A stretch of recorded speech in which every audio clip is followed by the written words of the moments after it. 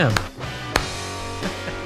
annoyed at sports. See, Talk sports after hours with Tommy Lugauer, 7 to midnight. WFAN, WFAN FM, WFAN FM HD1 New York, and Odyssey Sports Station. Evan Roberts. Tiki Barber. It's Evan and Tiki on WFAN, The Fan, 1019 FM, and always live on the free Odyssey app. The June swoon, Tiki Barber, the June swoon. As we enter the last day of June here on Evan and Tiki with Shaun Morash, Evan Roberts enjoying the Mets kick the ball all over the place last night at the old Sky Dome. And it's me and Tiki, along with Connor Green, along with you for the next 4 hours until the Carton Show. Oh, what a crappy night of baseball. If they win today, is it not actually a swoon because it'll be 500 for the month? Okay, let's start there, Tiki. Will it actually be a swoon? So let me just say, I'm trying my best to be patient because I know the Yankees are going to the postseason. I know as bad as this spiral has been, the American League is bad, and that's what we keep leaning on. And I know that the Yankees have had a ton of injuries and reinforcements are coming. But you bring up a great question, Tiki. If the Yankees win today, is it all that bad because they'll be 500? How about we go glass half empty? Okay. This from Katie Sharp in the last 4 years for June. 2023, the Yankees were 11-12. 2024, the Yankees were 14-13.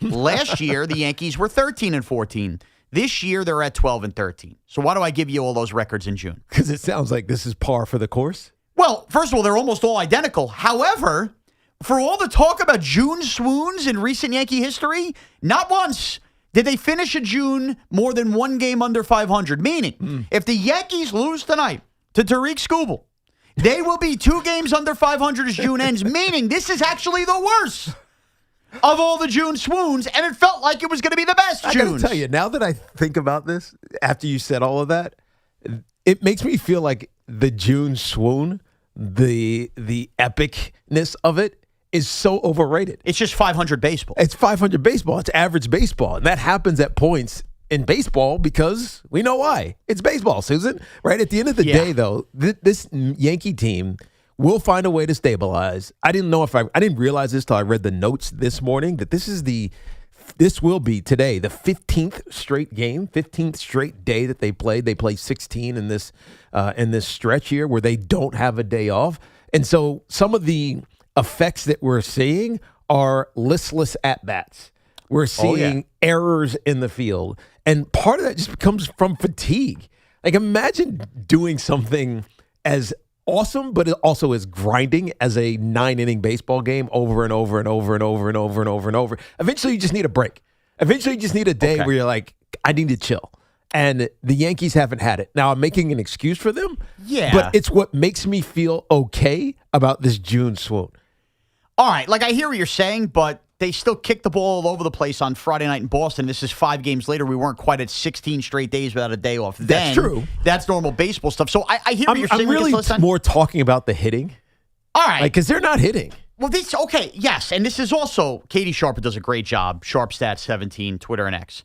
The Yankees are the first team in Major League Baseball since 1898 to have a 4-game span with at least 38 strikeouts, 12 or less hits, and 8 or less walks combined. They have had 38 strikeouts, 12 hits, 8 walks. That is... But they're not that bad. They're not, but we're overseeing, Tiki, for a 4-game stretch, the worst Yankee offensive stretch in over 100 years. Wow. Like, when you think about the Yankees, and like the dreams of winning a World Series this year, if they are going to accomplish the ultimate goal, they will do so in a year that is now officially featured their worst offensive stretch in 100 years of Yankee baseball. Yeah, which doesn't portend good things. It doesn't tell you that this team is ready. You know what it feels like they're missing?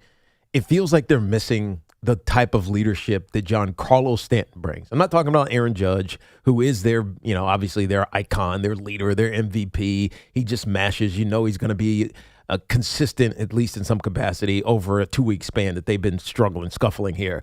But Giancarlo Stanton, remember at the beginning of the season when he talked about how every game is going to mean something? Every game needs to mean something. and the Yankees got off to a hot start. It felt like they were dialed in all the time, and if one guy fell short, then somebody else was picking them up. If Aaron Judge wasn't hitting, Ben Rice was, or Cody Bellinger. It didn't matter. Like, they found ways to pick each other up. Without that kind of leadership, it feels like this team gets listless. They get without urgency. And I get it. It's baseball. It's every day. For 2 weeks, it's hard, man. But at the same time, if you want to be special, you got to do special stuff. And they're not doing it right now. And it looks inept at times. And I know they're not this bad, but it's been 2 weeks. It has been. And again, I want to reiterate, Trent Grisham, Ryan McMahon, Giancarlo Stanton, Aaron Judge, Max Fried. They haven't had Clark Schmidt all year. You get the point. The Yankees are absolutely playing the old war of attrition right now with injuries. However, Tiki, you bring up leadership. Leadership is such a powerful word there because they should have a leader. That is the manager, Aaron Boone, who I have defended time and time again, and I have put a lot of the Yankee problems at the feet of Brian Cashman when there are Yankee problems. And I know not every team's problems are created equal. Believe me, there are Met fans rolling their eyes when we talk about Yankee problems right now. However, when Aaron Boone, after the Boston series, does his corny, like we talked about yesterday, we're built for this. This is, we're in it. And it sounds so weird and cheesy. And then they follow up that post-game delivery to the media with what happened last night. Yeah, basically, they felt like they couldn't get bat on ball. Yeah, listless at-bats. Errors all over the place. Ryan Weathers completely sinking. I just look at Aaron Boone's messaging after that game and knowing that, again, they didn't have a day off and the All-Star break's going to come soon and all of that. And they followed up with that, giving Casey Mize his career high in 10 strikeouts. I do begin to question leadership. So I'm not saying that Aaron Boone doesn't deserve to be the manager of the New York Yankees. I'm not saying that Aaron Boone can't win a World Series here with the New York Yankees. It's all right there in front of us. But what I am saying, when you oversee this offensive stretch of baseball, and when you oversee the amount of errors and the bad fundamentals that are now creeping back into the Yankees, Tiki, I think we have now officially hit the true pivot point in what Aaron Boone's legacy for the New York Yankees as a manager is going to be. And now, before anybody goes, oh, man, that feels like real theatrical on June 30th. The June swoon is something attached to Aaron Boone. Yeah. This has now happened. Whether they win or lose tonight, they'll be 500 for June or 2 games under. The Yankees, as we've talked about, when we're in a town where Tom Thibodeau got fired after, Eastern Conference Finals. Yeah. Aaron Boone can't allow the same crap that has sent alarm bells off in June's past, to creep up to this team at the end of the summer and into October, even if they do right the ship and have a hot July or August. Like, the warning signs are there. The Yankees still have bad fundamentals inside of them and bad at-bats for far too many of these guys. And this team, if they need leadership, should come from the manager, not be worried that Giancarlo Stanton's the true leader of the team and he's still not back. Well, that's what bothers you, what you just alluded to, is that this happens every single season. Every year. How does this happen every single season? And they know it happens every year. They know it happens every year, but it continually happens every year. And the circumstances are different every year. Yeah. Aaron Judge wasn't hurt last year, but it just feels like it's this. At some point, this happens in June, and it's unexplainable, and there's one common denominator, and that's the manager. The manager. And you hate to just point it on him, but you kind of have to, because what else has changed? Look, for last night, for instance, Ryan Weathers, he didn't get smashed around. No. He just gave up. He couldn't get out of the innings. And look, the defense didn't help him. It didn't help him, but it was a bunch of singles, like bunch of death by hits, 1,000 paper cuts. 100%. And it'd be one thing if he was just getting rocked and had a bad day. They were putting the ball in places where the other team where the Yankees defenders were not. And so, that's not an indictment on Aaron Boone. That's just kind of baseball. But you could do that for every individual game during this rough month of baseball. That's right. But in the end, what's the totality of it? Which is, in April, when the Yankees are cooking with gas and they're coming back early May and they're having like these gritty kind of wins where we're saying this Yankee team feels different. They look different. The messaging is different. When Giancarlo Stanton after games is, talking about how every game matters because they didn't have home field versus Toronto last year. Why is that the messaging in April and May? And then suddenly every June you throw your hands up, and we look like fools. We look like fools for saying this is going to be different. Because this looks like a 98 team? Yes. Yeah, I said something stupid. Yeah, right? you did. I did. I said they were giving You off should 98 have vibes. known. 98 didn't have a June swoon. Yeah, they're giving off 89 vibes now.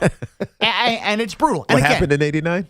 I'm just that was during the dark era of Yankee baseball. They weren't making playoffs. Right, just a good. I just flipped the 9 and the flip 8 of the numbers. for the sense of dramatic effect. Nice. I can't stand this, Tiki, because they're going to suck us back in. Like, this isn't going to bottom out. They're not going to now lose 20 games in a row. They're going to get Trent Grisham back this weekend.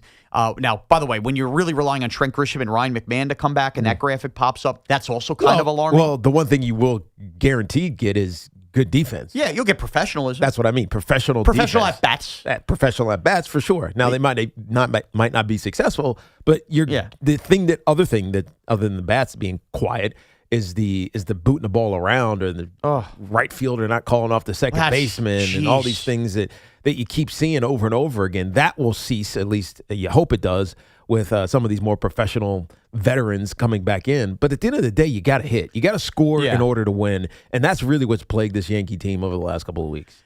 And in the end, Tiki... They had 3 hits yesterday. 2 of them were by a rookie. And let's be real. I mean, And a pinch hit. Rosario's homer was lipstick on a pig at that point. I mean, the game was toast, and that makes it look a lot better.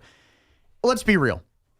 We don't know what the end result is going to be of the Yankees. We might have some of you on the phones at 888-808-1019 telling us, I don't get even worked up because I know how this ends. They're not going to win a World Series or whatever. And you cannot win World Series at the end of June. But if and when the Yankee season ends without a parade the way the Knicks had, I don't know how you don't look back on this month and look back on every single June for the last 5 years and not understand that the messaging and the leadership shouldn't have to just come from Giancarlo Stanton. Mm-hmm. The team needs a change at the managerial position. I mean, that's ultimately where Aaron Boone is at risk because it's just the same script over and over and over and over and over again, and it results in not winning a championship. Now, you might get a little bit farther or maybe you fall a little bit short into these subsequent years, but ultimately, if it's the same thing and you don't end up winning a championship, then something has to change. That's ultimately what it's going to come down to. Something has to change. And for me, I'm officially on Aaron Boone watch. I wouldn't do it. I'm not going to get crazy and go, fire him now. He's not getting middle of the season fired. There's no chance. No, but we need to have this point in time and store it in the back of our minds when we come to that end of the year table when Brian Cashman and Aaron Boone don't even have the same answers on Anthony Volpe's injury like they did last year. Right. And understand that the Yankees can't just keep rinse and repeating the same summers every year and expect things to change in October. Something has to change. And I hope that Aaron Boone understands this is the time to be a leader and stop saying the same corny nonsense. Give me the messaging that was there in April and May from Giancarlo Stanton. Let me know that every game's important because guess what? No matter how many times you want to throw that run differential difference between the Yankees and Rays back, just know that the Yankees dug themselves out of 7 games back from Tampa, took a 3.5 game lead on them, and they have basically given it all back. Well, they have given it all back because now they're trailing. They're trailing by a game and a half. And how much more do you want to give back? Because the Yankees entering the All-Star break are in real position right now, Tiki. I mean, they face Scooball tonight. Kind of an easy schedule right now for Tampa. Could you imagine sitting at the All-Star break after gaining all that ground back and being 4 games back at Tampa or something, the All-Star break? Right. Because that's what's on the line for the New York Yankees right again, now. You want to be playing I won't be Trump? worried about that. I won't be worried about that, but I will be worried about the narrative that persists around this Yankee team.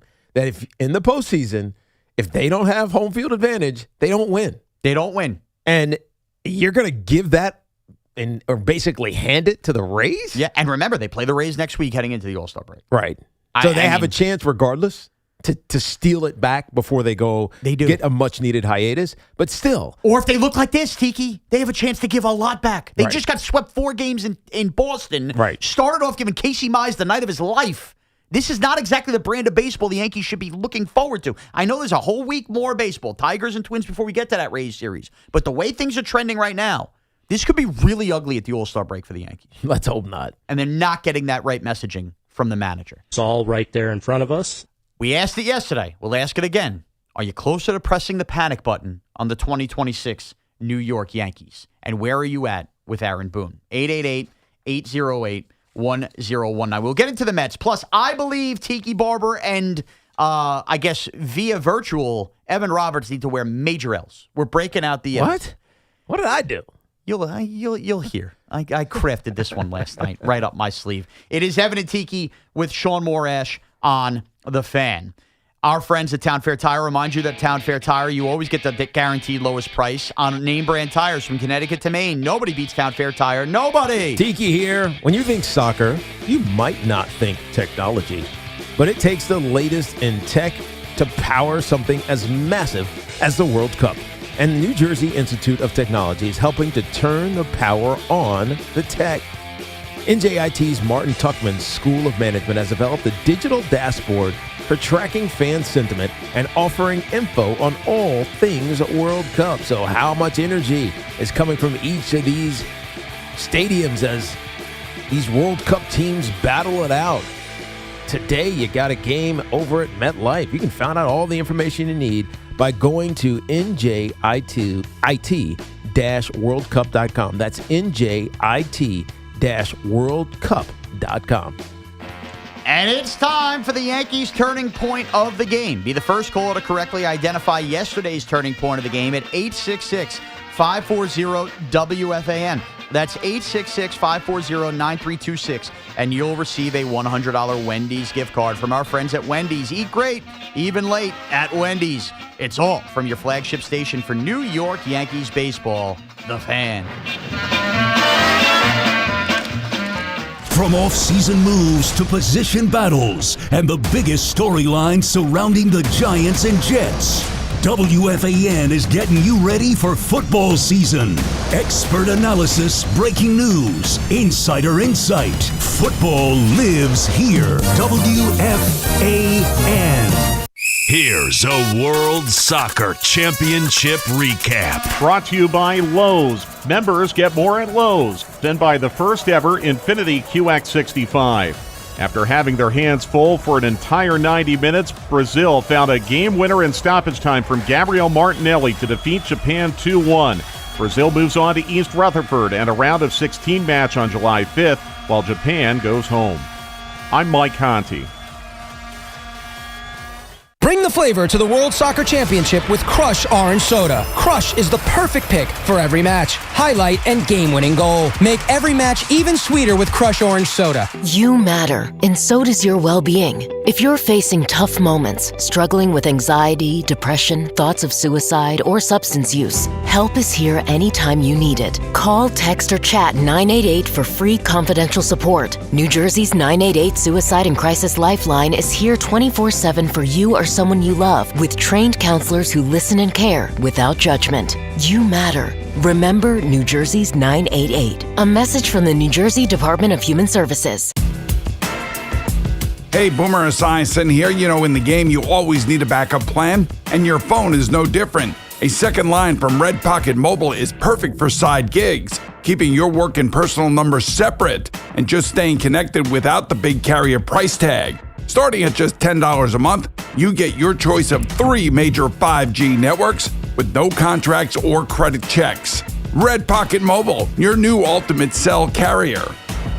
Right now, you can grab a full breakfast at Dunkin' for $6. That's 2 wake-up wrap sandwiches and a medium hot or iced coffee, all for $6. It's quick, easy, and covers your whole morning, all in one stop. Did I mention it's filling and delicious? It's a full breakfast. It's a great value, and it just makes mornings easier. So next time you're at Dunkin', don't overthink it. Order the Dunkin' $6 meal deal. No substitutions. Participation in times may vary. Offer price varies in California and Hawaii. Limited time offer cannot be combined with other offers. Exclusions and terms apply. On the biggest stage in the world, FanDuel is changing the game because sometimes your player gets subbed off and your bet goes with them. Not anymore. With FanDuel's Super Sub, if your player is subbed out, your bet stays in. That's right. If your player leaves the match, your bet continues with the substitute. So you're still in it until the final whistle. Visit FanDuel.com/New York to get started today. Let there be goals this summer on FanDuel. Just visit FanDuel.com/New York, and with FanDuel's Super Sub, if your player is subbed out, your bet stays in. That's right. If your player leaves the match, your bet continues on with the substitute. So you're still in it until the final whistle. We all love the app around here. It is safe and secure, has all the betting markets you could possibly want. And when you win, you get paid instantly. FanDuel Sportsbook is the official sportsbook of WFAN. 21 and older, physically present in New York. For help with a gambling problem, please call 877-8-HOPE-NY or text HOPE-NY. That's 467-369. It's game day. Are your moderate to severe Crohn's disease or ulcerative colitis symptoms keeping you from the action? Skyrizi, risankizumab Riza, could help you get back to the game. Skyrizi is proven to help people feel significant symptom relief, achieve remission, and visibly improve damage of the intestinal lining. Skyrizi is a prescription injection medicine for adults. Don't use if allergic to Skyrizi. Serious allergic reactions, increased infections, or lower ability to fight them may occur. Before treatment, get checked for infections and tuberculosis. Tell your doctor about any flu-like symptoms or vaccines. Liver problems leading to hospitalization may occur when treated for Crohn's or ulcerative colitis. Ask your doctor about Skyrizi, the #1 prescribed biologic in Crohn's and ulcerative colitis combined. Learn more at skyrizi.com or 1-866-SKYRIZI. This is the story of the one who keeps multiple buildings running smoothly day after day. Plumbing that flows, HVAC that hums, cleaning supplies that keep surfaces sparkling. That's why she counts on Grainger. With easy reordering online and 24/7 support, Grainger helps her keep the products she needs on hand. So shelves stay stocked and buildings stay ready. Call 1-800-GRAINGER, click Grainger.com, or just stop by. Grainger, for the ones who get it done. Back to school starts now. Get long-lasting battery life on the Dell XPS laptop powered by Series 3 Intel Core so you can work from anywhere. Now starting at $699 with exclusive student pricing starting at $599. Complete your setup with savings on select monitors and must-have electronics and accessories. Limited time deals and free shipping on PCs and more await you at Dell.com/deals. That's Dell.com/deals. This Game Day Weather Report is sponsored by the New Jersey Division of Travel and Tourism. Visit NJ.org. Game day weather for the big match today in New Jersey. Partly cloudy skies and 89 degrees at kickoff. New Jersey sets the stage for FIFA World Cup 26. 8 epic matches, including a final. Come for the games, stay for the wow. New Jersey, where the world meets its match. More at visitnj.org. The world's biggest soccer tournament has arrived, and you can trade the entire tournament on Kalshi. On Kalshi, you can trade every match from the opening stage all the way to the final. The United States is trading at 4% to win it all, meaning a $100 trade pays out almost $2,000 if they win soccer's biggest prize. On Kalshi, you're trading against peers in a live market, meaning there's no house. And as the probability changes, you can buy in and out of your position. So for a limited time, download the Kalshi app and use code CMAC, that's code CMAC, to get $10 when you trade 10. Kalshi, Kalshi. Trade the beautiful game.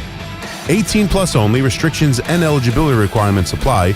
Event contract trading involves risk and may not be suitable for all investors. Prices, values, and available markets may differ from those mentioned. For more information, see kalshi.com/regulatory. Ford Blue Advantage is used car buying that's built for you. Their used vehicle certification process doesn't skip a step. Each certified pre-owned vehicle goes through a detailed multi-point inspection. And on top of that, it comes with a Carfax report and 24/7 roadside assistance. Plus, getting pre-qualified for special financing is easy. Visit FordBlueAdvantage.com or head to your local Ford stores to get started today. Ford Blue Advantage, used car buying that's built for you. The conversation never stops on The Carton Show. Join Craig Carton and Chris McMonagle weekdays from 2 to 7. Call 888-808-1019. The WFAN phone line is powered by Paramount Plus. Paramount Plus presents the biggest summer in UFC history.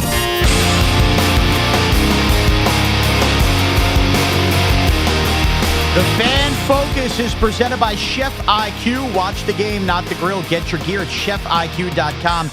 Mets got a good pitching performance last night, but guess what? That didn't matter. A comedy errors between Juan Soto and A.J. Ewing led to a Little League home run in the first inning, and the Blue Jays beat the Mets 2-1.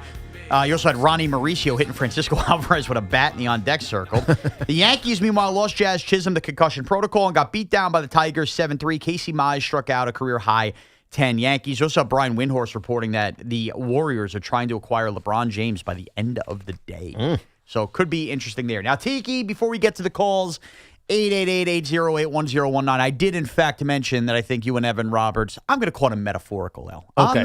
I'm not even going to waste your time putting the L on you. All right. Where is? I guess the L is in here somewhere. Do you want to guess what you I have no idea. Okay. I truly don't. I want to ask you something. I don't remember things that I did a week ago. Oh, it was a big argument that I had versus you and Evan on the same side. I don't remember. Well, it started a tidal wave of talk on the station, so let me just say this.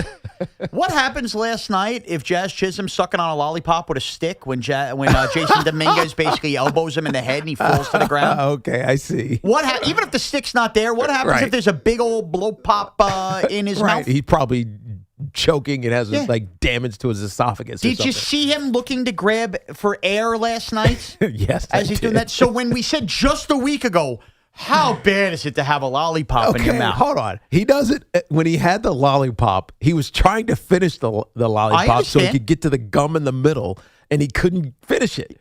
Okay. And he usually twists the stick or bites the stick off, as he told us after the fact. He just couldn't do it. So what if that exact moment and exact play happened as he was trying to twist the stick off last week? How about I just give you a W? Couldn't he have choked on sunflower seeds, though, too? Or gum? Or anything? But a stick is it just looks worse, Connor. Looks bad. And I want to, Connor, I'm glad you mentioned that because you're only the 47th person to bring this to my attention. I'm anti-eating sunflower seeds in the field, too. I used to crush A-Rod for a batting with a 4-course meal in his mouth. I'm anti that, too. Sometimes you get hungry out there. I know. It's a long day. But the point is, you need some nourishment, some sugar. You could have really had a dangerous Some situation. vittles. You could have had a dangerous situation. No, you're right. Now, in that situation, especially if he had been knocked unconscious. Yeah. Because he got hit pretty hard by Jason Dominguez, who's not a small guy. Basically elbow to head. Yes. And if he's unconscious, has a stick in his mouth, it goes in his throat, then he could have choked. Yeah, I agree. Now, there's also a lesson to be learned here for the Yankees. And again, we will get right to your calls here in a second. Remember, we have monitored this for a long time. And I have my questions about Austin Wells this year. Whether it was Anthony Volpe last year, whether it was Rizzo with a concussion, ironically enough, because Jazz is in concussion protocol. Whether it was the Clark Schmidt, they knew something was going on around the no-hitter. Remember all that last year? Mark Leiter with the form.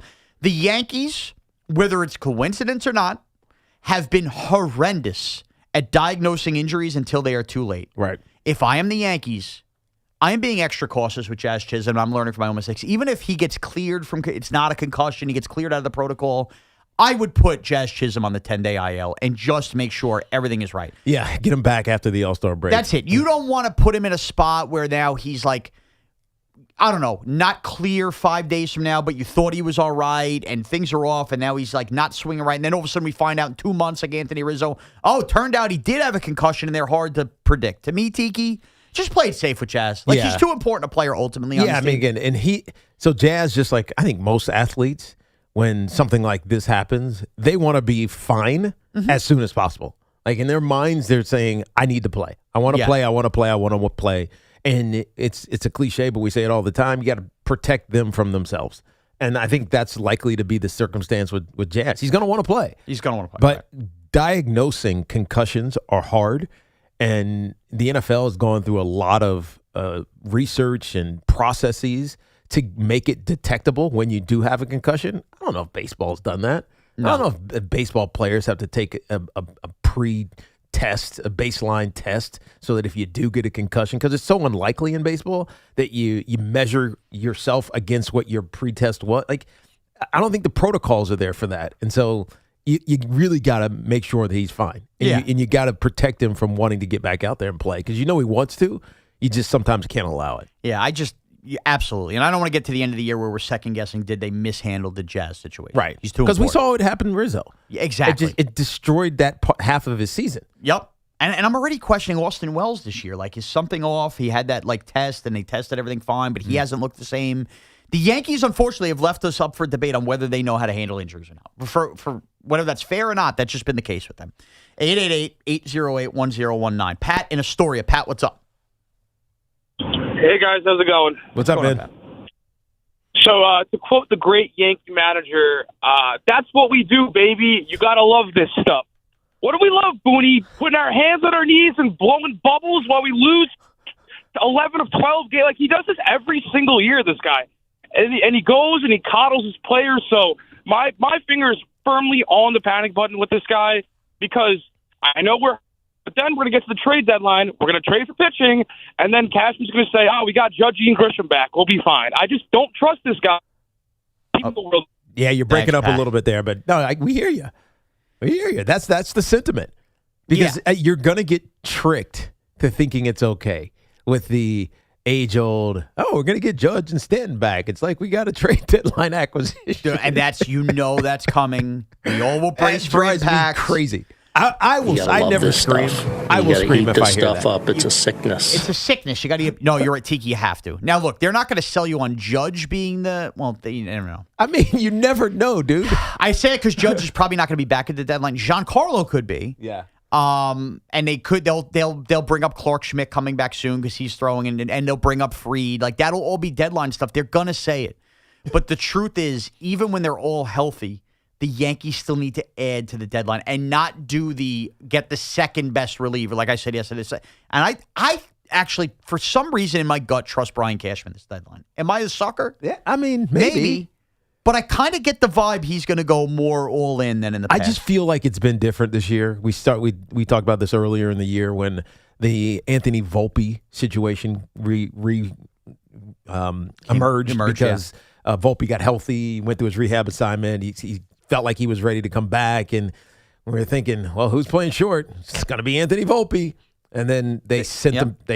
They reinstated him and then optioned him down to the minors. And it wasn't until Caballero got hurt that he right. came back and up. He wouldn't. I mean, Volpe might not have gotten his chance if Caballero hadn't gotten hurt. And obviously, he came back and they have an interesting platoon going on right now. But But also it just felt how they managed it was so much different than how they previously have managed the Golden Boy. Absolutely. In that sense. Absolutely. Even things like sending Luis Gil down. He ended up being hurt. Sending Luis Gil down, not getting started. Like, they have made the tough decisions. They need to add significantly to this team. Brian in Northport. Brian, what's up? Hey, what's up, guys? How you doing? All's well. So, the Knicks championship win masking my indifference towards the Yankees' issues is officially over. So, do I think that was quick. Is going to get fired? No, I don't. No. I think it's baseball. There's a lot left. It would take something crazy like the Red Sox catching us. But I do think at the end of the year, if we're not at least in the World Series or win, which I don't think this team is going to do, I think the 10 years over, right? It's just been such a long run, and I think time's up for him. He's got to win, or I think that's it. It's just been too long. Brian, I think you're right, and it's funny because as much as we mock or loathe, whatever you want to call it, Evans takes at times. He said this, I think, before the season or right at the beginning of the season. That he was at the clock with Boone? That he thought that this is going to be, I think it was like a prediction, a season prediction. He said this is going to be Aaron Boone's last season. Obviously caveating it unless he wins a World Series. Yeah. And he based that on a couple of things. One, on what we're talking about now, this just consistent malaise that happens in June. It doesn't feel like there's an urgency, the lack of accountability with the players, and it doesn't feel like they're the great team that they should be in a weak American League. And then the other side of it was Brian Cashman usually gives guys 10 years. Yeah, and when Cashman was on with Evan and I last year at the end of the year, he did say, there is a clock on every manager. Like, he admitted that. And I want to say Torrey was 14 and Girardi was 12. And I think we were doing like the pattern. Would he get to 10 for Boone? Yes. But either way, those guys also won at some point. Boone has not. Right. And for Torrey, a lot. I don't know. When it comes to the Boone stuff, like what that caller just said, to me, it's about winning the World Series. Could you imagine a world where the Yankees don't make the World Series in this American League? I could make the case.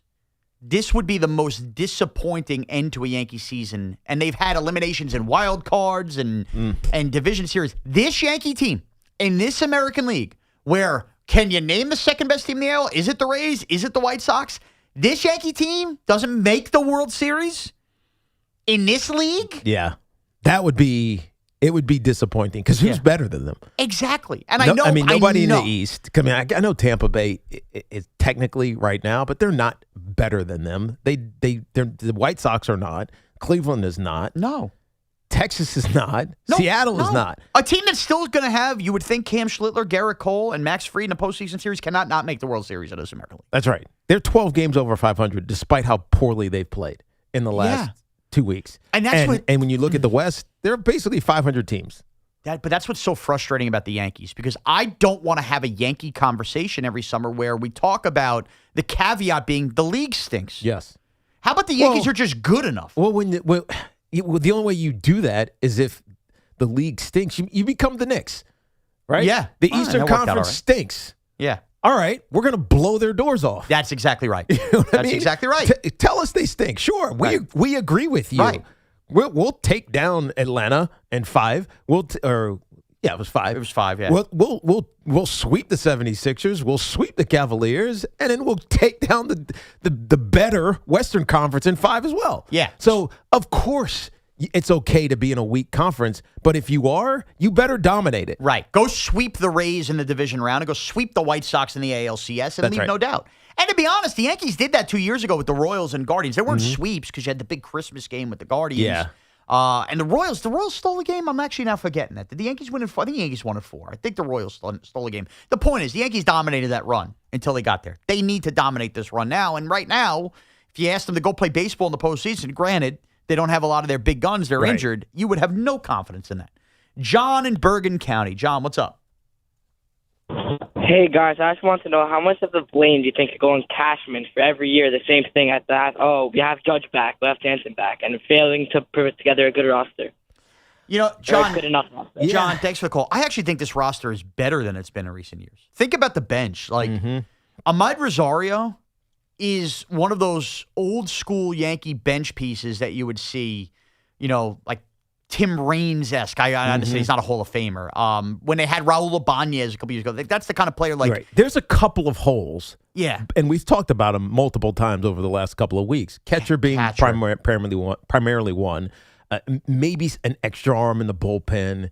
The starter I'm not really worried about because I think those guys will get healthy. But this is a really good roster. You got you talk about Rosario, but think about Jose Caballero. Who's He's supposed a to be a perfect bench utility piece. guy. Yes, exactly. He's played a million positions for this team.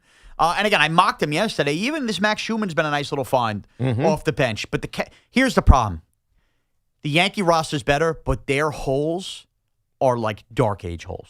Like the catcher position, they're just not fielding a major league bat at the catcher position right now. They're not. And if they have to play Volpe, ideally you'd like Caballero to be your Swiss Army knife off the bench, but he's got to be your shortstop unless George Lombard gets it together and comes up. The outfield depth is there, but you need Trent Grisham back. I can't believe I'm saying that. You need, obviously, Judge back. And the other thing, you need Ben Rice to hit. Yeah.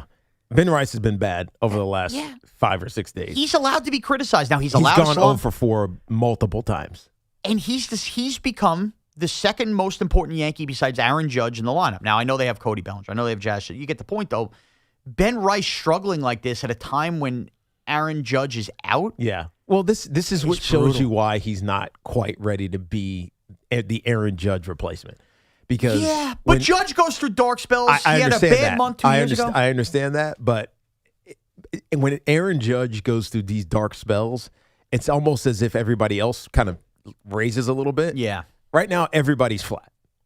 Nobody's hitting. Spencer Jones had the 2 hits yesterday. That was basically it until Ahmad Rosario's pinch hit, home run. Other than that, they were no hit other than that.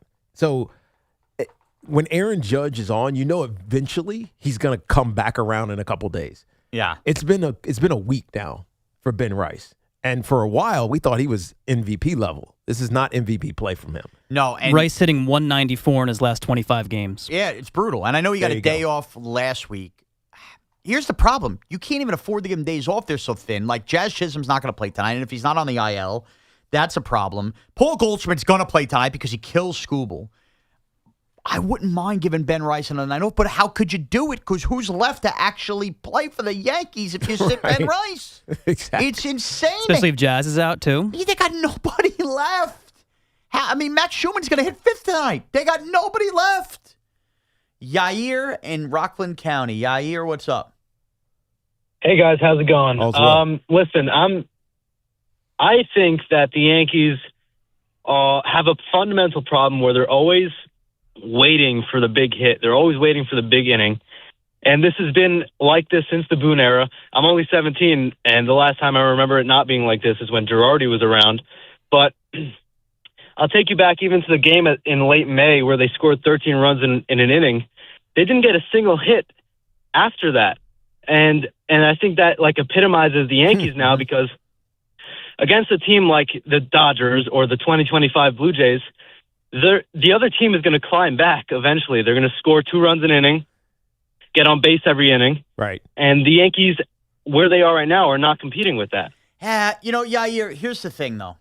Every team in Major League Baseball, to an extent, is relying on the home run. The teams that hit the most home runs generally are up there. Now, you want to bring up batting average, all this other stuff. I find the Yankees to be more equipped than ever to play station-to-station baseball. Like, Caballero is that kind of player when he's on the field. Mm-hmm. You watch, look, it's a bad example because he's stumped, but Dominguez and Anthony Volpe, these young guys, they Cody play Bellinger. Cody Bellinger chokes up in about a third down. 100%. He'll take it the other way. On third, yeah, 3 with 2 strikes. With 2 strikes. No doubt. He'll take it the other way. Third down. But yes, that's exactly. I think they're more equipped to do that. Penalty kicks. Incredible. What sport are we talking about? I'm all over the place. What'd you think of the penalty kicks yesterday? Well, Morocco, Netherlands, they were horrendous. Yeah. It was ugly, it was but exciting, but it was ugly because there were so many just blatant flat misses by both sides of it. But Morocco has awesome win against the Netherlands, they were maybe slight underdogs against. But the Germany match, that one was epic. Can I give you a pet peeve? Go ahead. Soccer-wise, watch these games. The game ends. It's great. Penalty kicks, we're all sitting there. We know that a team won or lost. Can we not list the final scores 1-1? It's something so silly. I agree. It's confusing. It is. You don't know. Because I watched those games yesterday. All right, I'm trying to be a good American and see where we're at here with the U.S. as they go ahead. I don't know if you just woke up today and you went to that scoreboard, and I was just trying to get the goal scores down for Fan Focus later, and I went, I can't believe they're listing these at 1-1. I understand that we do things differently in America. Can we just Americanize the World Cup and not have the others do it? Like, we should, on our own websites and stuff, 2-1 final PK. Something like that. Yeah, but it's not 2-1. It's not. All right. Because if you did it that way, the Germany-Paraguay match would have been 5-4. Not necessarily. Hear me out. The NHL. When there is a shootout win in the NHL, there could be 4 goals scored and it just keeps going on. The final score is still only listed as 1 goal. It'll say final with the /SO, so you know it's a shootout. Yeah. But they will put the shootout win counts as a goal. And that's the way it's listed. I know it's very Americanized. What? Tiki, you have a soccer brain on. But that's how we do things in America. I understand Connor, this. I see you shaking your head in agreement. Yeah. No, it can be confusing because you look at it and you're like, well, who the hell won? We're in the knockout rounds. I can't be looking at something that says 1-1. Who won the game? Right. I want to see right away who won. I don't want to have to look down 2 inches to see who won on penalty kicks. Just show me right away. By the way, Connor, that's in super fine print. Super fine print. You can't read it. Make it bigger. Exactly. I have lost the battle about extra time and the soccer clock not counting downwards and telling me, and I'm just looking at a +5, waiting to see when that whistle blows. I hate that, but I've lost that battle. That's not for me. The final score battle, I think I can win here. I mean, geez. You don't got to tell people in Italy to do. They don't want to do it that way on their websites. Don't do it that way. Here, give me the final as 2-1. Well, in Italy, they watch it. That's why. Oh, so they know. They know. Okay. Well, they're dialed in. We're dumb Americans. We're watching baseball. Dumb down the We're World watching Cup. the Mets boot the ball around the outfield. Exactly. And the Yankees be feckless with their hitting. How about these people from the World Cup sickness. catching baseball games in America? They're going to Met games. The Yankees in the swoon watching the Red Sox. These poor people got to go back to sports. Stinks. Louie in Newark. Louie, what's up? Hey, guys. How are you? All's well. I just got two points I want to make, and I want to get your opinion on it. Since when have we been okay as Yankee fans just making the playoffs? I'm 40 years old. I'm part of that old late 90s dynasty, and people call us spoiled, but we're not spoiled anymore. We actually suck right now. That's number one. And number two, well, yeah, I know, but as Yankee fans and as a Yankee fan, we suck compared to other Yankee teams. No, I get it. But luckily, the rest of the American League sucks a lot worse. This is true. But my second point, if Aaron Judge and his clock is ticking doesn't win a World Series soon, does he go down as like the Dan Marino of baseball? I mean, possibly. And again, that's nothing to slough at, because Dan Marino is viewed without a championship. Because this is rare in the NFL. Yeah. He is viewed without a championship as one of the top 5 quarterbacks to ever play the game. Yeah. Probably, maybe even top 3 quarterbacks to ever play the game. And he didn't win a championship. And think about any player now, even if they played 15 years and didn't win a championship, we wouldn't even think about putting them in the top 5 in the history of the game. So if that's Aaron Judge's fate, I'm sure it'll be great for Yankee lore. He probably still gets in the Hall of Fame because he's going to hit 650 home runs. He's already punched his ticket, all that stuff. He's got multiple MVPs. That would be fine. I just think from a storytelling standpoint, Aaron Judge needs to win a World Series. Like, he needs to be the catalyst. And it likely happens in epic fashion, or it happens, as Evan always trolls us about, it happens when he's 38 and just kind of a bit piece DHing, hits 28 home runs, and is part of something else that's bigger happening around him. So, I mean, it would be unfortunate, but the Aaron Judge era almost feels like it's going to be defined by almosts. Yeah. And so now as we look at it now in real time, but maybe even later when we dissect it, we'll be saying, well, why was that? Whose fault was that? And I promise you, most people are going to say we didn't have the right manager. Yeah, and I think a lot of people will blame Aaron Judge, though, for his own batting average and lack of home runs in the postseason. People will probably pathetically bring up the drop fly ball when that was the third least era in that inning. They'll do all of that. But you know who he is at this point? He's Ken Griffey Jr. I mean, I grew up in that era. Ken Griffey Jr. is one of my favorite non-local team players of all time. That's a great point. But he didn't win a championship. He didn't even play in a World Series between the Reds and the Mariners. And we all remember him as an all-time great, but we'd be lying if we thought something wasn't missing in baseball lore from Ken Griffey Jr. because he didn't win a World Series. I mean, the other thing about Ken is that he played forever. Yeah. I mean, and Aaron Judge is likely to play forever as well. Ken Griffey played from his age 19 season to his age 40 season. And a long-ass time, didn't win a thing. Long-ass time, and then basically 2 teams. And then he came back to Seattle at the end of Seattle, Cincinnati, then Chicago for a year or whatever. Then he was back. I forgot about Chicago. Back to Seattle. So he did bounce a little bit, but he mostly feels like a Seahawk. I mean, a Seahawk. We're all got football on the mind. Again, it's third He down. feels like a Mariner. When I think about him, a Mariner.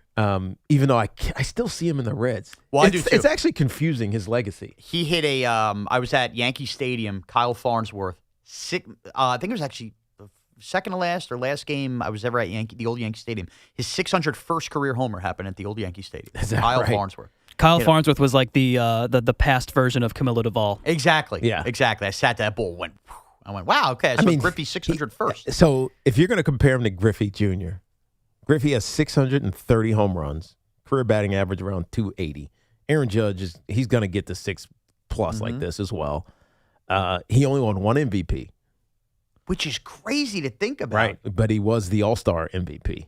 Okay. But that doesn't mean anything. Look, I think Aaron Judge, he's halfway there. He's already got 3 MVPs. He doesn't win a World Series, that's the comp. Yes. He's Ken Griffey Jr. And now what do you think of Ken Griffey? Now, Ken Griffey Jr. gets elevated because he plays on a team that's never won a World Series, or for the most part, with the Mariners. Aaron Judge is going to get punished because he's a Yankee.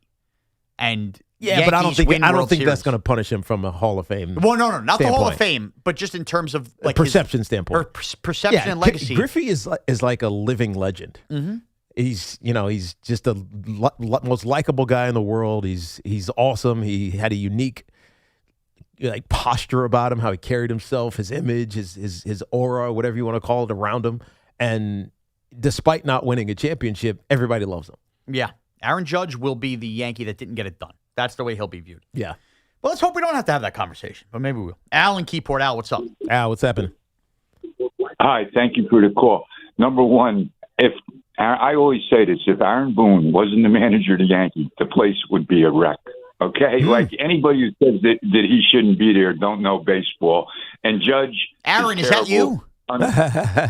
No, I'm serious, though. Think about who they're going to get to replace it. And the pressure in playing in New York is greater.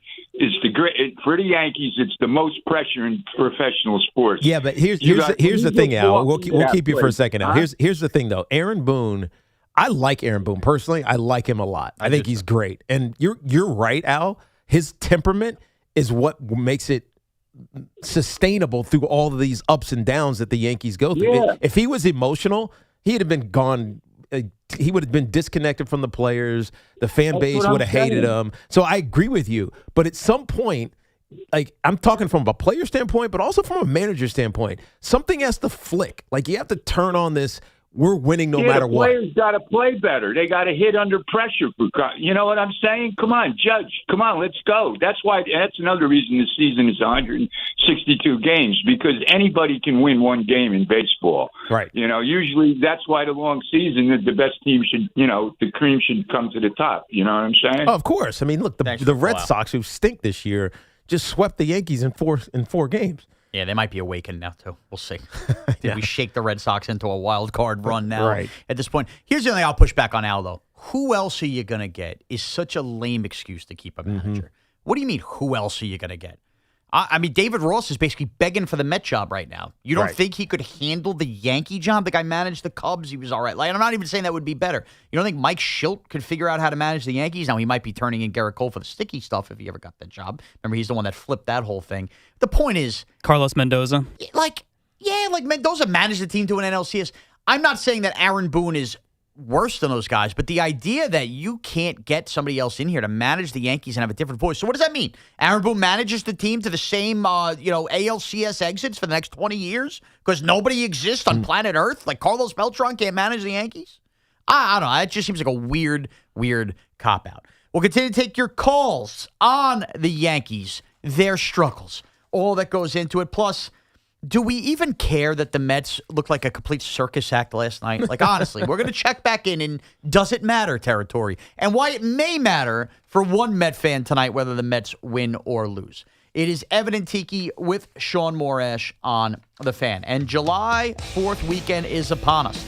As we celebrate America's 250th birthday, don't forget to check out Flag and Anthem's epic summer sale with 25% off site-wide, plus a free logo mini speaker with purchase. Flag and Anthem's exclusive America 250 collection has premium, ultra-comfortable patriotic gear celebrating America's 250th birthday. In between beers and burgers, head to flagandanthem.com to stock up on warm weather gear like UPF shirts and graphic tees. Use code WFAN25 for 25% off. Flag and Anthem, real clothes for real life. If you're looking to level up your wardrobe, you got to check out Collars & Co. You've seen them on Shark Tank where they landed a deal with Mark Cuban. They are the team behind the dress collar polo that sold over 1 million shirts at this point. Well, now they've launched a Maverick Performance Blazer, and this thing is legit. Sharp, lightweight, and completely wrinkle resistant, making it perfect for travel. Just pack it up and it comes out looking fresh. Plus, get smart features like security zip pockets, a sunglasses loop, and an optional pocket square. So, hit up my friends over at collarsandco.com. Use code TIKI and you get 20% off. That's at collarsandco.com, or check out their new Upper West Side location at 182 Columbus Avenue.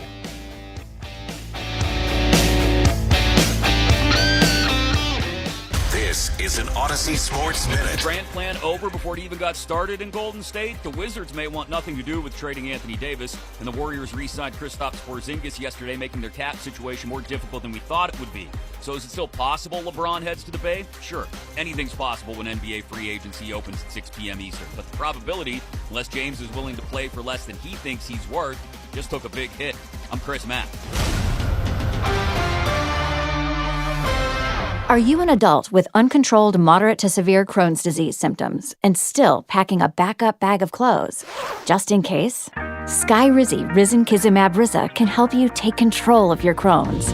Feel significant symptom relief, including less abdominal pain and fewer bowel movements at 4 weeks. Plus, Skyrizi is proven to help people achieve remission and visibly improve damage of the intestinal lining. Individual results may vary. Skyrizi is a prescription injection medicine. Don't use if allergic to Skyrizi. Serious allergic reactions, increased infections, or lower ability to fight them may occur. Before treatment, get checked for infections and tuberculosis. Tell your doctor about any flu-like symptoms or vaccines. Liver problems leading to hospitalization may occur when treated for Crohn's. Ready to take control of your Crohn's? Ask your doctor about Skyrizi, the #1 prescribed biologic in Crohn's disease. Control is everything to me. Learn more at skyrizi.com or call 1-866-SKY-RIZZI. Town Fair Tire honors any valid rebates, manufacturers or competitors' rebates. Yes, even any competitors' rebates. And we give you the guaranteed lowest price. Nobody beats Town Fair Tire. Nobody. Town Fair Tire. At Bank of America, we support businesses at every step, providing insights and expertise to help you gain an edge. What would you like the power to do? Explore winning business solutions at BofA.com/gamechangers, official bank of the FIFA World Cup 2026. Craving amazing quality meats and seafood without the crazy high price tag? Wild Fork Foods has you covered. With over 600 meat and seafood options, Wild Fork Foods delivers high-quality proteins at unbeatable prices. Stock up on everyday favorites, like sausages starting at just $3 a pound and chicken leg quarters for only $1.84 a pound. Looking for something extraordinary? They've got globally sourced and exotic selections too. Shop at one of their Long Island, New York, and New Jersey locations or visit wildforkfoods.com today. Too many tools, too much stress, and way too many bills. Odoo replaces it all. One connected platform for every part of your business, so you can work faster, smarter, and for less. Odoo, the only software you'll ever need. Try it free today at odoo.com. That's ODOO.com. Finding great candidates to hire can be like, well, trying to find a needle in a haystack, but not with ZipRecruiter. Its powerful technology actively finds and invites qualified candidates to apply to your job. So while other companies might deliver a lot of hay, ZipRecruiter finds you the needle in the haystack. See why 4 out of 5 employers who post a job on ZipRecruiter get a quality candidate within the first day. Try ZipRecruiter for free at ZipRecruiter.com/team. That's ZipRecruiter.com/team. ZipRecruiter. John Montone, are you ready to make this the summer? Yeah, Todd, the summer. But where do I find the summer? At Ramsey Chrysler Jeep Dodge Ram. Because we have some amazing incentives to get you behind the wheel of a Jeep or Ram truck. And you can really make this the summer when you step into a new 2026 Jeep Grand Cherokee Limited 4x4. Lease for just $399 a month for 36 months and only $48.88 total due at signing, plus tax, title, and registration. Or buy and get 0% APR financing for 36 months. My summer is definitely being made during Ramsey Chrysler Jeep Dodge Ram's Make This the Summer event. Ramsey Chrysler Jeep Dodge Ram, home of exceptional people, exceptional deals. Call 833-853-2969 for details. Tax, title, registration extra. 0 security deposit. VIN number TC258767.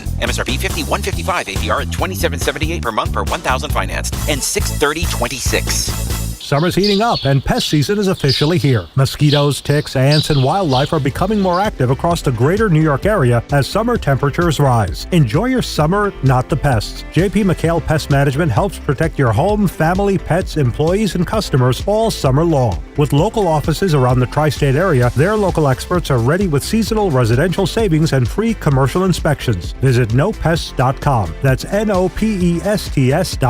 JP McHale Pest Management, not just good, guaranteed. At Town Fair Tire, New England's largest name brand discount tire dealer, you get it all. The guaranteed lowest price, the most free services, and we accept all valid rebates from any manufacturer and from our competition. Yes, we accept them all, even competitor rebates. Town Fair Tire, New England's largest discount tire dealer, now with over 120 stores from Connecticut to Maine. Nobody beats Town Fair Tire. Nobody.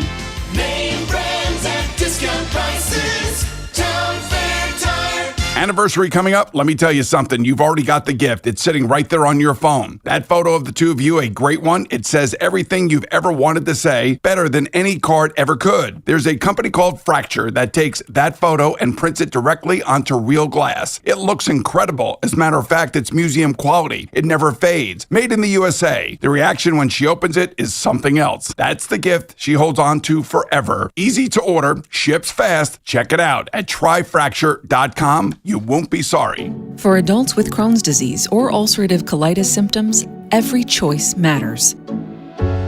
Tremfya offers self-injection or intravenous infusion from the start. Tremfya is administered as injections under the skin or infusions through a vein every 4 weeks, followed by injections under the skin every 4 or 8 weeks. If your doctor decides that you can self-inject Tremfya, proper training is required. Tremfya is a prescription medicine used to treat adults with moderately to severely active Crohn's disease and adults with moderately to severely active ulcerative colitis. Serious allergic reactions, increased risk of infections or lower ability to fight them, and liver problems may occur. Before treatment, get checked for infections and tuberculosis. Tell your doctor if you have an infection, flu-like symptoms, or need a vaccine. Explore what's possible. Ask your doctor about Tremfya today. Call 1-800-526-7736 to learn more or visit tremfyaradio.com. T-Mobile has an exclusive bundle for customers 55 and up. I'm Sarah Bowl. Yeah, I'm Frank Bowl. A reliable network is key for us. And with T-Mobile, it's been wonderful. And going to the 55 plus plan saved us so much money. A lot. And that's important. Trying to keep costs down. The home internet's been perfect. It's fast, it's quick. The setup was so easy, it took less than 15 minutes. It was like, ta-da! If you want simplicity, coverage, reliability, you want the whole package, T-Mobile has it. Right now, T-Mobile customers 55 and up can get 2 phone lines on America's best network, plus America's fastest 5G home internet for just $30 each. $30 per month each line with autopay plus taxes and fees. Minimum age 55. Pricing for home internet rely on 2 lines of Essentials Choice 55. $35 connection charge per line required. Best mobile network and fastest 5G home internet based on analysis by Ookla of Speed Test Intelligence data 2H 2025. All rights reserved. Bring the flavor to the World Soccer Championship with Crush Orange Soda. Crush is the perfect pick for every match, highlight, and game-winning goal. Make every match even sweeter with Crush Orange Soda. Talk Sports After Hours with Tommy Lugauer, 7 to midnight. WFAN, WFAN FM, WFAN FM HD1 New York, and Odyssey Sports Station.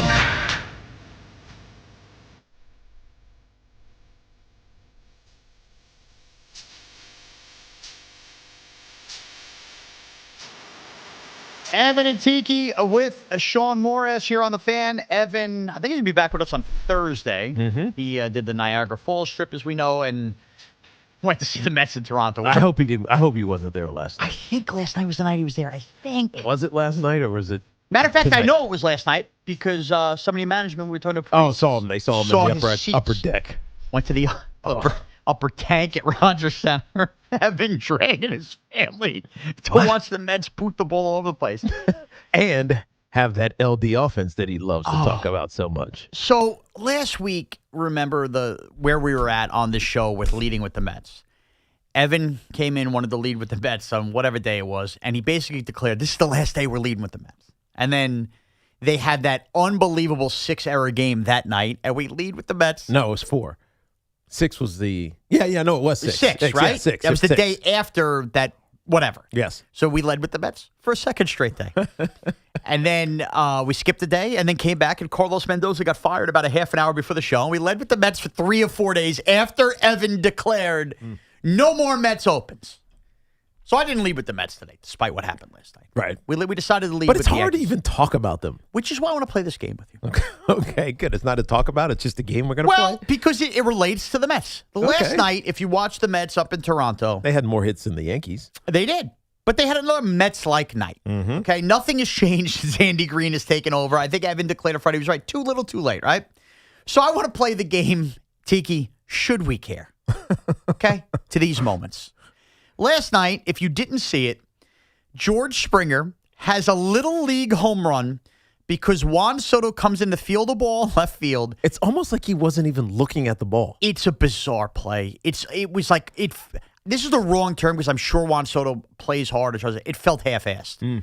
The ball bounces under Juan Soto's glove, goes around the wall, gets to A.J. Ewing's glove in center, to which Bugs Bunny, he ends up flipping it over. It then scoots past Juan Soto. It was like a pinball. Yes. It's a second day in a row I'm going to make a reference to the movie Angels in the Outfield, but it reminded me when the Angels are kicking the ball all over the place and you don't know what's going on.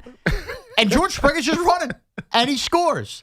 And you have that Little League home run, and it's just... I'm not going to get mad at A.J. Ewing. He's a kid who's played a million positions. Juan Soto, he's going to be Juan Soto. Do we care that Little League home run happened to the Mets last night? Yes. You care. You know why I care?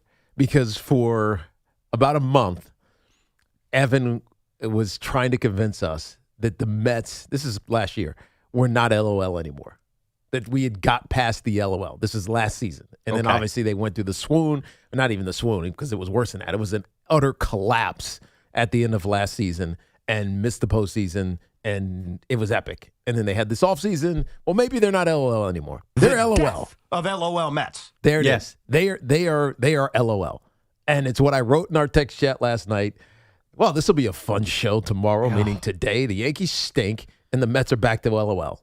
So yeah. Okay, so we care at their LOL. Yeah, we care because if they lose, Shaun Morash pitched okay, right? 5 2/3. He only gave up 2 runs. He did. He was fine at 4 Ks. He was fine.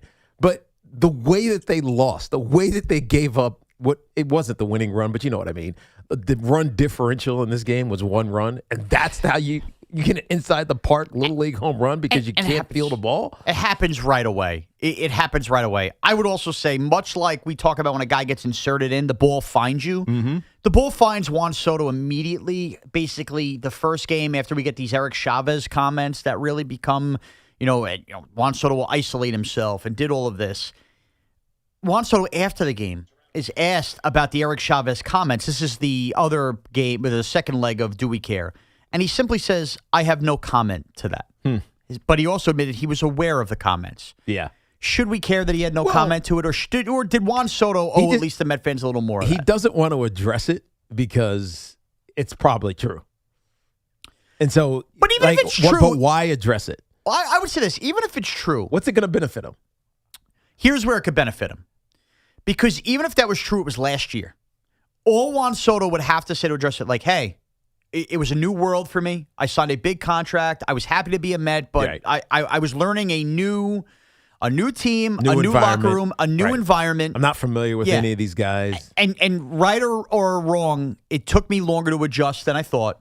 But I love where I'm at now. It hasn't been the season we wanted. I love my teammates. I have no comment for that. That's better than no comment for that. Yeah, I agree. Because now it just stays a talking point. Yes, because it makes if you address it, it goes away. If you address it in any capacity, say you're right, wrong, or indifferent, you address it, then nobody can ask you about it. Abdul Carter and Jackson Dart, the way John Harbaugh had him address 100%. Just get it out of the way. Yep. Okay. Now, be up front. These kids are going to say something. I'm going to say something, and then we're done with it. And that's it. And you wash it away. Now it just hovers there because now all anybody's going to think when they see Juan Soto is he doesn't want to be a Met. Right. He doesn't like his teammates. What kind of leader is he? Right. He doesn't want to be around these guys. Not even, we know he doesn't want to be around them outside of the facility because he's already said that. Just does his work, goes home, hangs out with his family and his friends, which is great. But now you don't want to be around him when you're in the ballpark? Yeah, I agree. I have no comment for that. Now the last game of do we care, do we not care? Yes. I'm going to tell you based on my experiences this year, in my foray into Little League coaching, I do care about this one. Okay. Ronny Mauricio hitting Francisco Alvarez with the bat in the on-deck circle. See? You don't even have to say LOL Mets. You literally are LOLing Mets. That's the point. You're laughing out loud. We're all laughing out loud because, look, we've seen balls booted around the outfield before. Maybe not as Bugs Bunny-like as Soto and A.J. Ewing. The idea that 2 grown men in Major League Baseball have no feel for the on-deck circle? That one was bizarre. Tiki, I just spent a whole... There's nothing you could do but laugh at that. You can't... Yeah, I just spent 10 weeks in T-ball teaching kids, stand behind the dugout when somebody's out here because you don't want to get hit with the bat. It is quite literally one of the first 2 things you learn when playing baseball is to get away from somebody swinging a bat. Why is Francisco Alvarez anywhere near where Ronny Mauricio's taking practice swings? Because Mauricio's the next one up. They're LOL Mets. That's why. That's incredible. Well, I mean, I can't even explain it. It's not even. It's just I don't know. Now there's another. Do I care about it? Yes, because it's funny. Because it's but funny. Does it mean, unlike the Juan Soto thing, which ultimately could mean something? I think this means nothing. Now this is just stupidity. It is stupidity. I also have to say, beyond that, rewatching that a million times, if we are being honest, cards on the table, while it was also funny, Francisco Alvarez with a major overreaction there. It wasn't that hard a swing. You think so? He had the donut on there, though. It makes it a little heavier. Yeah. Here's the thing with Alvarez. It's just dense. It's dense, but Alvarez, by the way, has dealt with a ton of injuries. Francisco Alvarez is the catcher. The guy gets foul balls hit off him nonstop. I know he wears equipment. That kind of reaction, he keeled over like somebody completely punched him in the gut. He reminded me of like when a kid will come over and kick you in the, you know what? Being a jerk. He's like, oh, that was what he did. Dude, it wasn't that hard. It shouldn't happen. Now I got to go rewatch it again. It just, like, his shock to the system was like, all right, calm down, Francisco, a little bit, please. Anyway, that was our game that maybe I'm going to try instituting here with Evan, which is bring up things from the Met game the night before and play Do We Care? You seeing it now? I'm just watching it again. Like, the reaction is hilarious. That's what I'm saying. Like, the reaction. Does Alvarez not see him with the bat there? He just walks right into him. No, because something's happening. What's happening in the field? Is it a pitching change? I don't know. Honestly, because I saw this, I didn't notice it in game. I had this and the Yankees dueling at the same time. I saw it after the game. But either way, like, Mauricio has to step back to the they're both looking at the catcher. You know, last pitch of the catcher's warm up, the pitcher's warm up. Before you start the inning, right? You throw it down the second. They're both looking at the catcher throwing down the second. But come on. OMG. If you're Alvarez, you're that close to a guy who's up next, who's going to be swinging. That I do care about. I'm sorry, it's one of the first things you learn. So do we care? Maybe a new game here on Evan and Tiki with Shaun Morash in terms of the 2026 Mets. It's our way to talk Mets. Wow. Sal in Brooklyn. Sal, what's up? What's going on, boys? Hoping all is well. Hey, before I get to the Yankees, Tiki, on World Cup. Yeah. Did you watch that Brazil game yesterday? We watched the first half of it because it was here, but I was driving home, and I thought Japan was going to take it. To be honest with you, but Casemiro with the header, and then that late. Nah. Here's my problem with that, and why I really can't take this serious. Go ahead. 87th minute, the man goes down.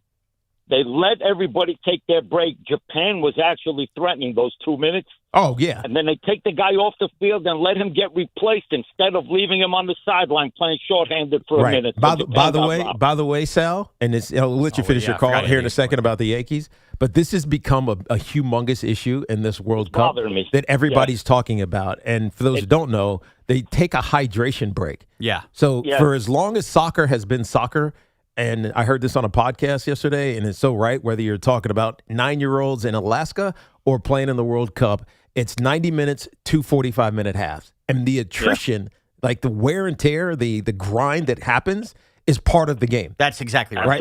And so what's happening now, and you saw this in the Canada match, the Canada on Sunday versus South Africa.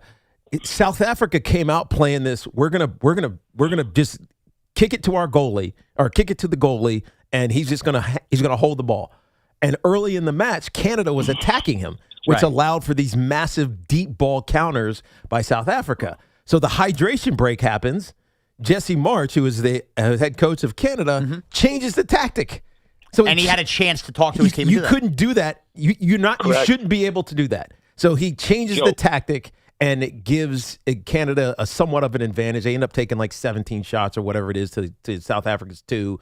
But they weren't ready for it until the hydration break. You usually have to wait till halftime. So I hear you, Sal. You're dead on it. I think it's something that people are going to complain about in real time and as this World Cup goes on, because it's a disadvantage to the better teams.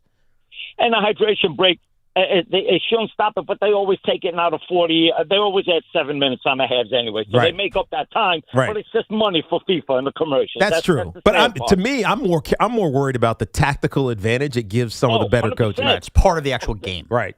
No doubt. Okay, now with the Yankees. With Judge, they messed up on his broken rib twice. They messed up with the concussion. Mm-hmm. It's like, you're not wrong, Shaun. Yep. We're in charge over here watching over these guys. And as far as You keep saying they got the deepest team. They're playing with nothing but utility ball players. That's why they're so futile right now. Right. These guys are C-plus players at best. So Yankee fans, relax, man. You're going to stink as long as these guys are out on the field. Well, as long as you stay above 500, as long as you Yeah, stay thanks, so. significantly, right now they're 12 games above 500, you don't start to sink to the field because the rest of the American League, as we've talked about many times, and we're not just saying this flippantly, like most of these teams are at or close to 500, other than the Yankees and the Rays. Everybody else is 2 or 3 games over 500 or a game or so under 500. And I'm talking about leading their divisions. Yeah. And so it's the Yankees and the Rays that are 12, 13 games over 500. And then everybody else is basically a 500 team. But is that even the worry, like sinking back to 500? I hope that's not the worry. My worry is just, I want to win the division. Yeah. Like, I agree. and I'm worried about the Rays. No. Forget the division. You want to have the best record in the American League. Yes. You want baseball to come through the Bronx when it comes to the postseason, because that's when the Yankees have every advantage that they need and no excuses. Right? Tiki, you can't say, you know what, we're on the road against Cleveland or whatever. Yeah, that's why we lost. No, you don't want that. I want to rephrase that. I'm operating under the assumption on June 30th that the winner of the AL East will have the road to through the American League come through them. So when I say win in the division, I'm just look at the league right now. Right. It's either going to be the Yankees or Rays, and the winner of that is going to have home field advantage. Right. So that's what I'm worried about right now. It would be a shame to have this whole year battle injuries and yeah, they are playing with utility guys. They're still playing, though, with Cody Bellinger. Up until midway through last game, Jazz Chisholm. Ben Rice is supposed to be an MVP candidate. They still have plenty of talent. Paul Goldschmidt is a vet and as solid as can be. Yes.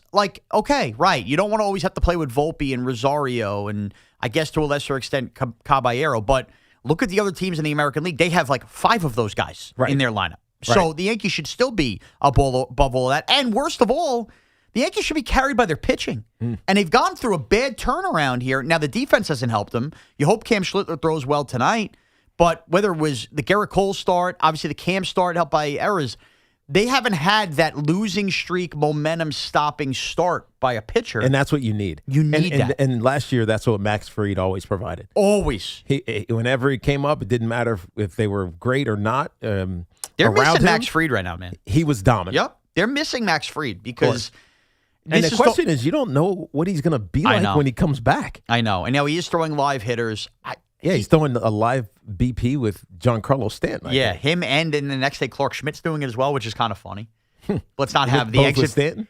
What? Both with Stanton? Yeah. Stanton's funny. going to hit versus both of them. Now, let's hope that net is in front because we don't like the exit velocity with Stanton. That would be typical Yankees. Becomes a liner off Max Fried. Right. I don't even want to say that because now watch it happen. This gets pulled. James in Rockland County. James, what's up?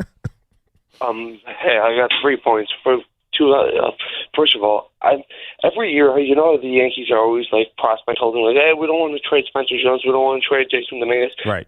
For the right price, go all in, trade all your prospects, acquire Hunter Goodman. I don't care what price it takes. Hunter Goodman is the greatest thing for the Yankees. Hunter Goodman. I don't know Hunter Goodman. Hunter Goodman. Is this, I don't want to have the Francisco. He's in Colorado. Okay. I don't watch enough Rockies baseball. So no. This is on 26.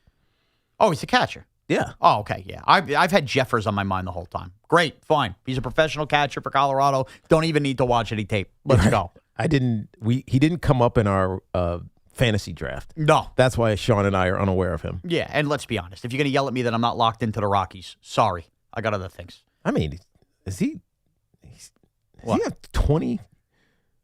He's having a great year? 26 bombs? Yeah. All right. There you go. I should know that. That's a bad job by me. Brian in Maplewood. That is a bad job by you. Now he'll be my favorite. I had no he'll be idea. My favorite Yankee in a month. I mean, now I got to follow him. Brian in Maplewood. Brian, what's up? Hey, guys. What's up? Long time, first time. Appreciate you. Wanted to talk about Juan Soto. You guys talking about the play he botched last night. I mean, I'm a longtime Mets fan. I've stopped watching. I didn't watch last night. Yeah.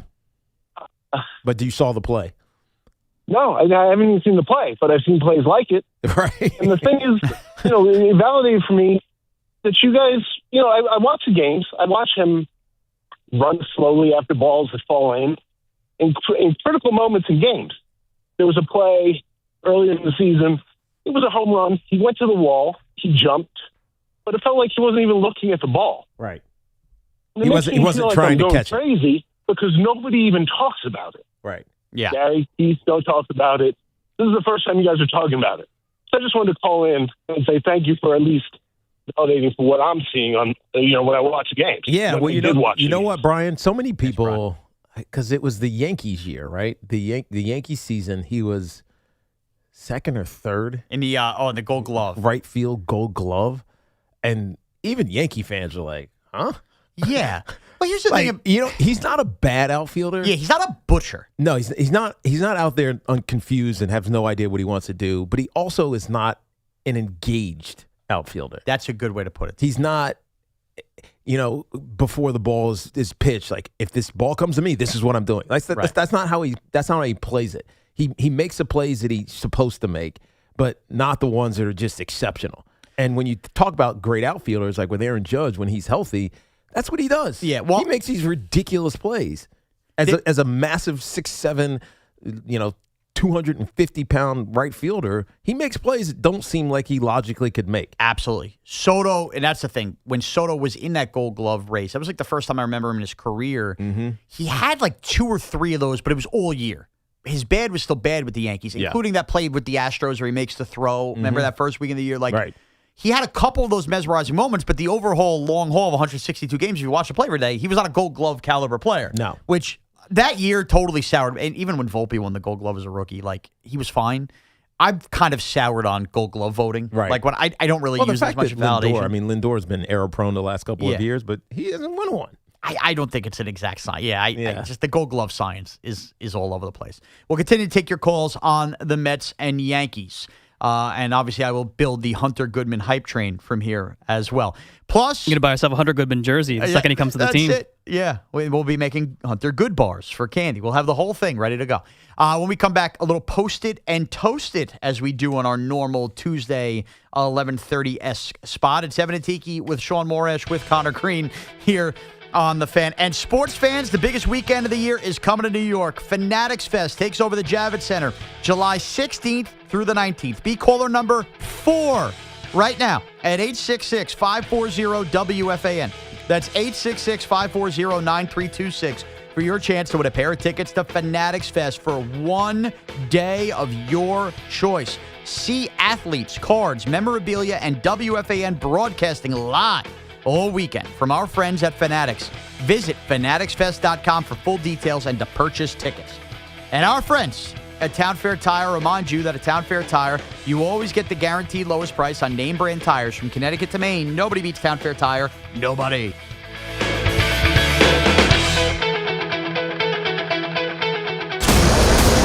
The road to kickoff 2026 starts now.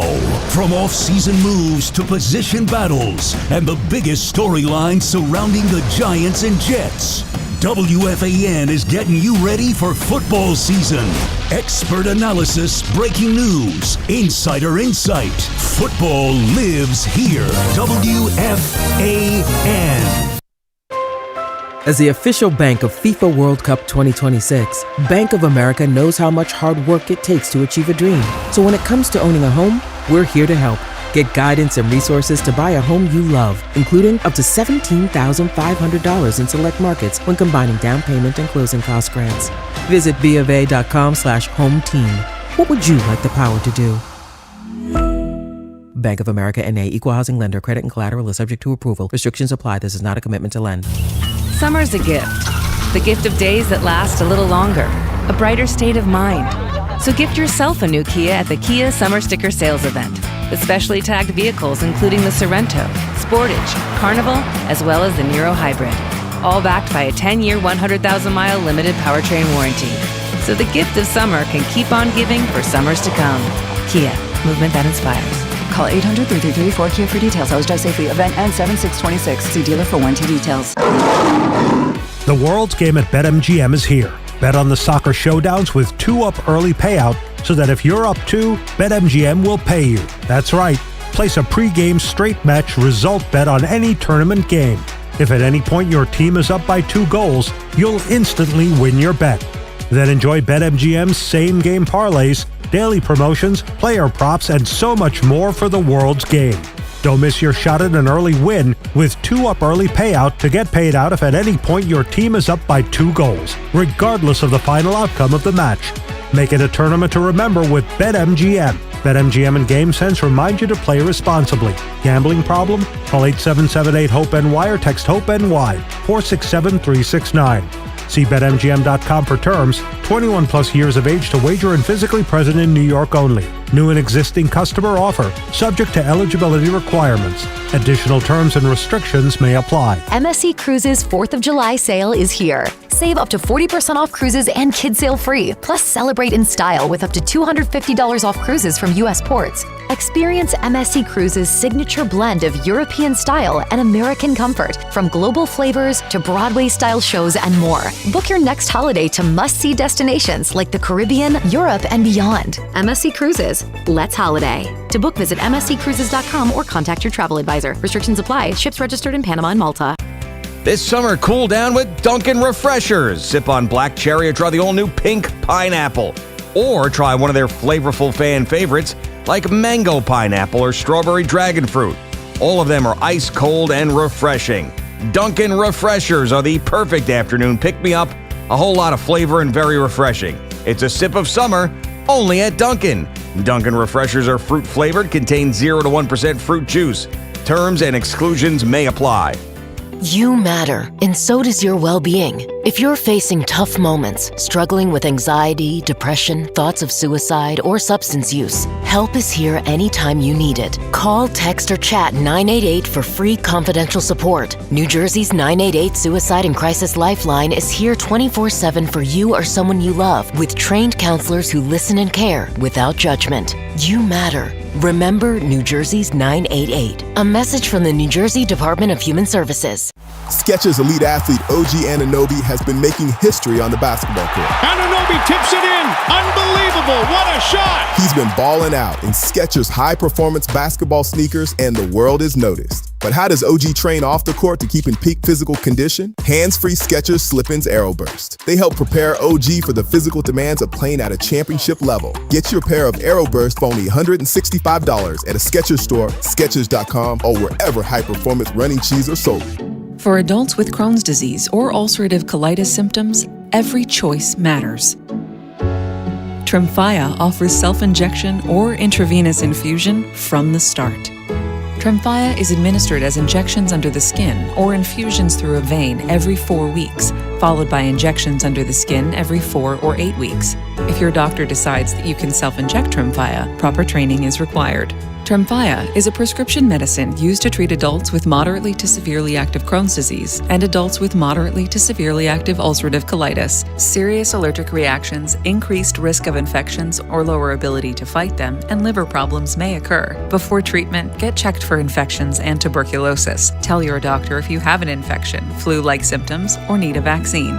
Explore what's possible. Ask your doctor about Tremfya today. Call 1-800-526-7736 to learn more or visit tremfyaradio.com. John Montone, are you ready to make this the summer? Yeah, Todd, the summer. But where do I find the summer? At Ramsey Chrysler Jeep Dodge Ram. Because we have some amazing incentives to get you behind the wheel of a Jeep or Ram truck. And you can really make this the summer when you step into a new 2026 Ram 1500 Bighorn Crew Cab 4x4. Lease for just $399 a month for 39 months and just $48.88 due at signing, plus tax, title, and registration. Or buy and get 0% APR financing for 60 months. My summer is definitely being made during Ramsey Chrysler Jeep Dodge Ram's Make This the Summer event. Ramsey Chrysler Jeep Dodge Ram, home of exceptional people, exceptional deals. Call 833-853-2969 for details. Tax title registration extra. 0 security deposit. VIN number T4174388. MSRP $64.25. APR at $16.67 per month for $1,000 financed. And $630.26. If you're still using a sports book to bet on the soccer tournament, you're getting robbed. Delete that app and join the millions using Polymarket. Polymarket is a prediction market, not a sports book. Trade against other fans, not the house. Polymarket, your go-to prediction prediction market for soccer's biggest stage. Available in all 50 states. Download the Poly Market app. Use promo code BLAZE to unlock $50 free for your first trade. That's promo code BLAZE. Trading not available in all jurisdictions. Check local regulations before trading. Restrictions and eligibility apply. Hey Yankees fans, join us at Yankee Stadium on Saturday, July 4th for a very special patriotic giveaway. It's the Yankees 4th of July Hat Day, presented by Baby Ruth. The first 18,000 guests in attendance will receive a Yankees 4th of July hat as we celebrate America's 250th birthday. It's the Yankees and Twins on the 4th of July. Don't miss it. Get your tickets now at yankees.com/tickets. My name is Whitney Allen, and I'm a widow. My husband, Ryan, died. We never thought we'd ever have to use life insurance, but the unexpected happened. With Ethos, signing up was fast and 100% online. You can get a quote in seconds, apply in minutes, and get same-day coverage. No medical exams, and you can get up to $3 million worth of coverage. I'm grateful we were prepared. Get your free quote at ethos.com/radio. That's ethos.com/radio. Paid spokesperson. Time spent on application may vary. Online health questions required. The New York Giants are getting ready for a new season. What are your expectations for Big Blue?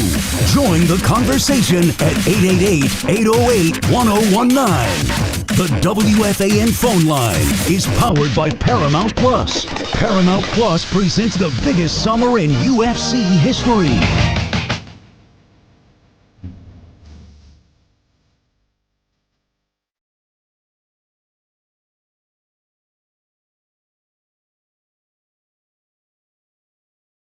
The Fan Focus is presented by Chef IQ. Watch the game, not the grill. Get your gear at chefiq.com. An NBA blockbuster yesterday. We watched Ja Morant get traded to the Blazers of all franchises. Nobody wanted Ja. Nobody wanted Ja. By the way, nice place to hide up there in Portland. Not getting in trouble. Kristaps Porzingis agreed to a 2-year deal to return to the Warriors, who soon could be adding LeBron James if Brian Windhorse's reporting is accurate. Jalen Duran had meetings lined up with the Kings and Lakers, and the Knicks, as we know yesterday, brought back Landry Shamet on a 4-year deal, and all eyes are on Mitchell Robinson and his decision and what kind of bag he could potentially get, or does he come back with a cat extension perhaps? You heard Craig talking about this yesterday, and kind of figure out that second apron stuff. The Fan Focus was sponsored by Town Fair Tire. Nobody beats Town Fair Tire. Nobody. All right, we know the deal. It's Tuesday. It's 11:30. There's no Evan leading the charge, so I'll have to do with Connor on the ones and twos. It's posted and toasted time. It's time for Posted and Toasted.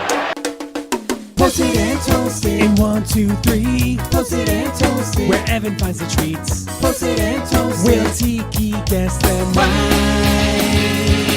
It's posted and toasted time.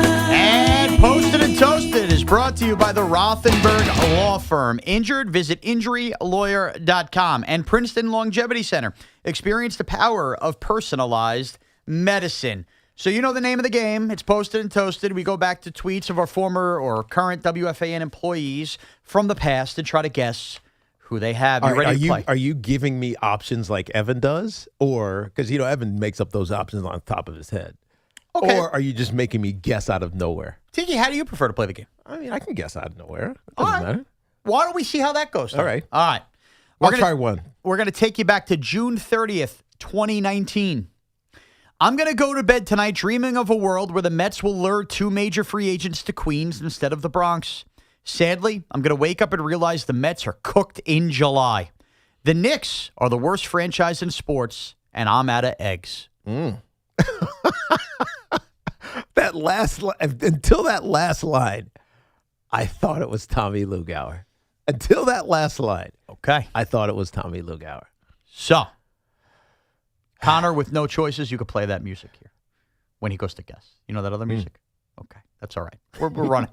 It's okay. He'll figure it out. He'll figure it out. I forgot the first 3 times. Yes, I think that was Greg Giannotti. You're wrong. I don't have the buttons today. They're right in front of you. I don't know what I'm looking at. The first thing I see says CMAC My Load. I don't know what that is. That's the button. That's the Craig. That's the Craig screen. You should hit that one. See what it says. You have me up. My load meant just what your load meant. I'm going to say then that was C-Mac. No, you're wrong. I don't know. I have no idea. All right. It was Tommy Lugauer. Dude, I was right. You didn't expect Tommy Lugauer to be talking eggs, dude. I didn't think Tommy had the wit to throw the egg joke at the end. Wow, you hear that, Tommy? Tiki says you got no wit. All right. No biggie. Next. This tweet from June 23rd, 2020. Fireworks may be canceled officially in many places, but there has been a significant increase in fireworks use over the last 2 months. It's presently out of control. It should be an interesting stat as to how many morons blow off their fingers. Hashtag happy holiday. Huh. That was June of 2020. So that was the COVID year. We're approaching COVID 4th of July. This is the theme. I was looking up 4th of July. People were at home, mad and pissed off. I think that was you. No, you're wrong. You don't know. Wrong. There's a thank you, Connor. Why don't you go and ask Shaun Morash? Who would make a joke about blowing your fingers off? Is that Gio? No, you're wrong. You're wrong. Are you stupid? Are you a stupid person? It was Boomer Esiason. Oh, no. Boomer Esiason had it with people lighting off fireworks for 2 months. Now, I'll say this. There is a big war that people have, particularly around this week on when that sounds Boomer like Esiason. Get off my lawn, Boomer Esiason. Where do you stand on fireworks, Tiki? Oh, I love them. I love them too. But they go off all the time. They started already. Yes. And I knew this was going to be the case this year more than any other year because of the America 250. Yep. And don't get me wrong. If you're blowing them off after like midnight, 11:30, you're being a jerk. Right, because kids are sleeping. Kids are sleeping. Dogs are crazy. Totally get that. But like people that get mad on a random Saturday when you hear fireworks at 10 o'clock, can we calm down? Like a little bit. Can we let people have fun a little bit? What is that? The problem is some people get a little bit too crazy and they don't know what they're doing and they're firing them off. And it's like, I got a little bit worried because some people, they have no idea what they're doing with them. Right. Yeah, I guess that's true. I will say, too, last week I came home. I did a quick 2-day getaway with my wife. There was like, I think somebody must have lit a firework over the weekend in my backyard. There was like a piece of like my barn of it was like almost like burnt ashy with like a little one of those like bottle rocket stems. So one landed on top Landed on there. And I was like, that gets a little scary. Right. Can't be lighting people's stuff on fire. That being said, I'm pro firework. All right. Next up here, I just had this. Okay. June 23rd, 2020, the same day as Boomer Esiason's tweet. Boomer and Gio were just talking about how great it would be to be a dog in 2020. They have no idea what is going on in the world, plus their people are working from home, and may I add, 4th of July fireworks are canceled in a lot of places. How about that?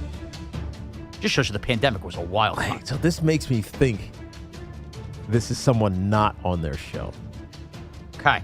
So Al wouldn't say that because Al would be there. But who would care enough to comment on that? And was listening in the morning? That was Evan. You're wrong.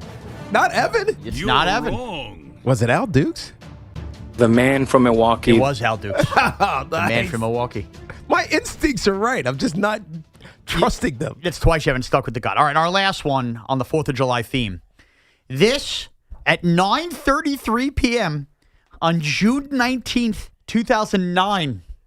2009. This tweet is 17 years old. Who even had Twitter in 2009? Well, that's a good thought. Here we go. Here's the tweet. Fireworks are shooting off near the Pepsi sign. ... Weird. Near the Pepsi side. On June 19th, 2009. June 19th, 2009.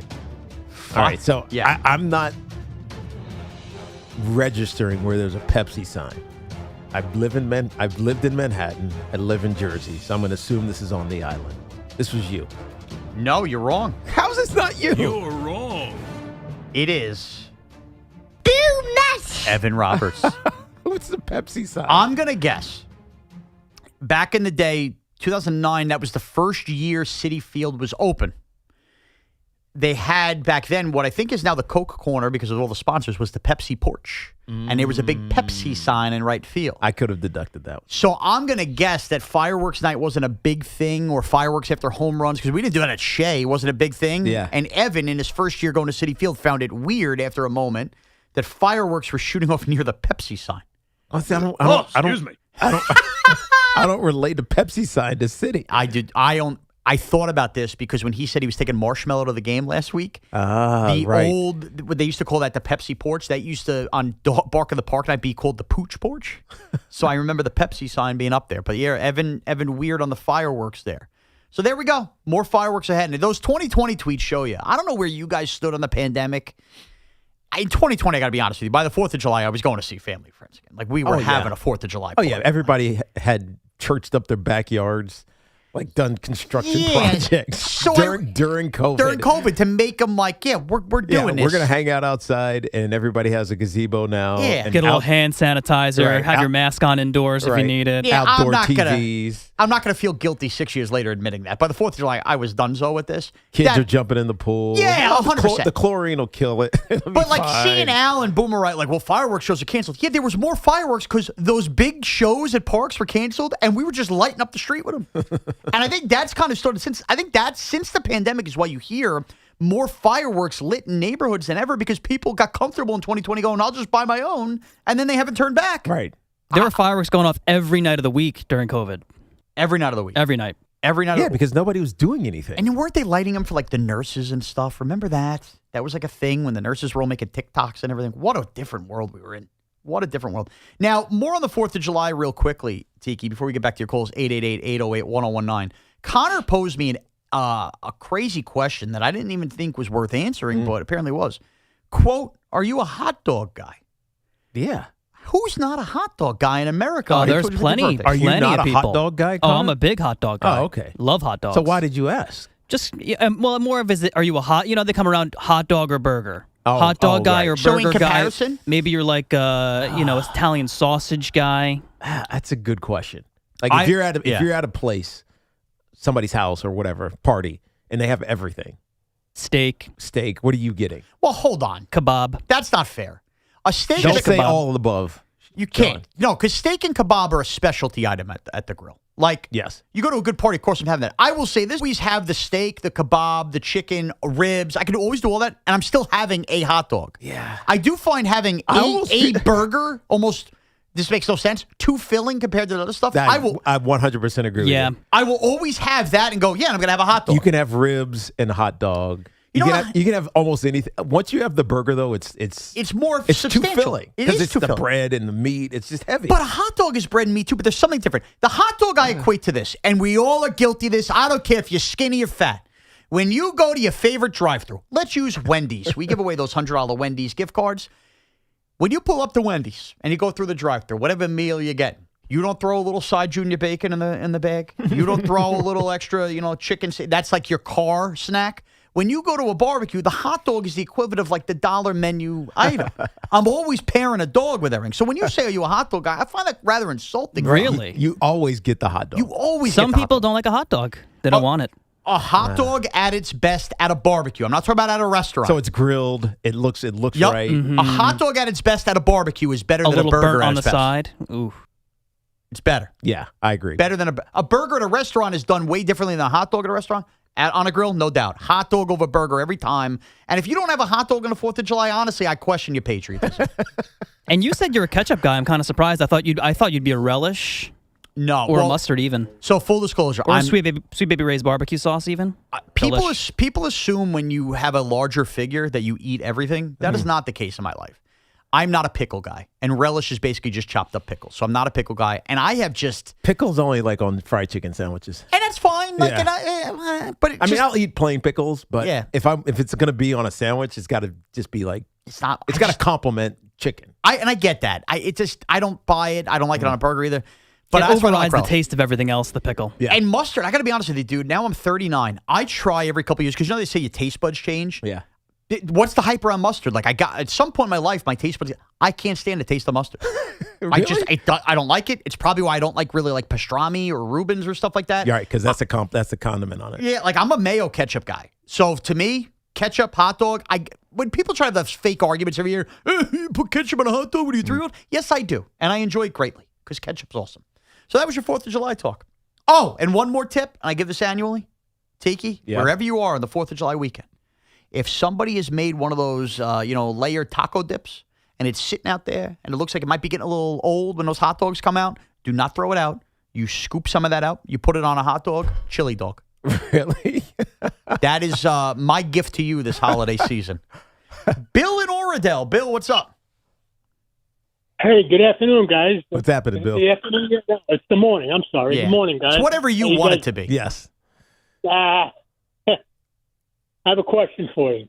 Yes. You guys were talking about my favorite Met, Juan Soto, before. Yes. The play in the Philly game the other day where the right fielder darted in front of the center fielder who couldn't see the ball. Yes. If Soto were in right field, do you think he would have even had a clue about doing that? No. Thank you.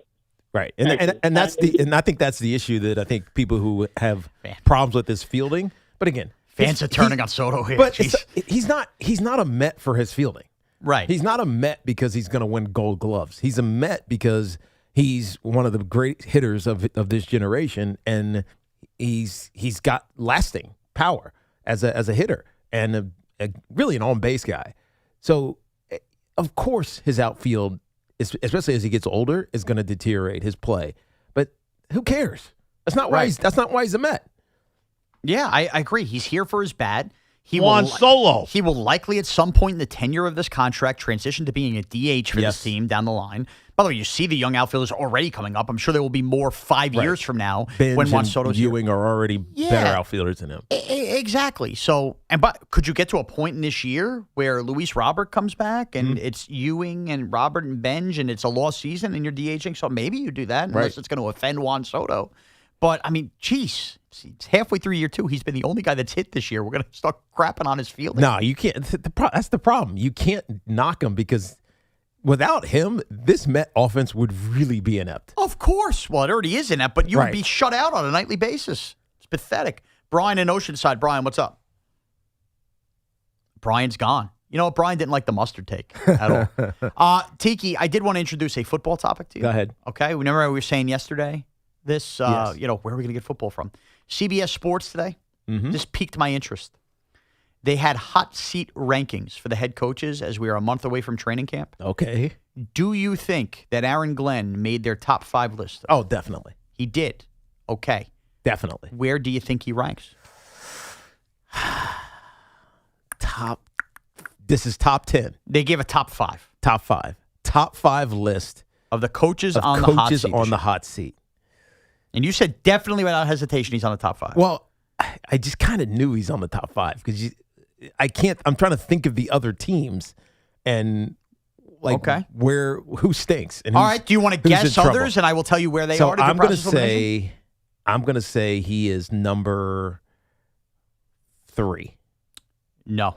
He's number 1. Number 1? Aaron Glenn, according to this CBS Sport, now gets his opinion piece, is the number 1 head coach. Well, we did have 9 new head coaches. So that's part of it. Right. So but it's still, like a lot of guys just aren't ever going to be on the hot seat because they just happen. Think about this. He's only entering year 2. It's true. It doesn't mean that that coaches don't get fired after 2 years. Right. But to enter just your second year as a head coach as the number 1 NFL head coach on a hot seat ranking, man, that doesn't exude a lot of confidence as we're a month away from Jets camp. All right, so who else is on the list? Number 2 has Jet ties. You want to take a guess? No. Who? Todd Bowles. Now, I find this one interesting. I don't, because if you know Tampa football, you realize that a lot of the issues with this team have not been offensive, they've been defensive. And Todd Bowles is the one in charge of that, and he just hasn't got the best out of those defenses. And so he's definitely getting penalized for it. And one thing I forgot, obviously we know Carolina ended up winning the division, remember coming towards the end, and the Saints made a charge on us. Yes. The Bucs last 9 games this year, they went 2-7. Exactly. 2-7. It doesn't feel like it because it felt like they were good last year, but they actually weren't. The Bucs have been one of those franchises because Baker Mayfield breathed life when we didn't think so post Tom Brady. But, man, if the Bucks have a bad year, maybe Bowles is out. I could see that one. That one makes sense. Number 3 is Shane Steichen with the Indianapolis Colts. Remember, they had their mega collapse. That's a weird one. It's a weird team. Carly, Ray Jepsen, It's also the quarterback issue. Yeah. And if Daniel Jones off this injury, I mean, that Daniel Jones could be the biggest question mark in terms of a team's success or failure entering the NFL season. Number 4, another fascinating one. And I would say if this guy got fired, I think sneaky candidate for the Jets to hire next year. O'Connell? Zach Taylor. Oh, Zach Taylor. Now think about all the Bengals issues the past couple of years. If Zach Taylor and the Bengals don't make the playoffs, how many more years? He's excusable, though, because he's had the quarterback health issues. Yes, but look, a product's a product. You haven't won games, and this team has just not been good enough beyond even losing that. Right. And number 5, Dan Quinn with the Washington Commanders. Now let me bring this back to the Giants, Tiki, because I never do that. Aaron Glenn, biggest coach on the hot seat. We see Dan Quinn appear at 5. Have you looked at the Commander roster? I have not. Is it great or is it bad? Dude, so we did this exercise on Talkin' Giants, which you could download, subscribe everywhere podcasts are available, WFAN YouTube page. I'm comparing the Giants to the rest of the NFC East. Got it. Dude, you got to look at the depth chart for the Commanders. I don't know what I'm looking at it now. What happened since the NFC Championship game? And I know Jaden Daniels was otherworldly. Dude, that team stinks. Now, the offensive line, I mean, they did bring in Laramie Tunsil, but they did. He's been average. The rest of their offensive line is a lot of questions. Right. Their wide receiver core is Terry McLaurin and a lot of questions. Their running back room is, we're going with this Bill Krosky Merritt again. Yes. Okay, a lot of questions. Oh, Rashad White is there, came over from Tampa Bay. That's their second running back. Their defense. Now, they did draft Sonny Styles, and they did sign Leo Chanel to their inside linebacker core. Right. Why am I bringing this up? The Giants in the days of finishing in last place, again, what are we? We're almost 3 weeks away from their reporting the Greenbrier. Right. They should be at a bare minimum better than the Washington Commanders this year. That's interesting.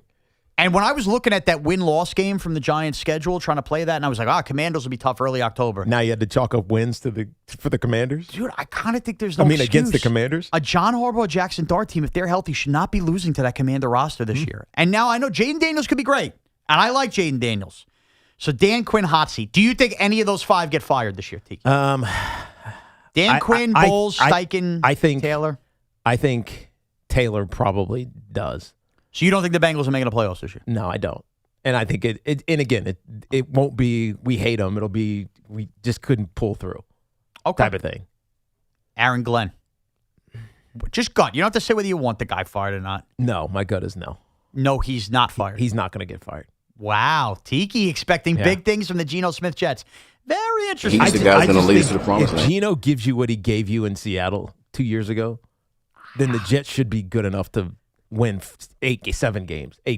And that's all he has to do. But how could you expect He doesn't have to win. As long as they're not a 3-win team, Aaron Glenn, if they win 5 or 6 games, I think Aaron Glenn has an argument to keep his job. Because now you're going to draft a quarterback. You're finally going to draft. You haven't had your quarterback. You have to draft one this year, too. So you draft your quarterback in your 3rd year, and hopefully it makes a difference. I don't know, man. It's not a good feel for the Jets and again, this is CBSSports.com. It's a list. I just don't. I mean, he is the hottest on the hot seat. There's no doubt about it. Only entering year 2 and be the number 1 hot seat candidate. Connor, where are you at, mister? You're wearing your Jets sweatshirt. Feels like you're back all in. Yeah, no, absolutely not. Jets are going to win like 2 games this year. You're wearing the sweatshirt, ironically? Yeah, I'm just trying to, maybe bring some good mojo to the Jets, but I don't think it's going to be a good season. And 3 wins, 4 wins. What else would you rather win on the verge of a heat wave than a sweatshirt? Cade Klubnik. You would think Cade Klubnik's going to win a game this year. I thought he was really good his junior season. He was bad last year, but I think he's going to be good. Tiki has, in 3 years from now, Drew Mestamaker playing Cade Klubnik in a Super Bowl, and he's just gonna take bows. Real quick, Mark in West Boundbrook. Mark, what's up? You're on the fan. What's up, guys? How are you? Love the show. Thanks, Mark. What's going on? Just want to say that everyone's going crazy about Boone and the Yankees and this and that. I just want everyone to just chill out. And similarly to the Knicks the same thing. They had their stretches in the season where it was terrible and this and that. But ultimately what it's going to come down to is, are they going to get hot in the postseason? And that's going to be Boone's reputation. And if he gets anywhere in the postseason, it doesn't matter. We're not going to be looking back at all this. And everyone just has to chill out, and it's going to all come together. That's really what I think. I mean, maybe. But again, what does come together mean? We expect them to win at least a round. Like, they should be at a bare minimum in the ALCS. Come together means, are any of these things that are happening now warning signs like they have been in past years? Right. Look, there are excuses. There are plenty of excuses to why the Yankees are playing the way that they are right now. Injuries. They're plentiful. And you get unfortunate bad pitching outings all in 1 week, especially as you saw up in Boston.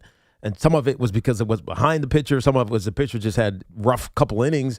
But the fact that this team is like treading water in June every single year has to point to something. Yes. It can't always be an excuse as to the individual stuff. Right. And We again, can't make the excuses every season, and it's all the players performing. And think about how the Yankees have gotten eliminated. When they lost in the World Series 2 years ago, let's just go with real recent history. Their fundamentals were terrible. Yes. When they stunk in June, what was noticeable? Their fundamentals. They didn't really clean them up. Last year, when the Yankees lost in Toronto and their bats went silent and they couldn't beat the Jays, what was the story of June? Why can't they win in Toronto? Why can't they hit some of this pitching? Not hitting good pitching. Right. Comes back to bite them. The Yankees now are making errors. Their lineup, that's the other thing. When Aaron Judge isn't playing right now, that means he's not hitting. When Aaron Judge isn't hitting, can the Yankees offense get anything going? They never can.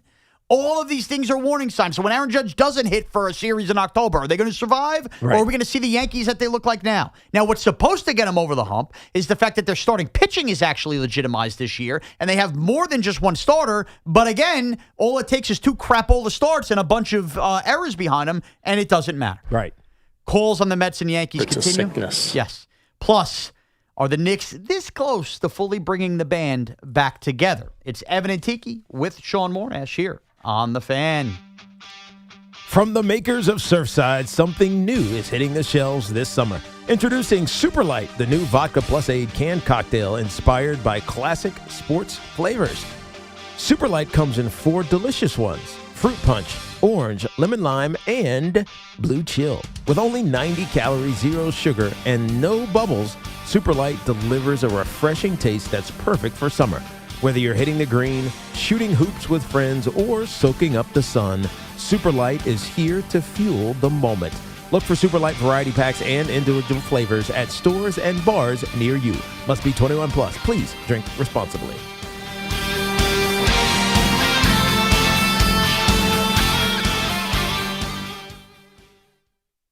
This is an Odyssey Sports Minute. The world's top 10 teams were upset on the same day yesterday, and with Germany and the Netherlands being sent home, this World Cup may be wide open. A couple of wide open field with what many are calling the best American team ever, and it's fair to dream, fair to wonder, maybe even fair to expect that this could be the best opportunity the U.S. men's national team has ever had to go all the way in the World Cup. I'm Chris Mack. The U.S. Treasury quietly released its official financial report for 2025. It appears by its own numbers, the U.S. government seems insolvent. It's reported that the Treasury shows about $6 trillion in assets and over $47 trillion in liabilities. Add it all up, and it looks like the U.S. owes more than $130 trillion it doesn't have. If that were a family, they'd earn $52,000 a year, spend $73,000, and already be more than $1 million underwater. Any accountant would call that insolvent. So how does the government fix this? It can print money, which erodes your purchasing power, it can raise taxes, or it can cut benefits. And none of those can help to protect you. That's why many people who have something to lose move part of their savings into physical gold and silver, assets that can't be printed, defaulted on, or voted away. Call Monetary Gold at 877-NOW-GOLD for their complimentary gold and silver guide and a no-pressure conversation. That's 877-NOW-GOLD. Call Monetary Gold now at 877-NOW-GOLD. Do it before the next headline, not after. Performance may vary. You should always consult your financial and tax professional. Bring the flavor to the World Soccer Championship with Crush Orange Soda. Crush is the perfect pick for every match, highlight, and game-winning goal. Make every match even sweeter with Crush Orange Soda. Looking for the best value on new tires? Get to Town Fair Tire. We honor every valid manufacturer's and competitor rebates and give you the guaranteed lowest price. Nobody beats Town Fair Tire. Nobody. Town Fair Tire.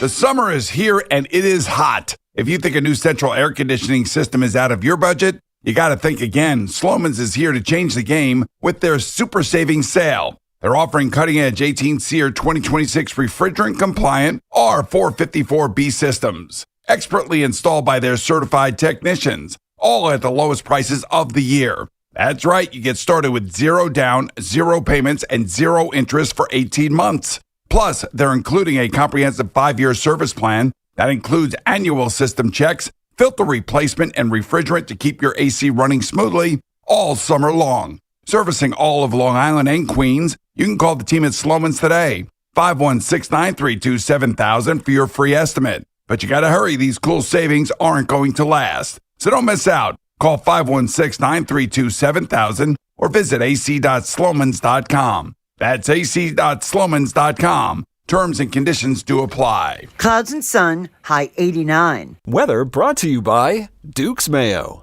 Welcome to Duke's Mayo Country, where the mayo is so smooth and creamy, it makes every bite better. Duke's Mayo. Look for the yellow lid. Hi, it's Chris Riccobono, founder of Untuck It. The 4th of July is coming, and it's a big one, which means barbecues, fireworks, and looking sharp in 90-degree heat. We're taking an extra 30% off already marked down items like wrinkle-free cotton to save you time in the morning and performance shirts that stretch and wick sweat. On sale now. 15 years, 15 million shirts sold, and we're still the best in the game. Shop our 4th of July sale going on now at untuckit.com and 80-plus stores nationwide. Untuck It, shirts designed to be worn untucked. On the biggest stage in the world, FanDuel is changing the game because sometimes your player gets subbed off and your bet goes with them. Not anymore. With FanDuel's Super Sub, if your player is subbed out, your bet stays in. That's right. If your player leaves the match, your bet continues with the substitute. So you're still in it until the final whistle. Visit FanDuel.com/New York to get started today. Let there be goals this summer on FanDuel. Just visit FanDuel.com/New York, and with FanDuel's Super Sub, if your player is subbed out, your bet stays in. That's right. If your player leaves the match, your bet continues on with the substitute. So you're still in it until the final whistle. We all love the app around here. It is safe and secure, has all the betting markets you could possibly want, and when you win, you get paid instantly. FanDuel Sportsbook is the official sportsbook of WFAN. 21 and older, physically present in New York. For help with a gambling problem, please call 877-8-HOPE-NY or text HOPE-NY. That's 467-369. Summer's heating up and pest season is officially here. Mosquitoes, ticks, ants, and wildlife are becoming more active across the greater New York area as summer temperatures rise. Enjoy your summer, not the pests. JP McHale Pest Management helps protect your home, family, pets, employees, and customers all summer long. With local offices around the tri-state area, their local experts are ready with seasonal residential savings and free commercial inspections. Visit nopests.com. That's NOPESTS.com. JP McHale Pest Management, not just good, guaranteed. Hey everyone, Boomer Esiason here. I've spent years on the field learning what really matters most: reliability, consistency, and trust. That's why I love Red Pocket Mobile. You choose from 3 major 5G networks. Plans start at just $10 a month and stay there. Plus real customer care answers in under 2 minutes. Red Pocket Mobile, your new ultimate cell carrier. Looking for the lowest price on name brand tires? Get to Town Fair Tire and get the guaranteed lowest price on any name brand tire. Nobody beats a Town Fair Tire deal. Nobody. Name brands at discount prices. Town Fair Tire.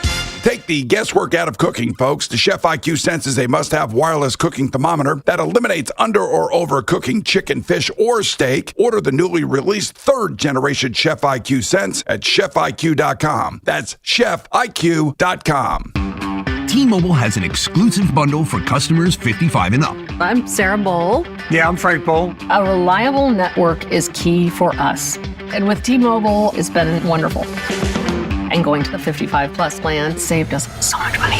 A lot. And that's important. Trying to keep costs down. The home internet's been perfect. It's fast, it's quick. The setup was so easy, it took less than 15 minutes. It was like, ta-da! If you want simplicity, coverage, reliability, you want the whole package, T-Mobile has it. Right now, T-Mobile customers 55 and up can get 2 phone lines on America's best network, plus America's fastest 5G home internet for just $30 each.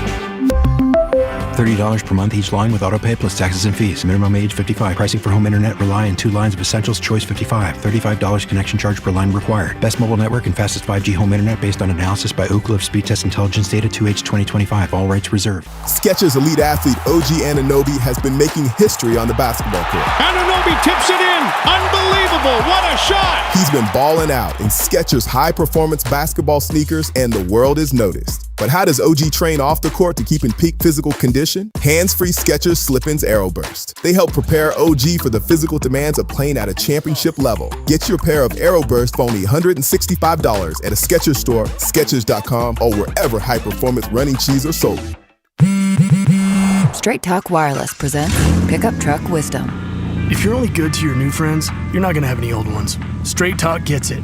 That's why new and existing customers get free 5G phones on Verizon's 5G network. Pretty simple, really. You keep good people by being good people. Find us at straighttalk.com and Walmart. Straight Talk Wireless. Straightforward. Always. Taxes and fees apply. Plan purchase required for free phone offers. Copyright 2026 Verizon. Start the day with Boomer and Gio, mornings 6 to 10 on WFAN, WFAN FM, WFAN FM HD1 New York, and Odyssey Sports Station.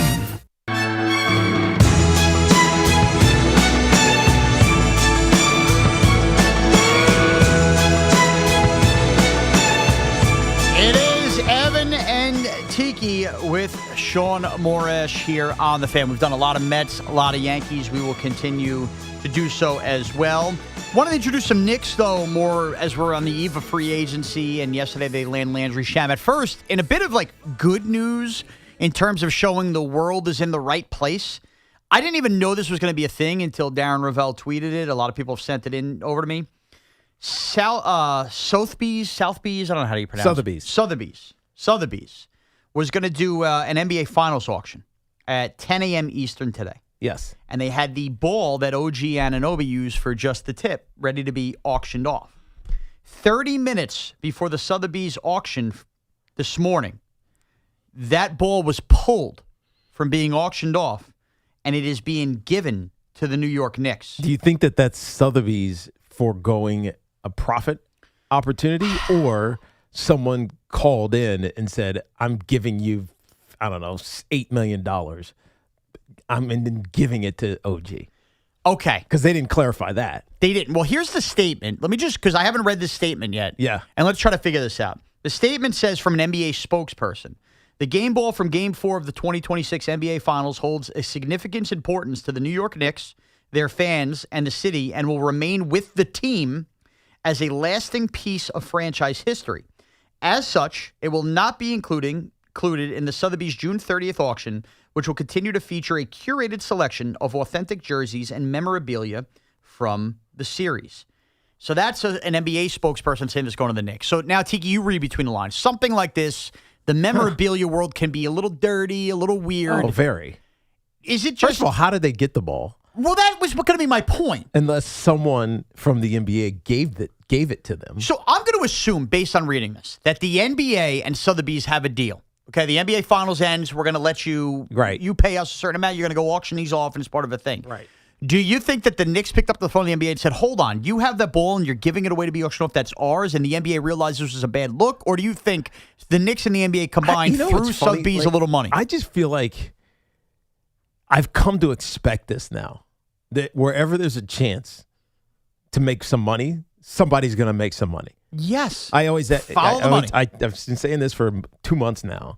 The answer is money. Not ask the question. Doesn't matter what the question Doesn't is. matter. And Yes, that's what this is coming back to, it feels like, with me, with this NBA. And I don't know why we always think, because we were talking about Plexico Burress with the selling the ball. Yeah, with the winning touchdown. In the NFL, it's easy. Like when you score a touchdown and it's a meaningful touchdown, whether it's your first one or say your 100th touchdown or whatever this circumstance, you take that ball, you give it to your equipment manager. They wrap it and label it. So after the game, they give it to you. Yes. So it's like the what do they call that? The provenance, whatever, like the chain of command, whatever Chain of it is. command, yeah. Right. You know where it is. And they authenticate it right there. 100%. In the NBA, OG tips in that rebound. It goes through. The ball is still in play. Exactly. Exactly. And if you told me they'd used 3 more balls since that moment in the game, I don't know what's getting inbounded I have and whatnot. no idea. It's funny. I wish someone at the game, and nobody would ever think to do this. No, especially in that moment. You're going nuts. You're not thinking about the ball. But somebody at the game when that ball went through, should have looked at it and like, all right, where does that ball go? All right, it's now in the ref has it. They changed it out, or they didn't change it out. He's still holding it, and now the Spurs have an inbound play. Is that the same ball? Like, is the same ball that OG tipped in? Is it the same one that Cat tipped at the baseline, at the throw-in line, and ultimately fell short? Is it the same ball, or is it not? Did it end the game? I don't know. I have no idea. So we have that, and then we have obviously the news that Landry Shamet signed a 4-year deal, meaning that we're down to basically, I know Huck Party let go, but we're not really counting him. Mitchell Robinson is the last playing piece left. And we had Dolan's comments about the second apron. We had Craig yesterday on the air indicating there could be something coming with a Cat extension. And well, it's just what Craig was saying is that a lot of people said that there's no way that they can keep Landry Shamet and Mitchell Robinson without going into the second apron. Yes. Which James Dolan on Craig's show basically said he doesn't want to do it. He doesn't want to do it. It would be suicide. However, Craig, who talks to people clearly at the Garden, said that there is a way that they can keep everybody, but it all depends on what Cat decides to do with his extension. Now, Cat doesn't have to sign an extension this offseason. It's next offseason. But if Cat decides to take less, then he can. He's not taking a pay cut, as Mamdani referred to Jalen Brunson. He didn't take a pay cut. He just took less than he could have. Right. So instead of taking the maximum that he can, he takes less than the maximum, which allows them to stay under the second apron. Do you think he feels any more pressure to take less, knowing that Jalen Brunson has taken less and they won a championship as a result? I mean, here's the thing. At some point, Jalen Brunson's going to be due like $90 million a year. Yes. And we forget that during the year, that story came out where Jalen Brunson basically said, I'm done taking less money after this. Right. So I know we're looking at Cat, but this could be a Jalen Brunson issue in a year from now. And also it takes Mitchell Robinson getting a big offer from somewhere. He has been a one-dimensional player. Right. But either way. Injury prone. Yeah. Shamet back is a good feel for the Knicks. They're not going to have to look for that other shooter. They're not going to have to make Tyler Kolek in a more advanced role than he's ready for in year 2. Right, or the kid they just drafted. Yes, exactly. So all's well that ends well, and now all eyes as free agency begins on Mitchell Robinson. Give it to us, Connor. So Shams is reporting that Rich Paul told ESPN LeBron James is not returning to the Lakers. Wow. So it looks like the Warriors rumors might be true. So right before the show, Brian Windhorst was on ESPN, and he said, and we had heard the Warriors stuff, Evan had indicated as well, like they were at least out there, that he would not be shocked if there's a deal in place for LeBron to the Warriors by the end of today. And this seems like a first step to that, to not return to the Lakers. This felt like the wheels started to get in motion the moment Luka Doncic got traded to the Lakers. Like it was going to be his team. LeBron's getting older. Now, I find this part fascinating. The Warriors thing is so strange to me. Because they're trying to hang on to get one more. Yeah. They want Steph to have one more shot. I understand. And by the way, I get that. I get it from a Warrior standpoint. You have Steph here. You don't want him just to say, like, be content. You had the Draymond Green taking less money yesterday. What I don't understand. Well, no, he opted out of his deal. Right. I'm sorry. He opted out of his $27 million to not swallow deal. 27 in cap this year. And then he's going to renegotiate and do a different deal. That's a better way to phrase it. Yes, that's absolutely what happened. For LeBron, Tiki, he is a Cav, a Heat, Laker. One of the all-time greats has now played for 3 franchises. The reason I had a couple weeks ago when we were given like kind of our finals predictions way too early and I had picked Lakers, Cavs. I looked at the Cavs as a team on the precipice and, like, why not go? If you're going to leave L.A., why not go home? Or go to Miami and go play with the Heat again. I think he's become a California guy. Yeah, I mean, but as you know, that's 4 hours away. Northern California and Southern California are 2 wildly different places. Yeah.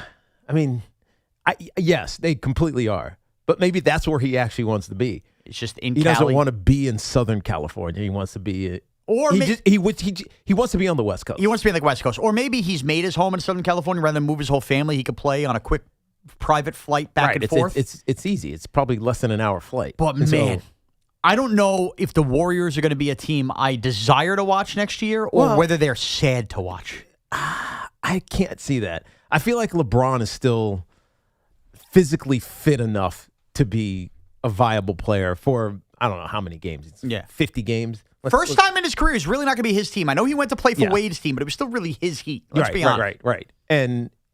But at the same time, Steph Curry is not a spring chicken either. He isn't. He's gotten hurt the last couple of years. And Draymond Green is not young. It seems like Anthony Davis is not going to be a part of this because it doesn't look like the Wizards are hot to trot to trade him away. But again, that's without getting an offer you can't refuse yet. But still, Kristaps Porzingis signs. Like, they have a team that is compelling. And no, Kristaps went to the Lakers, right? No, went back to the Warriors. Went back to the Warriors. Yes. Oh, so he did. He stayed. Yes. So they have a team that feels like it could compete. Now, the question is doing it for 82 games of the regular season and then being good enough and viable enough at the end of the regular season to push through and make it to the playoffs. And you got to manage it in a certain way where you don't want to end up in the play-in tournament. Like, the Warriors find themselves around that play-in far too often in recent years. Yes. You want to manage it where you win enough games without dropping into the ground, but you need to be in the top 6 if you're the Warriors and not screw around in that spot. Now, I'm going to tell Knicks fans where this matters for you. Very little thing, but it's going to piss you off. The Knicks are a New York team that just had so many millions watch the NBA Finals. They are going to have their fair share of national TV games. The Warriors are going to have the most national TV games in the NBA. Steph Curry playing a year with LeBron James on the Warriors. That is ABC Saturday night, NBC Sunday night. They are going to shove the Warriors down your throat. Right. And it wouldn't shock me in the least if it's the Warriors and Knicks at Madison Square Garden at 5:30 on Christmas Day either. How about that for a place? All right. What's the get-in price for that? On Christmas Day? Well, Christmas Day, yeah, maybe a little less. Little less. But actually, maybe not, man. To watch, because think about it. If you sell tickets, damn, it's a good question. Steph Curry, LeBron James. They have both been great draws on the secondary market for selling your tickets when the Warriors come to town, when the Lakers come to town. That's a great point, actually, Connor. Combining a Curry-LeBron team onto a ticket. I wonder if this bothers season ticket holders on their resale tickets, because now you've lost the guy. You're combining a game. Interesting. But that's a question for Evan Roberts. We'll ask him on Thursday. 888-808-1019. Kendrick and Suffern. Kendrick, what's up? Hey, Kendrick. What's up, guys? Yeah, no, Shaun, great job so far holding down the fort. Yesterday's Cinco, I just got to say, as a teacher, I appreciated that, but running through a stop sign there, that's a wild one. I've called Pete Alonso the John Cena of baseball. But if LeBron James decides to go to the Golden State Warriors instead of back home to Cleveland, that would be like the Cena heel turn, the retirement end, and that would be the ultimate cinema for the NBA this year. I absolutely adore this. Whether you hate him or love him, it's the right business decision. And for his legacy, if you thought the Last Dance documentary was good, just wait 15 years for this one to come out if he's in Golden State. Oh, and they win, Kendrick? I mean, forget it. One other thing here, now that we're in the summer conversation, the Posted and Toasted with the fireworks. Yeah. They are like the summertime Christmas lights. I think it's time that we, as a society, agree on some certain dates that they're allowed. And if I could, Memorial Day up until either Christmas in July or 7-Eleven for residential fireworks. And then Memorial Day to Labor Day for the parties, the beaches, the baseball games, and all the big-time shows. But, I mean, with the fireworks, if I hear one go off in my neighborhood and it's in August, I lose it.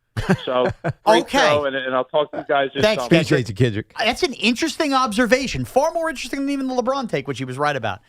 Should we treat fireworks like we treat holiday lights around the wintertime, where you just know there's a certain number of weeks where, like, you look weird or they're not allowed to be up? That's interesting. It's like saying Happy New Year. After a certain amount of time, you can no longer say Happy New Year. What did we decide this year? 2 weeks? 2 weeks. Something like that? Yeah, I think once you get to like that divisional round, if you're still saying Happy New Year, it's brutal. So his point is from Memorial Day until, he says 7-Eleven, but let's just say 4th of July is on a Monday. I would say the weekend after the 4th of July. We clear that weekend. Residential fireworks, no more. August, you can't be lighting them off, can't be doing any of that. And then the fireworks shows at ball games, fairs, all that stuff. You have the entire summer to pull Yeah, but that those off. are random though. They do the firework. Didn't they have a firework day already for the Mets? Yes, and the minor league teams love it because it's a way to get people in there. But I don't mind that. It gets the kids to be interested in going to the game. And him saying that you could do it throughout the summer, I think that's fair. But residential fireworks the weekend after 4th of July, I think that's fine. And what do you think the fireworks shows this year? Knowing that, think about this, 250 on a Saturday. I think the skies are going to be lit up like we've never seen them before. Oh, it's going to start probably the 3rd of July, the 4th of July, the whole weekend, Friday, the 5th of July. Friday. I mean, maybe Thursday, dude. We might get Thursday night fireworks. No, think about it. Nope. You know when they're going to start? Why? Wednesday night. Why? The moment Team USA wins that game at 10 o'clock at night, USA wins before the 4th of July Wednesday night, you will get fireworks. Look up in your skies if USA wins, and then you will begin. Then that's going to be like when you hear a dog whistle. Right. Everybody's got fireworks. You go, it's okay to light. Roof, roof, roof. You're going to light them up Thursday. You're going to light them up Friday. The moment Team USA wins, you're going to have 6 straight nights of fireworks. It's going to be like Hanukkah for America. No pressure, Coach Pochettino. That's 7 nights, 8 nights? Yes, exactly. I always forget this. 8 crazy nights. You're the one who goes to Seder? Tell me. It's 8 crazy nights? Yeah, but Seder's not Hanukkah. Right. But, the culture thing. The point is we're going to have several nights of lighting up fireworks here. Ramon in Flushing. Ramon, what's up? Hey, Ramon.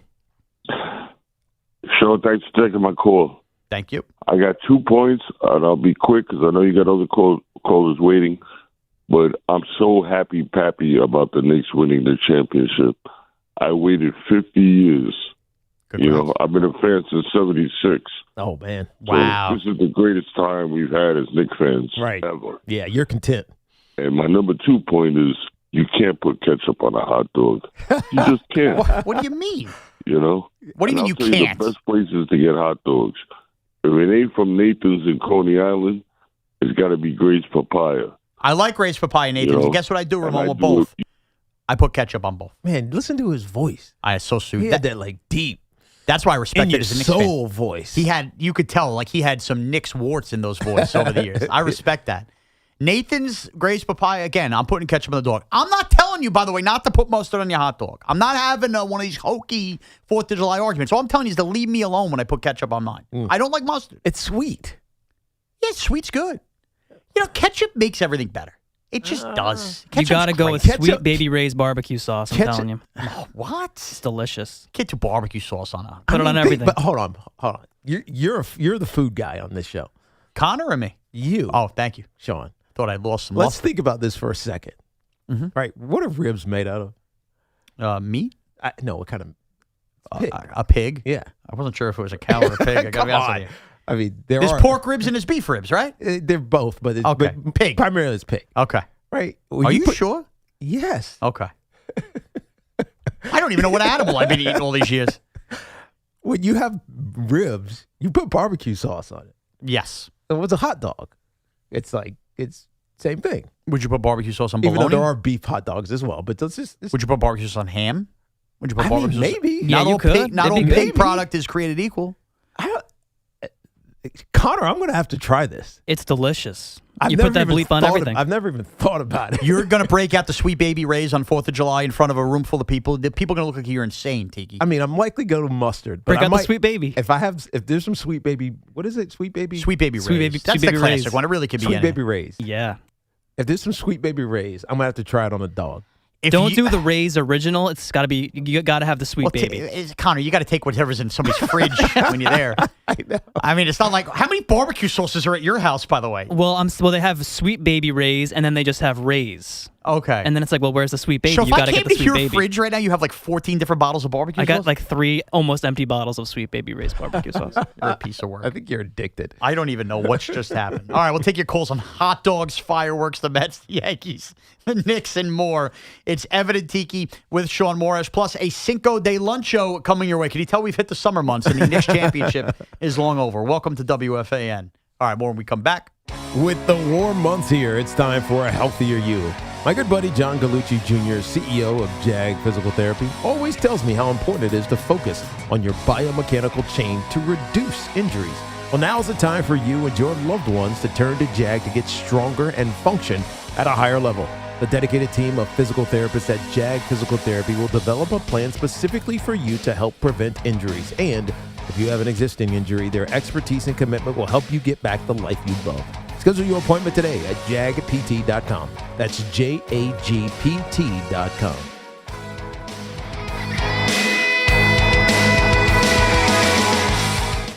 Training camp is right around the corner.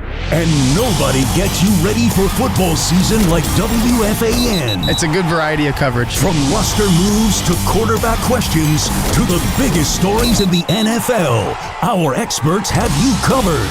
Get ready for Kickoff 2026 on WFAN.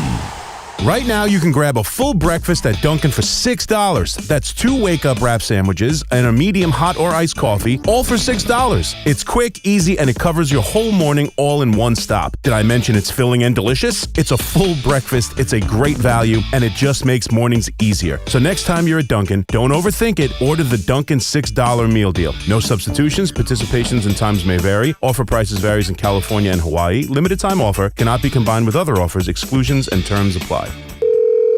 This is Mary at the Department of Rejected Dreams. If you had a dream rejected, IKEA can make it possible. Hi, I've been dreaming of having an epic college setup. But your college budget is less than epic. Way less. Well, with IKEA, you can get everything you need for college, from bedding to storage and decor, all at a great price. That's good economics. Sounds like someone just found their major. Visit IKEA in-store or at IKEA.us to get ready for college. IKEA, dream the possibilities. Everybody knows Town Fair Tire is New England's largest name brand discount tire dealer, beating all the local competitors with our guaranteed lowest prices. And now, with over 120 stores throughout New England, we beat all the competition, including the warehouse clubs, the online sites, and the local dealers. Yes, we beat them all with the absolute guaranteed lowest price on name brand tires. Nobody beats Town Fair Tire. Nobody. Name brands at discount prices. Town Fair Tire. Summer's a gift. The gift of days that last a little longer. A brighter state of mind. So gift yourself a new Kia at the Kia Summer Sticker Sales Event. With specially tagged vehicles including the Sorrento, Sportage, Carnival, as well as the Niro Hybrid. All backed by a 10-year, 100,000-mile limited powertrain warranty. So the gift of summer can keep on giving for summers to come. Kia, movement that inspires. Call 800-3334-KIA for details. Always drive safely. Event ends 7/6/26. See dealer for warranty details. Hello, everybody! This is Genie coming at you to say summertime is wish fulfillment time at Disney's Aladdin on Broadway. There's glitz and glamour, singing and dancing, and magic carpet rides you gotta see to believe. So what in the whole new world are you waiting for? Come to the new Amsterdam Theater and experience the one Broadway show that soars above the rest. Get tickets today at AladdinTheMusical.com. Diving for that grounder got you grounded? Oof, we've got specialists for that. Layup, take you down? We've got specialists for that. With nearly 50 Castle Connolly top doctors, Orland & Cohen specialists are considered among the best in the nation by their peers, which can mean a better outcome for you. From Staten Island to Southampton, our network is open 7 days a week, so you can feel better, faster. Visit OrlandCohen.com.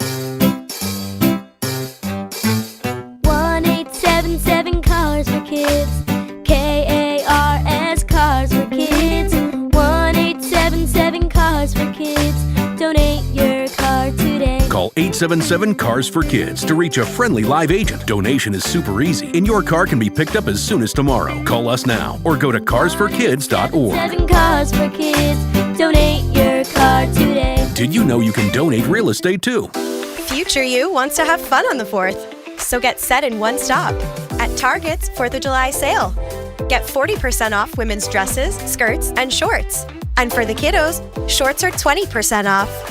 What's a celebration without something tasty? Frozen treats are BOGO 25% off. Plus, you save 30% on soda 12 packs when you buy 3. Have fun all weekend long. Shop Target's 4th of July sale. And Saturday, restrictions apply. Spreadsheets, clunky software, 100 different logins just to run your business?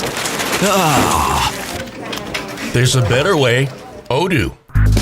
One simple, connected platform that handles sales, inventory, accounting, and more. So you can focus on growing, not juggling. Make the switch today at odoo.com. That's ODOO.com. Come visit the engagement experts at London Jewelers at any one of their 6 locations. As World Soccer hits the big stage, Fanatics Sportsbook is making every game day worth more. Earn up to 10% fan cash on your soccer bets, win or lose. That's real extra value you can unlock every match, all tournament long. And fan cash isn't just for betting. You can use it anywhere in the world of Fanatics. On game tickets, merchandise, collectibles, profit boosts, and more. One ecosystem, endless ways to spend. Plus, new customers get up to $1,000 in fan cash. That's $100 bet matched every day for your first 10 days. The world is ready. Are you? Fanatics Sportsbook. Winning hits different here. Must be 21 plus. Gambling problem? Call 1-800-GAMBLER or 1-800-MY-RESET. CT, call 888-789-7777. MA, call 800-327-5050. NY, call 877-8-HOPE-NY. MD, visit mdgamblinghelp.org. Not available in all states. Terms apply. See Fanatics Sportsbook app. Recovering from an addiction is an individual accomplishment. A young mother who chose recovery to care for her family. A high school athlete overcoming opioid addiction. A couple celebrating his recovery. Everyone's recovery is different, and there's no shame in asking for help. Call 844-REACH-NJ. Trained counselors are available 24/7 to help you find the recovery option that's best for you. Tell us your story, and let's begin your recovery today. A message from New Jersey Human Services. Hi, it's Chris Riccobono, founder of Untuck It. The 4th of July is coming, and it's a big one, which means barbecues, fireworks, and looking sharp in 90-degree heat. We're taking an extra 30% off already marked down items like wrinkle-free cotton to save you time in the morning and performance shirts that stretch and wick sweat. On sale now. 15 years, 15 million shirts sold, and we're still the best in the game. Shop our 4th of July sale going on now at untuckit.com and 80-plus stores nationwide. Untuck It, shirts designed to be worn untucked. Looking for the lowest price on name brand tires? Get to Town Fair Tire and get the guaranteed lowest price on any name brand tire. Nobody beats a Town Fair Tire deal. Nobody. Town Fair Tire. There's nothing more refreshing than an ice-cold Surfside iced tea and vodka or Surfside lemonade and vodka to break the heat. Surfside is only 100 calories and 0 bubbles. That's right, no carbonation. It's not a seltzer. It's Surfside. Must be 21. Please drink responsibly. The Mets are making noise in Queens. What's your take on the Amazings? Call us now at 888-808-1019. The WFAN phone line is powered by Paramount Plus. Paramount Plus presents the biggest summer in UFC history. Florida Panthers will send the Devils as part of a multiplayer deal. The highlight being Evan Roberts' favorite player, Evan Rodriguez. Fun, championship-type grinding player, and soon he made it just kind of getting his hands all over what's already been an interesting Devils offseason as they try to reshape, refuel, and build something up here so that Jack Hughes' best goal moments don't happen for Team USA. They happen for the Devils in the postseason here. But either way, I do think a winning type of player for Rodriguez. Early returns, good. Let's see what the Devils do more on this as it flows along. But a little Devil trade. Now, on top of that, I can't finish this Fan Focus without doing what we love every time here, and that's Tiki around the World Cup yesterday. Germany stunningly eliminated in the round of 32. We could officially stop calling them a soccer country.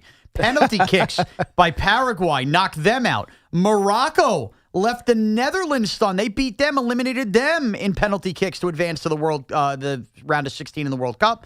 And Brazil, after Japan took that 1-0 lead, comes back to win 2-1. They are on to the round of 16. And we do have a game at MetLife in about 4.5 hours. Remind me again, Tiki, who's at MetLife today? It's France and who? It's France and Sweden at MetLife. That game is at 5 p.m. Eastern. There's a game that starts in about 28 minutes or so. Ivory Coast and Norway down in Arlington, Texas at AT&T Stadium, which I think they just call Texas Stadium. Yeah, they're all like the states. They're not allowed to do the brand names of the team. And ours is New York, New Jersey Stadium. New Jersey Stadium. Yes. That's where France and Sweden play. And then later tonight at 9 p.m. in Estadio Banorte in Mexico City, Mexico will be taking on Ecuador. So actually some 3 really good matches, I think, in this window today, because Norway is Erling Haaland, France is obviously Mbappe and Dembele and all those other guys, Olise. Mexico is historic World Cup team. I don't know anybody on Ecuador. Who's Who's on Ecuador? I don't know, but Mexico playing, like we've seen those crowds in Mexico for the games in Mexico. Oh, yeah. I mean, it's going to be insane unbelievable there for an elimination game. 100%. Insane. There was a play last week in one of the Mexico games where I thought it was the save of the World Cup. I don't know if you saw this. Like the goalie reached up at the end. It was in extra time. I was watching on an airplane. That's what really locked me in. I was like, that save was sick. It was in. And of course, we know tomorrow night, Team USA from Santa Clara, the site of last year's Super Bowl. Hopefully nobody on Team USA runs near that power plant that the 49ers may have had blamed for all those injuries, and we're okay here out on the West Coast. But that's your little soccer update, and the Devils taking Jacob Markstrom's camp and bringing him to Florida for Evan Rodriguez. Did they sign him to trade him? No, I think what happened is they signed because it was signed last year before Maeda came in. I think that they hired a new GM that's just kind of workshopping this roster. But it's for a goaltender at $6 million AAV. It's a very tradable deal if you are buying into the high end. Jacob Markstrom's career with the Devils has been up and down. It looked like he was on the verge of being one of the next great goalies when he was in Calgary. The Devils didn't get that return on the investment, but for $6 million, I think it's a good deal for both sides. And look, you're getting winning players back into the fold here for Jersey, or at least one in Evan Rodriguez. Brian in Manhattan. Brian, what's up? Hey, Brian. Hey, how are you? Listen, Shaun, I'm a Yankee fan since 1976. I'm 57 years old. All right. Okay. All right. Right now we have one of the worst managers in baseball, Aaron Boone. I don't know if he's one of the worst managers in baseball. You want to tell me he's not one of the great managers in baseball? One of the worst. The clubhouse is running amok. The clubhouse is a disaster. We have Aaron Judge. Not probably a nice guy. Never win a World Series with him. He's not a killer. Put Bryce Harper on this team, we'll win a World Series. I mean, Bryce Harper. Hold on. I'm going to be real quick, and I'm getting off. All right, go ahead. We got two guys. Okay, Caballero and Ahmad Rosario. Right? Yes. Yep. They do the most degenerate, disgusting celebration after a big play. That they're bringing a Yankee brand into the gutter. God. Okay, show what they. I know, Shaun, a big deal. If you knew what they were doing, you would say, "Oh, that's disgusting what they're doing." I mean, Randy Miller, more fake Munda crowd. Was it really that disgusting? Come on, Brian. We're in a mess. Okay, Aaron Judge, nice guy, like I said, but if you ask me, he's not a captain of a baseball team.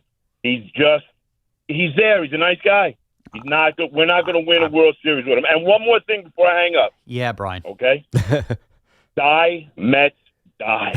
I mean, Brian. Why do you got to care about the Mets? Is that going to give Yankee fans a bad name? Why do we got to care? Did you know the one segment we did on the Mets today, Brian? It was "Do We Care?" Do we care? And do we care that Ronny Mauricio hit Francisco Alvarez with the bat in the circle? Yeah, it was funny.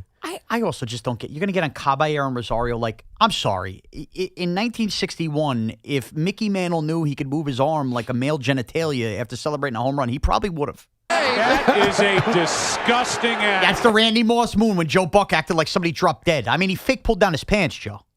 I mean, can we calm down? You thought Randy Moss went full naked after that touchdown. He didn't actually pull down his pants. You know what was another one like this with the celebrations? When people clutch their pearls. That Odell Beckham Jr. fake urinated like a dog in Philadelphia. I loved it. That is a disgusting act. It's not. He didn't actually pull down his pants, Joe. But yeah, the idea of Caballero. Come on, you guys have fun. Speaking of, you should have said disgusting pantomime. Yeah. Speaking of meat, John and Maspeth. John, what's up?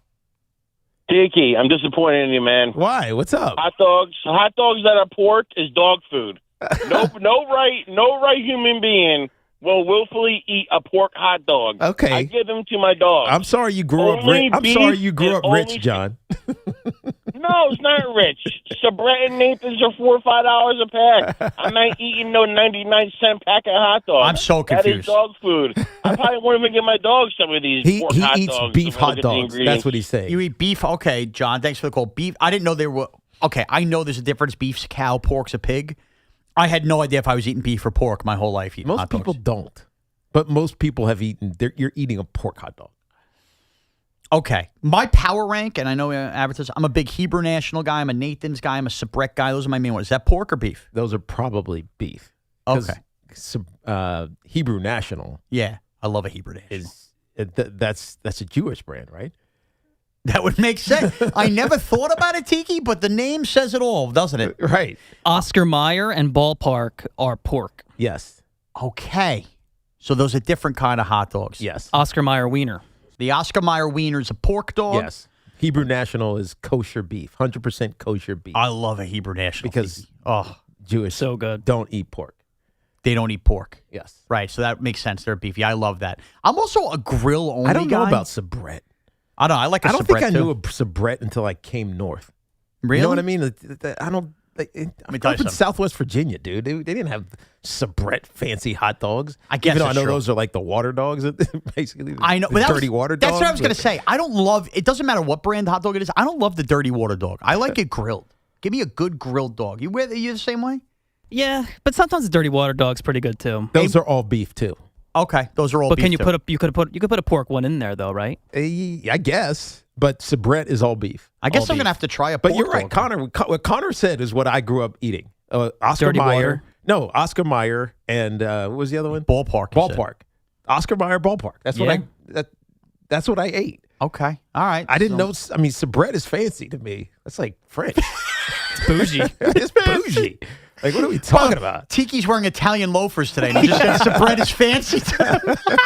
I'm talking about when I was a kid. I got you. And he's like $2 or $3 a hot dog. My mom made less than $30,000 a year. It was that you were lucky if you compare that with a mac and Right, cheese. 99 cents. You take a dirty water dog and you like it. No doubt. No doubt. Bob in Connecticut. Bob, what's up? Hey, how are you? What's up, I dude? own a hot dog store in Connecticut, and I wanted to talk to you about I bake it with Sweet Baby Ray's, but you got to put chili on it and bacon, then Sweet Baby Ray's. Oh, wow. Whoa, so you're doing a chili dog with the barbecue sauce and bacon?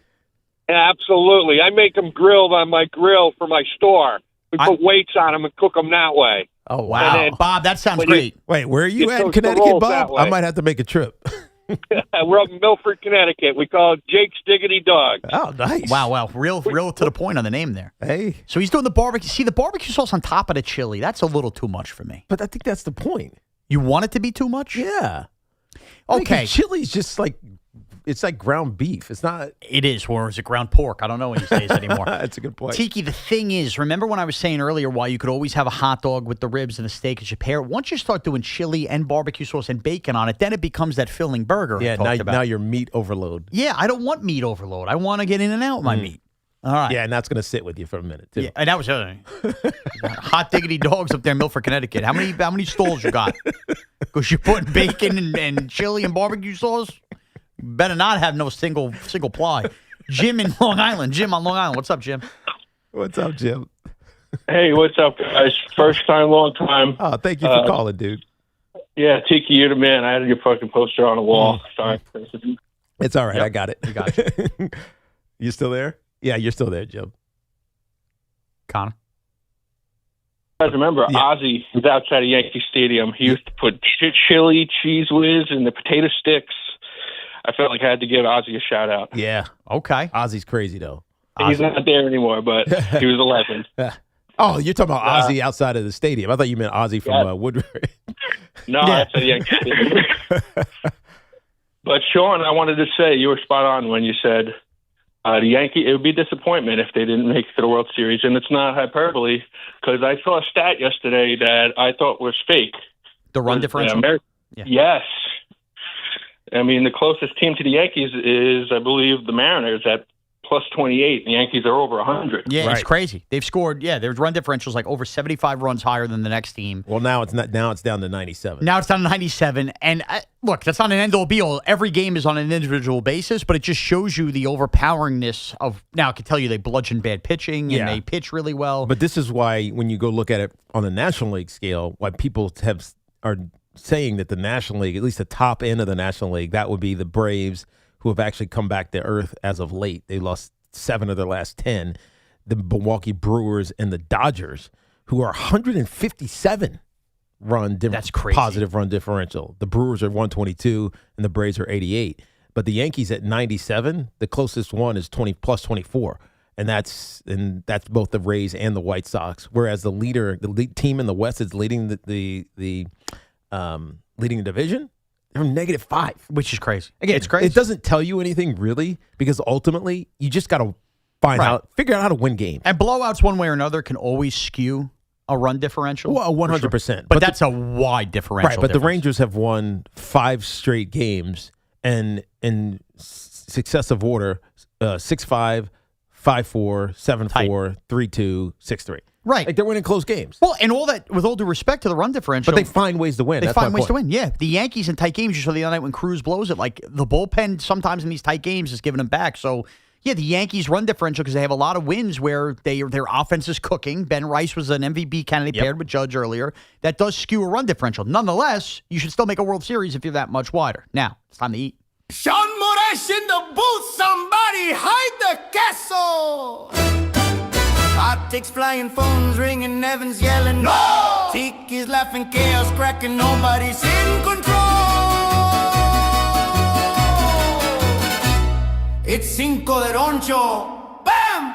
Crunch! Let's go! Let's go. Cinco de Luncho is brought to you by Helix Wireless, connecting everything everywhere. So I'm trying to go 4th of July themed throughout the week. As we know, this is a biggie. This isn't just any 4th of July. It's America's 250th birthday. So this is a list that could be 500 long. I tried to boil it down to 5. I'm here to give you the 5 greatest non-political moments in America's 250 years. Anything that even sniffs politics. How are you even going to whittle this down? Are you kidding? Full, like, we're not going to do captures of this. Obviously, we all understand freeing of slaves is number 1. Like, we all understand that. Let's have some fun here, okay? All right. How we do this, Tiki? This one's going to be difficult. I'm just telling you, this one's difficult. I think I boiled it down. Here we go. Here we go. Number 5. Edison comes up with the light bulb. Oh, you're going this type of... Okay, That's us. That's us. Right. I mean, it matters. There's an Edison, New Jersey. That wasn't in Italy. We got the light bulb. Okay, I like that. Light bulb, one of the proud moments in America's 250 years. But now we can't see the stars because there's too much light pollution. Well, whatever. Times Square's not on this. And he stole his ideas from Nikola Tesla, I think, too, didn't he? Let's calm down. In this house, Thomas Edison's a legend, and he'll be treated as such. Here we go. Number 4. The number 4 greatest non-political moment in America's 250 years is the first time the Cowboys lost on Thanksgiving. Now, think about it. What? We always unite in rooting against the Cowboys on Thanksgiving as a country. So that first time is so euphoric. I thought there's something specific happened in the game. This is just a general Cowboy hate thing. What a great moment in American history. That is a fantastic They should never win at Thanksgiving. Here we go. Number 3. The internet's developed. Another thing happened here. The internet got developed here by our own military, semi-political. But either way, we don't have Facebook or Instagram without the internet being developed. Military? You sure it wasn't Al Gore? I don't think so. You don't remember. Never mind. You don't get that joke. You're not old enough. Never mind. I'm sorry. No, Never I'm not. mind. I'm a hanging Chad. Nobody in this room is old enough to understand that joke I just said. No. But some of you guys who are over 45 are laughing your ass off. Look at this geriatric old man. The internet is developed. Number 3. All right, here we go. Number 2. Wright brothers manning the first flight. Happened here, cross country, right? Or cross world. What did they do? No. They were in the air for 59 freaking seconds, bro. A little longer, no? 59 seconds. You're thinking of Amelia Earhart, I believe. Which one? How did we get air travel where it is today? What? The first air flight was the Wright brothers. That's what I mean. Yeah, but it wasn't a flight. It was they were in the air for 59 seconds. Right, but still, so it took somebody to be the first. Yeah. Air travel. Wright brothers happened here.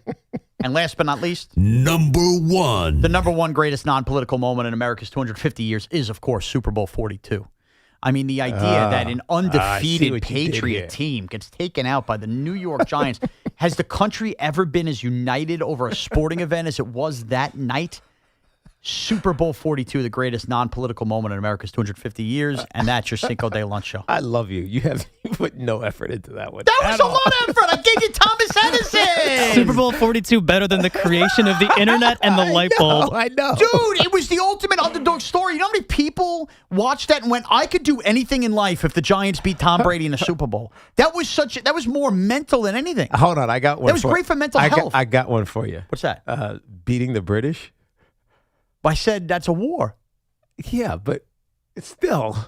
That's political. I didn't put wars. I thought you said just political. But I said anything that could be even a realm. Oh, okay. You know what I mean? Anything involving wars, because you get some broad brush. Yeah, right. Now, how about the writing and signing of the Constitution? Did that happen before or after the Declaration of Independence? The Miracle on Ice? Miracle on Ice is political. I didn't include it. What? Because it's about the Cold War. Am I wrong? I didn't even include Super Bowl 25 because of the Cold War. I tried to play it right. When Rocky beat Ivan Drago. That's a movie. I could have put the day that Wedding Crashers came out. I didn't do that, did I? I told you the list could be 500 deep. Please send yours in at Connor Green 51 on Twitter. Give him your sickos. How about the Dred Scott decision? Yeah. How about Loving versus Virginia? I don't know what any of those are. All right, don't worry about it. I'm sorry. You're going to make me look really bad. Dan in Monmouth. Dan, what's up? Hey, what's going on? How you guys doing today? We're doing great, Dan. What's your favorite non-political moment in America's 250 years? Ooh, that's a good question. Well, you can ask your real question. It's all right if you got to think about it. The invention of cars, I guess. Okay. Oh, that's a good one. That should have made my list. That's a solid one, I could take the Cowboys off Thanksgiving if we want to add that. I mean, you know how long it would take you to travel? I know, without a horse and buggy. That's a solid one, Dan. Good one, Dan. Thanks. All right. And this got me thinking I think it was last week I called about Tiki Barber, if you were to play soccer, what position you would play? Yeah. Midfielder, right, you said? Yeah, I said I'd be in the midfield because I like running. Yeah. My question is, you think you can commentate on a soccer game? Oh, man. Question. Whoa, good question, Dan. Soccer happens so fast, and when I listen to the commentators, the detailing of everything that they're doing, I think would be challenging.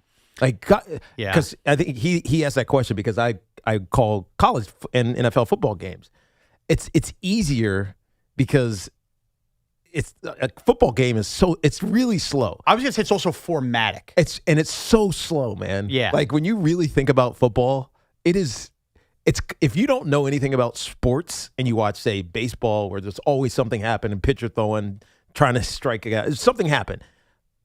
Soccer, it's always movement. Basketball, always. Football, there's a lot of standing around, dude. I think I read somewhere yesterday, I don't know if it was like an over-exaggeration, they were comparing all the sports, that football actually only has about 11 minutes of gameplay that actually exists. That's exactly right. Not counting the whistles. That's exactly right. Which is crazy. It's basically, when you call a football game, it's like doing a talk show in between a play every 45 seconds.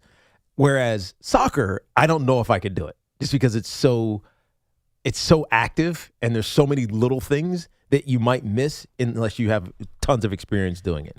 Yeah. And the best soccer broadcasts have British accents. I got to be honest. It's been part of my turnoff to the World Cup. Really? It is. And it's not any of the announcers' faults. They're all doing a great job. And I would rather have somebody that intricately knows the sport doing it. But, man, I don't know. There's something about some of these accents when I'm watching the game. It's not relatable to me. Really? It's because you're not used to it. I know. You're not used to it. I know that's because I watch so much Liverpool that I end up it becomes second nature. This like is you so hear stupid. But you hear it different. You end up learning the language of soccer, so it makes sense to you. Whereas now a lot of what they're saying doesn't make sense to you. Yeah, it's just I don't know. Like I need my own Mike Breen or Joe Davis like on soccer. I don't know. What's Kurt Menefee doing? Can we put him on one of these games and figure this out? Tirico. Right. Get this going. Connor, you into the British accent? I love the British accent. Really? I won't want to watch a game if it's not a British accent. I agree with you. Yeah. I'm almost biased towards the American commentator. Really? Mm-hmm. They Maybe know the it's just a game me better. Spectacular go. Oh, the creativity. Exactly right. It's so good. A good impersonation. That's brilliant. I don't know. It's whatever. I'll just get back to taking hot dog calls. Peter in Garden City. Peter, what's up? Peter. What's up, Peter? Peter, we lost you. He was going to tell us how to make a hot dog, which I don't know if I want to know. Rich in Hewlett. Rich, what's up? Hey, guys. How you doing? What's Driving up, out to the beach for the weekend. Oh, nice. Nice. Awesome. Yeah. A little traffic on the LA, but that's the way it goes. Stunning. Is that surprising? Usually, yeah. That's why you have Sean, us, man. That's why you have us. Yeah. Yeah, that's right. Exactly. Shaun, it's funny you're talking about food today because the last time we talked was you were working on a Sunday right before the Giants playoff game with Daniel Jones. You were asking everybody what they were making for the playoff game. And I told you I was making my grandmother's butterfly leg of lamb. I don't know if you remember. I do remember that call, Rich. Yes, I do remember that call. There you go. You were very enthused about that. So I'm not making that this weekend. But what I am making is, first of all, you can put ketchup on a hot dog and do anything you want, Brooks or both. Right. But you should try Open Pit. It's the oldest barbecue sauce out there. I know Open Pit, Rich. I love Open Pit. It's so good. What I do with ribs is I do a McCormick smoky, sweet and smoky rub overnight, and then do them 3/4 in the oven, and then finish them on the grill with open pit. Oh. Your shorts will drop. How good that is. Rich, my shorts have dropped over open pit before. Open pit, they used to serve in my high school with chicken nuggets. What? It was the barbecue sauce they had. So wow. Where I grew up, you got a brand name barbecue sauce in your high school? It's not as brand highfalutin. It's not as brand name as you think. It's very cheap. And Is that's it? the thing. It's one of the cheaper barbecue sauces. But it's so good. It's so good. It's like this wet, watery barbecue sauce. It's not thick like other ones. It's not like a lot of molasses weighing it down. But it is so good. But yeah, I fell in love with it in high school. I rediscovered it at like a ShopRite a few years ago. We are well stocked in my house. 888-808-1019. Everything is on the table at this point, from wieners to burgers to America to the Yankees to the Mets to Landry Shamet. 888-808-1019. Evan and Tiki with Shaun Morash. And your favorite Knicks champions are headed to Fanatics Fest NYC July 16th through the 19th. Don't miss the Kings of New York panel on Saturday, July 18th. Wow, we're calling us the Kings of New York panel. How about that? On Saturday, July 18th, a special championship celebration featuring Jalen Brunson, Karl-Anthony Towns, Josh Hart, and Mikal Bridges. Hear stories from their title run, get behind-the-scenes insight, and experience what it meant to bring a championship back to New York. Plus, limited photo op and autograph tickets for select Knicks stars and New York City sports legends are still available. Tickets are selling out fast. Get yours now at fanaticsfest.com.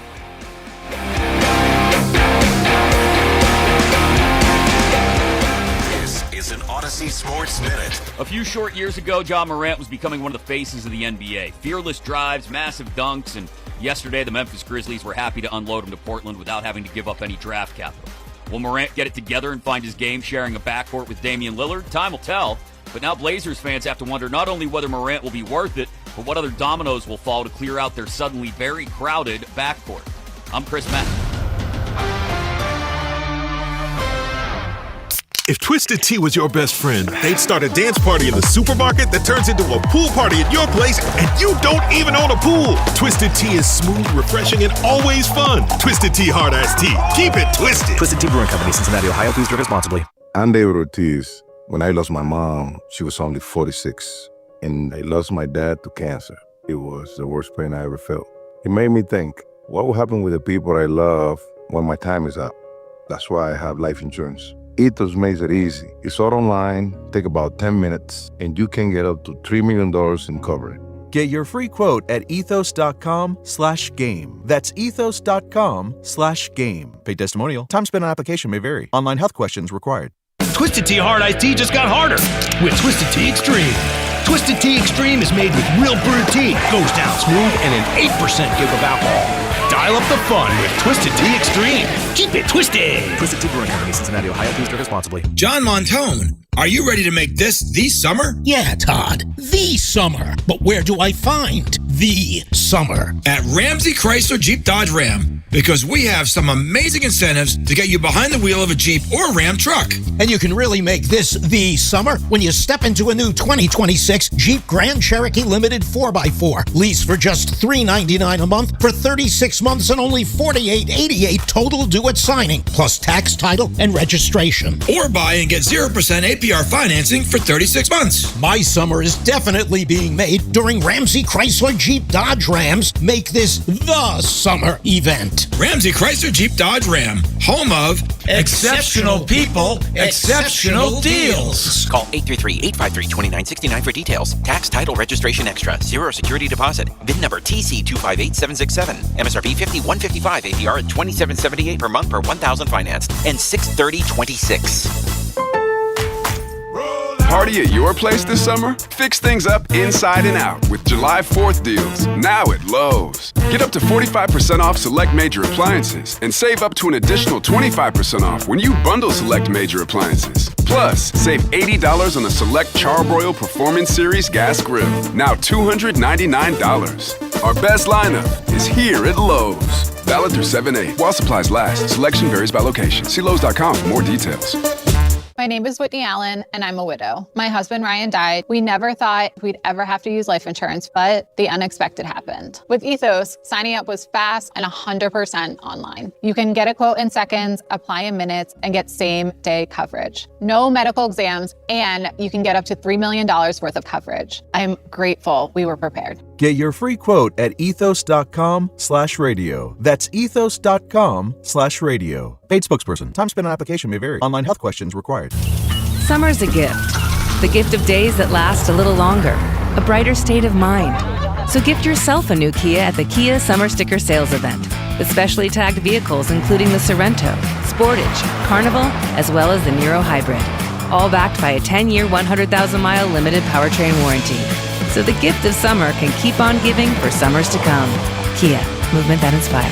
Call 800-333-4KIA for details. Always drive safely. Event ends 7/6/26. See dealer for warranty details. Hey, Boomer Esiason here. You know, after years in the game, I don't guess. I go with what works. Red Pocket Mobile gives you 3 major 5G networks to choose from. Switching cities? Switch your network. That's like calling your own Audible. Visit redpocket.com to see why more Americans are switching to better wireless without paying more. Red Pocket Mobile, your new ultimate cell carrier.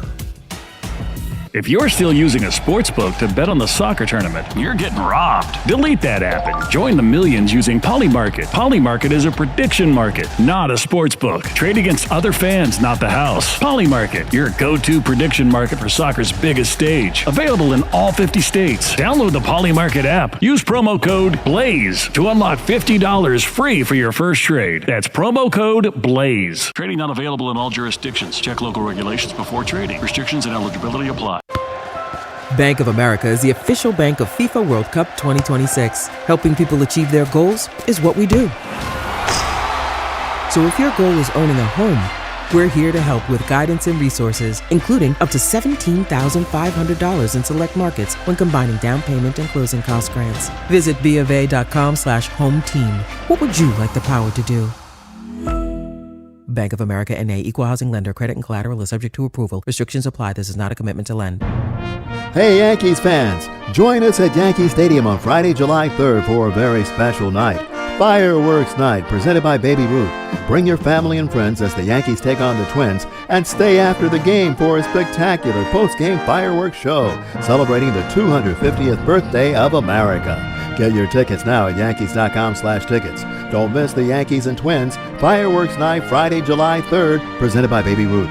Visit Yankees.com/tickets today. Sal Licata here for CertaPro Painters. You know, my home is a happy place, and that's not always an easy thing for me to achieve. But my friends at CertaPro Painters, they had no such problems. Big jobs or small, the good folks at CertaPro Painters are at your service. If you've been putting off a painting project, give them a call now at 1-800-GO-CERTA. That's CERTA with a C. Celebrate America's 250th anniversary with CertaPro Painters and get $250 off projects of $2,500 or more. Schedule by July 10th and let freedom and fresh paint ring. Each CertaPro Painters business is independently owned and operated right here in our community. Schedule your free estimate online at CertaPro.com. If you own a business, you've heard it all. From fast funding to easy approvals, everyone says the same thing. LendSeek is different. We show you what you actually qualify for. LendSeek's AI-enabled platform matches you with funding options with no guesswork.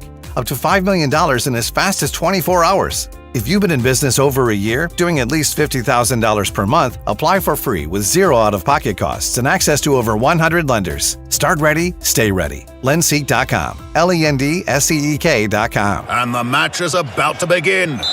Most of the team is out with COVID-19, so there'll be some substitutes tonight. What's this? We have an unexpected guest on the field. It's a dog. Well, they could do with extra players. She's going for the ball. Are front paws hands or feet? Soccer season is full of surprises, and COVID-19 could be one of them. If you test positive, prescription medications may help. Ask your doctor if they're right for you. Learn more at PfizerForAll.com. Sponsored by Pfizer. Finding great candidates to hire can be like, well, trying to find a needle in a haystack, but not with ZipRecruiter. Its powerful technology actively finds and invites qualified candidates to apply to your job. So while other companies might deliver a lot of hay, ZipRecruiter finds you the needle in the haystack. See why 4 out of 5 employers who post a job on ZipRecruiter get a quality candidate within the first day. Try ZipRecruiter for free at ziprecruiter.com/team. That's ziprecruiter.com/team. ZipRecruiter. Our friends at Town Fair Tire remind you that at Town Fair Tire, you always get the guaranteed lowest price on name brand tires from Connecticut to Maine. Nobody beats Town Fair Tire. Nobody. Get the latest on the Giants and Jets on WFAN, WFAN FM, WFAN FM HD1 New York, and Odyssey Sports Station.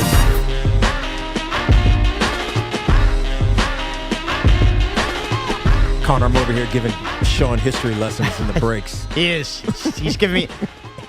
Put it this way. It's Evan and Tiki with Shaun Morash. As we approach America's 250th birthday, Tiki's cleaning up some of the schooling I either forgot or never got taught here.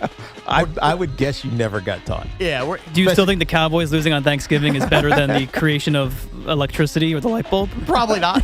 But to me, it was big. Charlie Hayes catching that ball in 96 felt like the biggest thing in America. How old are you? I was 9 then. 10 years old. Yeah, that would be the hugest thing for a 9-year-old. Yeah, of course. There's no doubt about it. Yes, exactly. Charlie Hayes, I'm focused on. I didn't know what the hell was going on in the country. Right. Jeez. All right, where are we? Oh, that's right. It's Evan and Tiki with Shaun Morash. Listen, we have done a ton of the Yankee struggles. The Mets, we played a fun game of Do We Care, which maybe we're going to institute. I also have now got my first check-in from vacation from Evan Roberts. Yes. Evan Roberts wanted to update on something we did in Posted and Toasted earlier when he said fireworks on the Pepsi sign weird. I assume this was Citi Field in 09 because of the Pepsi porch. Turns out it was the Pepsi sign in Long Island City. Why that would be weird to him, fireworks over a river, makes it even more puzzling to me. I mean, that's where you should do fireworks. Yeah, so I don't know why he would say that's weird. It's almost as if Evan had never seen a firework before 2009. Maybe that's why he's obsessed with it now, with his children, even though he says it's his kid. Spence wants to see the fireworks. Yeah, he wants to see the fireworks. Of course, Evan wants to see the fireworks. Evan also left me with this. Great job with the tweets today. Maybe you should start finding them from now on. So I do a good job on Posted and Toasted, and what is this end result? More work. More work for you. And if I could teach businesses something as America turns 250, it would be this. Don't punish those who do good work. Don't tell them because they did good work, they must do more work. Instead, just reward them and understand everybody go back and do the original work they were already doing. What are you going to do about it? That's what I'm going to do about it. And that's a memo for Evan Roberts. You go back to finding the tweets. It's your gimmick. All right, back to the phones. JR in South Jersey. JR, what's up? Hey, JR. Yeah, Tiki, Shaun. So, look, I got to say thank you to you guys. You got me to laugh and smile today. You were talking about the Mets, and I saw the video, the Mets video with where you included, Eric Chavez. Yes, I gotta say that was one of the greatest videos I've ever seen the fan do. Wow. I think I hope Steve Cohen, David Stearns, Juan Soto, and the whole Mets roster see that video, because it was an eye opener for me. And look, yeah, Shaun and both of you, when you got me laughing, I'm 70 years old and I'm still learning how to laugh and smile after all I've been through, serving during 9/11 and everything. But look, when you were talking about Ronny Mauricio hitting Francisco Alvarez with the bat, and what is he doing in the on-deck circle? What is Francisco Alvarez? So listen, I got to thank you guys, and this show is awesome and it's great. Thank you guys. Thank you very much, JR. Thank you, JR. Thanks for your service too. I don't know how you watch Francisco Alvarez keel over and not laugh at that. Like, you should not be anywhere near Mauricio still taking his practice cuts. You could take the 2 seconds to come out onto the on-deck circle when Mauricio goes to the batter's. I wonder why Mauricio should have been walking towards the batter's box. Yeah, like he could have been more halfway in between swinging, no doubt about it, because Alvarez is literally about to be on deck. Yeah. But nonetheless, again, I just go back to, and I'm fresh off relearning this. I just coached T-ball. This is one of the 2 things you walk away from T-ball learning is not to swing the bat around other people standing by you. Yeah, but if you're the batter, you're the guy who's swinging it. You don't know. Well, that's the other thing. Understand that there's somebody that's going to be swinging if there's a bat. somebody with a bat, stay far away. Yes. Yeah, I hear you. Yeah, and Francisco Alvarez as a catcher should know that. That's a beating. Kevin in Boone. Kevin, what's up? Hey, Kevin. What up, y'all? All's good, what's man. Up, Kev? What's good? I have a quick thing to say before I give my question for you guys. First of all, Tiki, just letting you know, I'm a born and bred Kansas City Chiefs fan, born and raised, family from Kansas City. Oh, nice. One of my favorite players that's never played for the Chiefs. I appreciate you should be a Hall of Famer. Thank you, man. Absolutely. Hopefully one of these days. Hopefully one of these days. You're damn right. Yeah. I know I don't have a vote, but if I had one, you'd get two of them. Thank you. I appreciate you. All right, guys. Got you. Quick question. Hot dogs or the Yankees? Which one you guys want? Let's do both. Yeah. I mean, go ahead. I'm going to leave you on. Start Yankees cool. and let's end with the fun stuff with the hot dogs. How about that? Yeah, we'll do that. So Yankees. So I'm a Royals fan, and obviously, you know, they're bad. Just fundamentally, not a very well constructed team. And I grew up in the era. I'm too young for Brett, although I respect him for my father. Right. Salvador Perez is the greatest Royal in the last probably 45 years, probably. Yep. And the Yankees need a catcher. Just swing the bar at him. Just give him everything you can. Don't you want him to hold on, Kevin? Don't you want him to finish as an all-time? Yes, forever. Of course, I would love that. But you want something to make your team better. No, well, yeah. First of all, that I would love to build for the future, which the Royals typically are not, equipped to do. Right. And second of all, I listen to as a guy who lives in North Jersey, I listen to Yankees radio all the time, and I don't want to call myself a closet Yankees fan, but my friends are all Yankees fans. Right. My friends keep asking me, is I hear Salvador you. available? It would make it easier for you to root for the Yankees if Salvador Perez was here. Absolutely, because then I could fake root for him. And Yeah, I I like be like, that. He's Kevin, look, blah, blah, blah. as you know, that's a winning player, and that's probably the kind of leader, too. We talk about the Yankees with a leadership void. I don't care how old he is because I wouldn't be looking at the catcher as a long-term fix unless we get my guy from Colorado I love. So clearly, Salvador Perez would be a guy I'm all in on. Yeah, for sure. Plus, he also brings offense, even though it's maybe not the offense of 5, 6, 7 years ago. No. It's Right. still But the Yankees should have enough other offense. Sure. They just need a professional bat catcher. Right. You know what I mean? 100%. All right, then I'm glad we're on the same point. Now, the more important point, let's talk about these hot dogs, Sean. Let's talk about them. Let's go. Give me Can I tell your a quick wiener story? tape. I'm going to tell a quick story. I'm going to tell the quickest story in the world. So I used to date a girl a couple years ago, lovely woman, and she had a father, and he hated carcinogens, right? So if you ever cooked anything on the grill and it even showed a sign of char, he wouldn't touch it, right? He was afraid of that stuff. Wow. Okay. So he would eat pork hot dogs. Basically, they look like they came off like a dirty water dog in Jersey City from Patrice's, and they were basically boiled on the grill. They never actually saw any color. Right. So one day we were up in Maine, and I go ahead and grab a package of beef hot dogs for the first time. He's like, I never had them. I was like, give me a second. I threw them on the grill. I let them things sit until they were almost done. I gave them their fighting chance. I mean, they were almost done, like almost flat. Right. And he always said he was the greatest hot dog he's ever had in his life because they were A, beef, B, left on the grill for a long time. Listen, I grew up poor, but pork hot dogs, it didn't matter. It was we would have spent the extra $1.50 for the beef. Thanks, Kevin. That's fine, Kevin. I didn't even know I didn't know about beef hot dogs. I swear to you, until I was in college. That's crazy. I didn't know. I thought hot dogs were pork. Man, just what like the what a leftover, whatever. And I remember kids used to like gross you. You know, that's the leftover pig. That's what they didn't want to have put in ribs or whatever else. It's just all rolled up and smashed together. Yeah, and it's the like they tater call it tot a of hot dog. dogs. Yeah. Stop. Exactly. Well, Tiki, I will say this. You have made quite the life for yourself, well-earned, gave us all a thrill. If the best thing to come out of your life and your success and your money is that you got to finally have beef hot dogs, I'm so glad you got to experience that after your childhood. Alan in New Hyde Park. Alan, what's up? Oh, hi guys. Thanks for getting me on. I got a few things for you. Yeah. First thing. They both have the same title, president, GM. Who's, with the Rangers, and who's the worst GM, president, Brewery or Stearns? It's very close. I think after after this draft weekend, it's Stearns. Yeah. Can't believe I'm saying that. I'm saying they're both done a pathetic job debilitating their team and their fans. All right. On the Yankees, I got to tell you, listen, Shaun and Tiki, the Yankees are in their June swoon.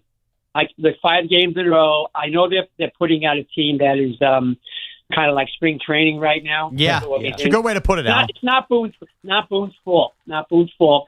But this would be Boone's last shot to me because he doesn't make it this year. Yeah, there's 1 year left. I'm sure they're going to fire him. On the team itself, Alan, yes, we started the show with that. I agree. on the team itself. Weathers. I see a lot of Sonny Gray in him and Evaldi. He's not I don't think he's a New York guy. I know it's a short term, only half the year. Yeah. But he's not the deal. I mean, he's top 5 in strikeouts, but he's just not a guy you're going to count on top of the rotation. He's not the deal. Spencer Jones. I see too much. I mean, now that I've seen him, he's Joey Gallo reborn. That's how I feel. Allen, that's going to a drastic label. And look, I can't put that on him yet. Yeah. I'll say this.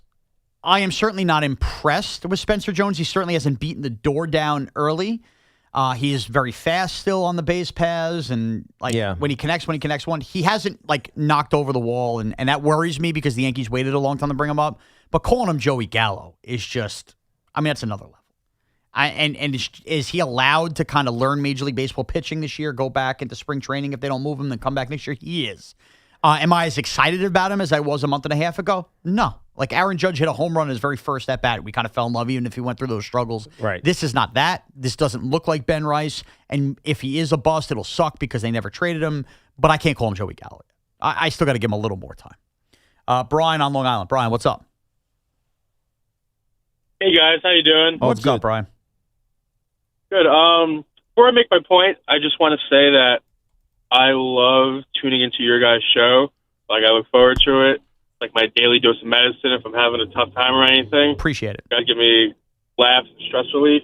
So I appreciate your show a lot. Thank you, man. Thank you. You got it. So, Shaun, I love your food takes. Thank you. And I got one for you. All right. My cousins and I were debating this. If you don't like apple pie, one, you're just not American and you should be ashamed.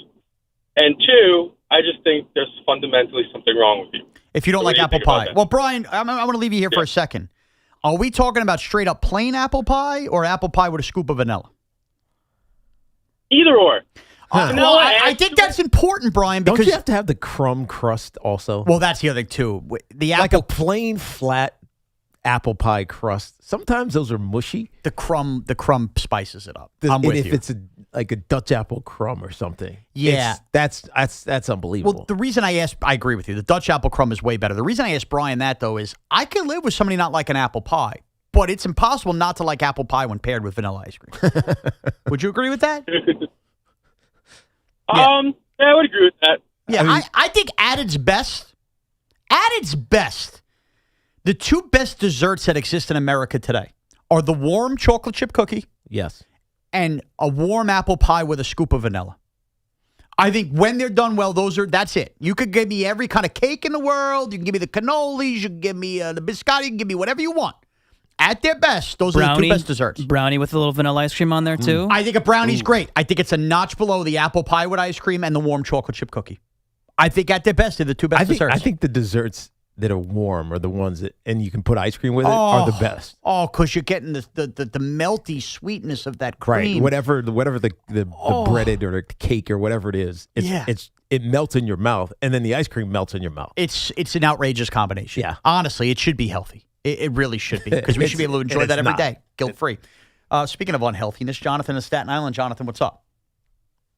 Hey, guys. Thanks for taking the call. Tiki, first off, huge Giant fan. Thank you, man. Season ticket holder since 2006. You were great. You were even better once you stopped fumbling. Love it. Tell me about it. All right, so now I got a weird one for you for the hot dog. It's going to blow your mind. Grape jelly. What?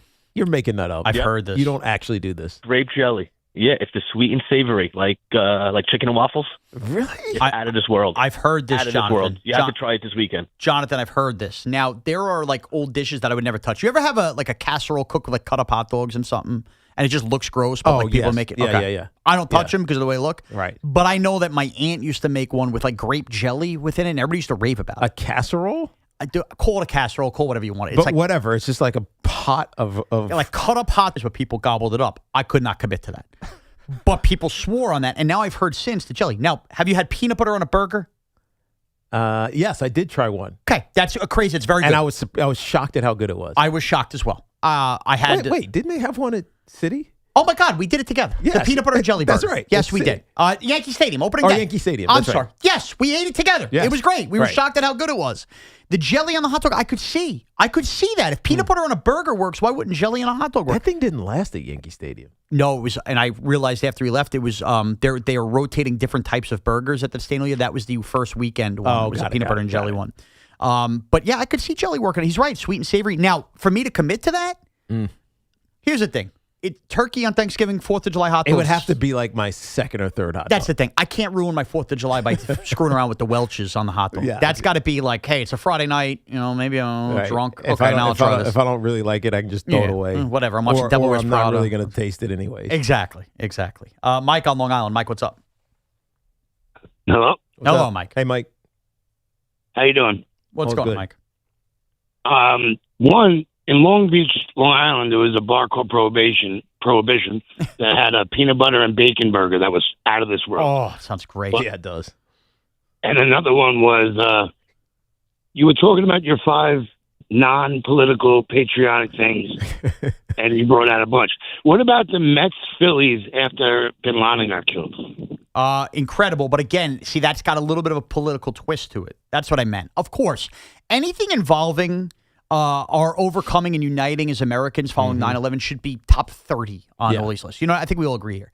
This was meant to be a fun list, guys, and I was trying to not avoid, but like if I say one of those, I'm going to miss 30 of them. Yes. You know what I mean? That was the route I went, which is how Super Bowl 42, of course, ends up unanimously as the number one moment in American history. Because you either hate the Cowboys or you hate the Patriots. Yeah, exactly. This is the best part, I think it's called. Jeff at Roseland. It's just labeled Soto/hot dogs. Jeff, what's up? Hey guys, Tiki, huge Giants fan, longtime fan. Your jersey was the first jersey I ever owned. Oh, I appreciate that. Thank you. I just wanted to, I'm sick of coddling Soto, right? I mean, he should have had his body in front of the ball last night. Right. Even if he was gonna short hop it, he should have let it hit his body. Absolutely. I mean, we've got to get back to fundamentals. That's the issue with the Mets right now. Right.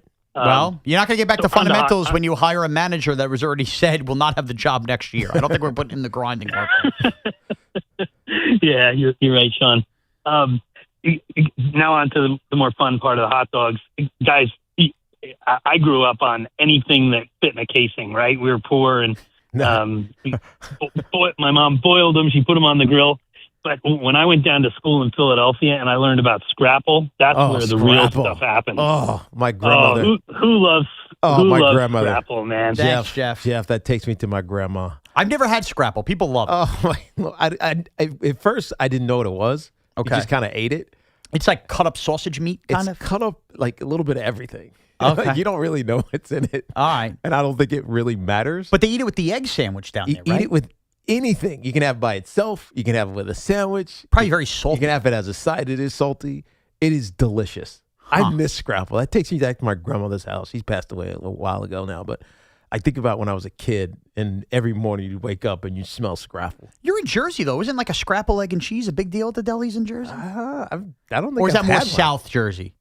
I don't know, dude. I'm a Long Island guy. We don't know what Scrapple is. We have bacon, we have sausage, and we move on with our life. We sit in traffic. That's what we do. I don't have Scrapple. Scrapple, egg, and cheese? I think that's an egg sandwich in Jersey. I think so. I know they do the Taylor ham or pork. We got Taylor ham, egg, and cheese. I think a Scrapple, maybe that's a Philly thing. Mid-Atlantic. Okay. Pennsylvania, Dutch regions. All right, so I'm wrong. I'm sorry. Yeah, maybe that's a South Jersey thing. It's down South Jersey. Okay. Yeah, you know what? Next time you're in Atlantic City, pop over somewhere, get a Scrapple, egg, and cheese, and away you go. And go gamble at the Borgata. All right, 888-808-1019. Hold on, one more call before the break. Matt and Patchogue. Matt, what's up? Hey, what's going on, guys? Big fan of the show. Thank you, man. I wanted to reference the caller a couple, 2 callers ago. He said, "You're not American if you don't like apple pie." I've never had apple pie. Well, how? Just never had this. So there's a bunch of things that I can't have right now because what if I'm allergic? So I've never had strawberries. I've never had apple pie. Well, I find it never had interesting. Matt, blueberries. hold on. Matt, how have you never tried like fresh fruit like that?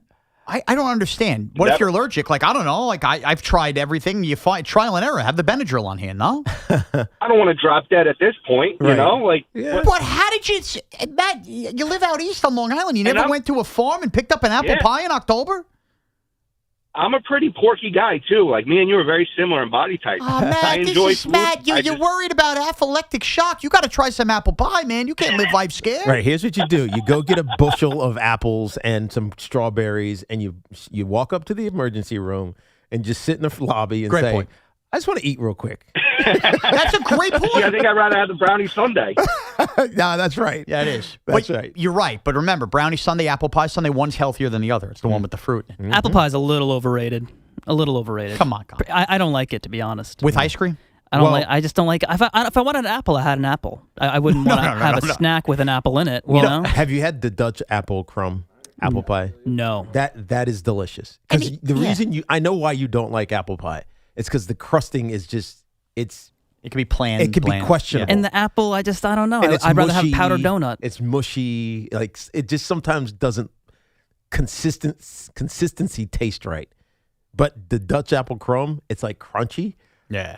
It's to die for. Crumb. By the way, yeah. Crumb will blow you know what off. Scrapple is I want to get in and out my meat. But scrapple is pork scraps. You're right. Pork scraps. I knew. Like the head, the heart, and the liver with cornmeal. I mean, when you say it, it sounds gross. It's terrible. I'm not into eating a head or face of any animal. It is delicious. Oh. Scrapple is delicious. I guess I just have to close my eyes and say you're not eating pork head pieces. Oh, this tastes like cheek. 888-808-1019. All right, the Yankees get set for Tariq Skubals and another audition for the trade deadline. Plus, your calls to finish strong. The Carton Show comes your way at 2 o'clock. It's Evan and Tiki with Shaun Morash on the Fan. And this Odyssey Sports Minute is brought to you by the New Jersey Division of Highway Traffic Safety. This is an Odyssey Sports Minute. Joint host Mexico faces its toughest test yet tonight at the Estadio Azteca, clashing with Ecuador in a high-stakes World Cup round of 32 showdown. El-Tri enters on a perfect scoreless defensive run, while resilient Ecuador rides the momentum of a thrilling upset over Germany. Expect a cagey tactical battle, but Mexico will come out on top. I'm Maddie Bates.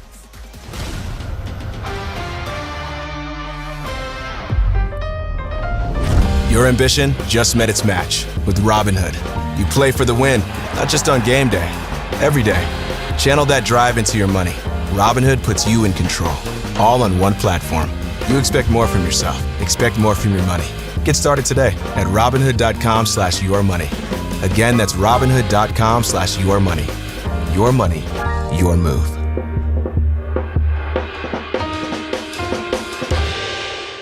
The world's biggest soccer tournament has arrived, and you can trade the entire tournament on Kalshi. Trade every match from the opening rounds all the way to the final. Last week, Argentina was trading at 15% to win it all, meaning a $100 trade could pay out $637 if they win soccer's biggest prize. Want to know what they're trading at today? Check Kalshi. For a limited time, download the Kalshi app and use code PITCH to get a $10 credit when you trade $10. That's promo code PITCH. Kalshi. Trade on anything. 18 plus only. Must be present in state where it's legal to trade. Event contract trading involves risk and may not be suitable for all investors. Prices, values, and available markets may differ from those mentioned. $10 free credit with no expiration. Restrictions and eligibility requirements apply. For more information, see Kalshi.com/regulatory. This Game Day Weather Report is sponsored by the New Jersey Division of Travel and Tourism. Visit NJ.org.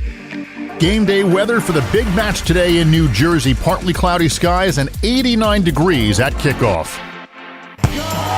New Jersey sets the stage for FIFA World Cup 26. 8 epic matches, including a final. Come for the games, stay for the wow. New Jersey, where the world meets its match. More at visitnj.org. Hey, if you have a small business, you might not know you could be wasting money on your business mobile plan, paying for stuff you don't actually need. But with my Biz Plan from Verizon Business, you can choose exactly what you want and only pay for what you need for your business. When you're in control of your mobile plan, you can make every dollar count. Visit VerizonBusiness.com. Do it today to learn more and make the switch. Verizon Business. Right now, you can grab a full breakfast at Dunkin' for $6. That's 2 wake-up wrap sandwiches and a medium hot or iced coffee, all for just $6. It's quick, easy, and it covers your whole morning, all in one stop. Did I mention it's filling and delicious, too? Because it is. It's a full breakfast, a great value, and it just makes mornings easier. So next time you're at Dunkin', don't overthink it. Order the Dunkin' $6 meal deal. No substitutions. Participation at times may vary. Offer price varies in California and Hawaii. Limited time offer. Cannot be combined with other offers. Exclusive Exclusions and terms apply. Stop dealing with your neck pain, backache, sciatica, and go see my guys, 3 double board certified pain specialists at Samwell Institute for Pain Management. They specialize in migraines and nerve pain and will get you back to feeling yourself again with minimally invasive and non-surgical treatments. Join me and thousands of 5-star reviews who trust Samwell for pain-relieving solutions. Same-day appointments available with offices in Colonia, Livingston, and Englewood, New Jersey. Turn to Samwell Pain like I did for effective pain-relieving solutions. Visit SamwellPain.com. I'm David Ortiz. When I lost my mom, she was only 46, and I lost my dad to cancer. It was the worst pain I ever felt. It made me think, what will happen with the people I love when my time is up? That's why I have life insurance. Ethos makes it easy. It's all online, take about 10 minutes, and you can get up to $3 million in coverage. Get your free quote at ethos.com/game. That's ethos.com/game. Paid testimonial. Time spent on application may vary. Online health questions required. The world's game at BetMGM is here. Bet on the soccer showdowns with 2-up early payout so that if you're up 2, BetMGM will pay you. That's right.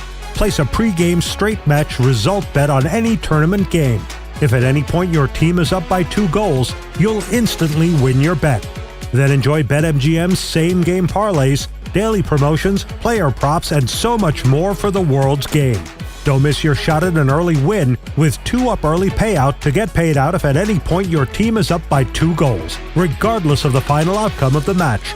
Make it a tournament to remember with BetMGM. BetMGM and GameSense remind you to play responsibly. Gambling problem? Call 877-8-HOPE-NY or text HOPE-NY 467-369. See BetMGM.com for terms. 21 plus years of age to wager and physically present in New York only. New and existing customer offer. Subject to eligibility requirements. Additional terms and restrictions may apply. Town Fair Tire honors any valid rebates, manufacturers or competitors' rebates. Yes, even any competitors' rebates. And we give you the guaranteed lowest price. Nobody beats Town Fair Tire. Nobody. Town Fair Tire.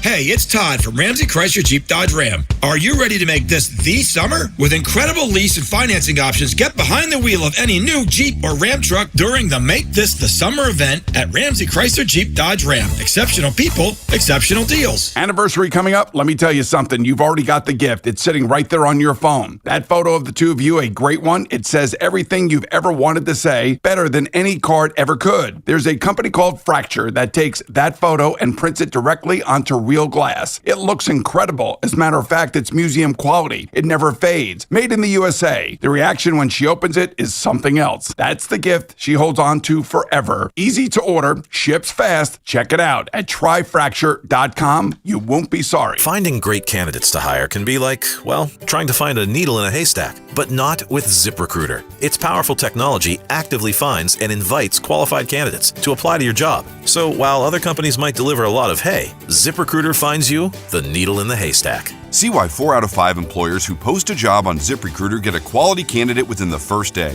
Try ZipRecruiter for free at ZipRecruiter.com/team. That's ZipRecruiter.com/team. ZipRecruiter. This summer, the Honey Pepper Pimento Chicken Sandwich and Pineapple Dragon Fruit and Sprite are back at Chick-fil-A. Let me tell you about the Pineapple Dragon Fruit and Sprite. It's bright, it's bubbly, it's back. The Honey Pepper Pimento Chicken Sandwich, it's so rich, and you can choose between the original or the spicy filet. Ooh, boy. And then you got those pickled jalapenos tucked right under the filet, and then just to top it all off, you've got a little honey drizzle right on top. Okay, now I'm a pimento fan. And I'm feeling the dragon fruit. Which fan favorite will you choose? Real customers paid for their testimonials. Town Fair Tire has the area's largest selection of Bridgestone tires. So we buy Bridgestone tires for less and sell them for less. The guaranteed lowest price you'll find anywhere. Plus, we give you more free services for life than any other tire dealer. So when you're looking for Bridgestone tires, there's only one place to go. Town Fair Tire. Because nobody beats a Town Fair Tire deal. And I mean nobody. Name brands at discount prices. Town Fair Tire. Listen weekdays to Evan and Tiki for the Call of the Day. Brought to you by Wind Creek Bethlehem. Must be 21 years or older. Gambling problem? Call 1-800-GAMBLER. The summer is here and it is hot. If you think a new central air conditioning system is out of your budget, you got to think again. Sloman's is here to change the game with their super savings sale. They're offering cutting-edge 18 SEER 2026 refrigerant-compliant R454B systems. expertly installed by their certified technicians, all at the lowest prices of the year. That's right, you get started with 0 down, 0 payments, and 0 interest for 18 months.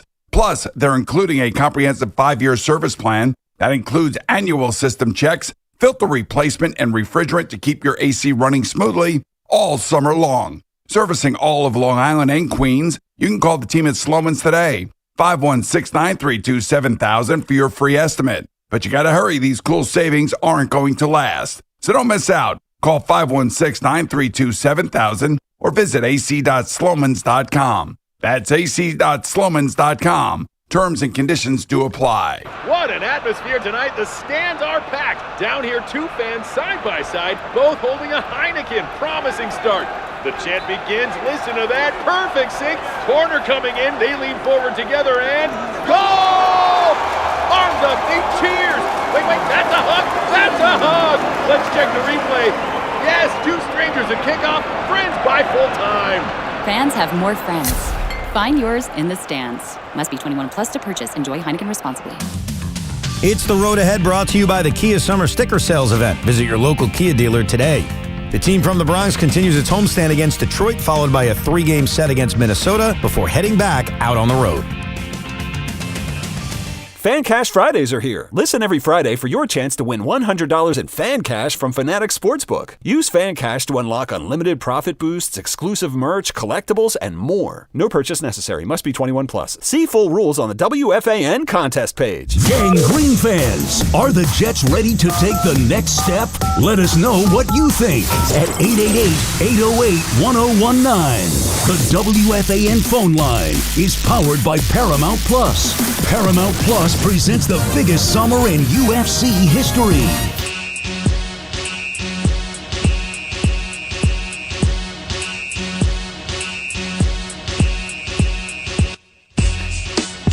Evan and Tiki with Shaun Morash on the Fan, the Carton Show with Big Mac coming up your way at 2 o'clock. And the Fan Focus is presented by Chef IQ. Watch the game, not the grill. Get your gear at chefiq.com.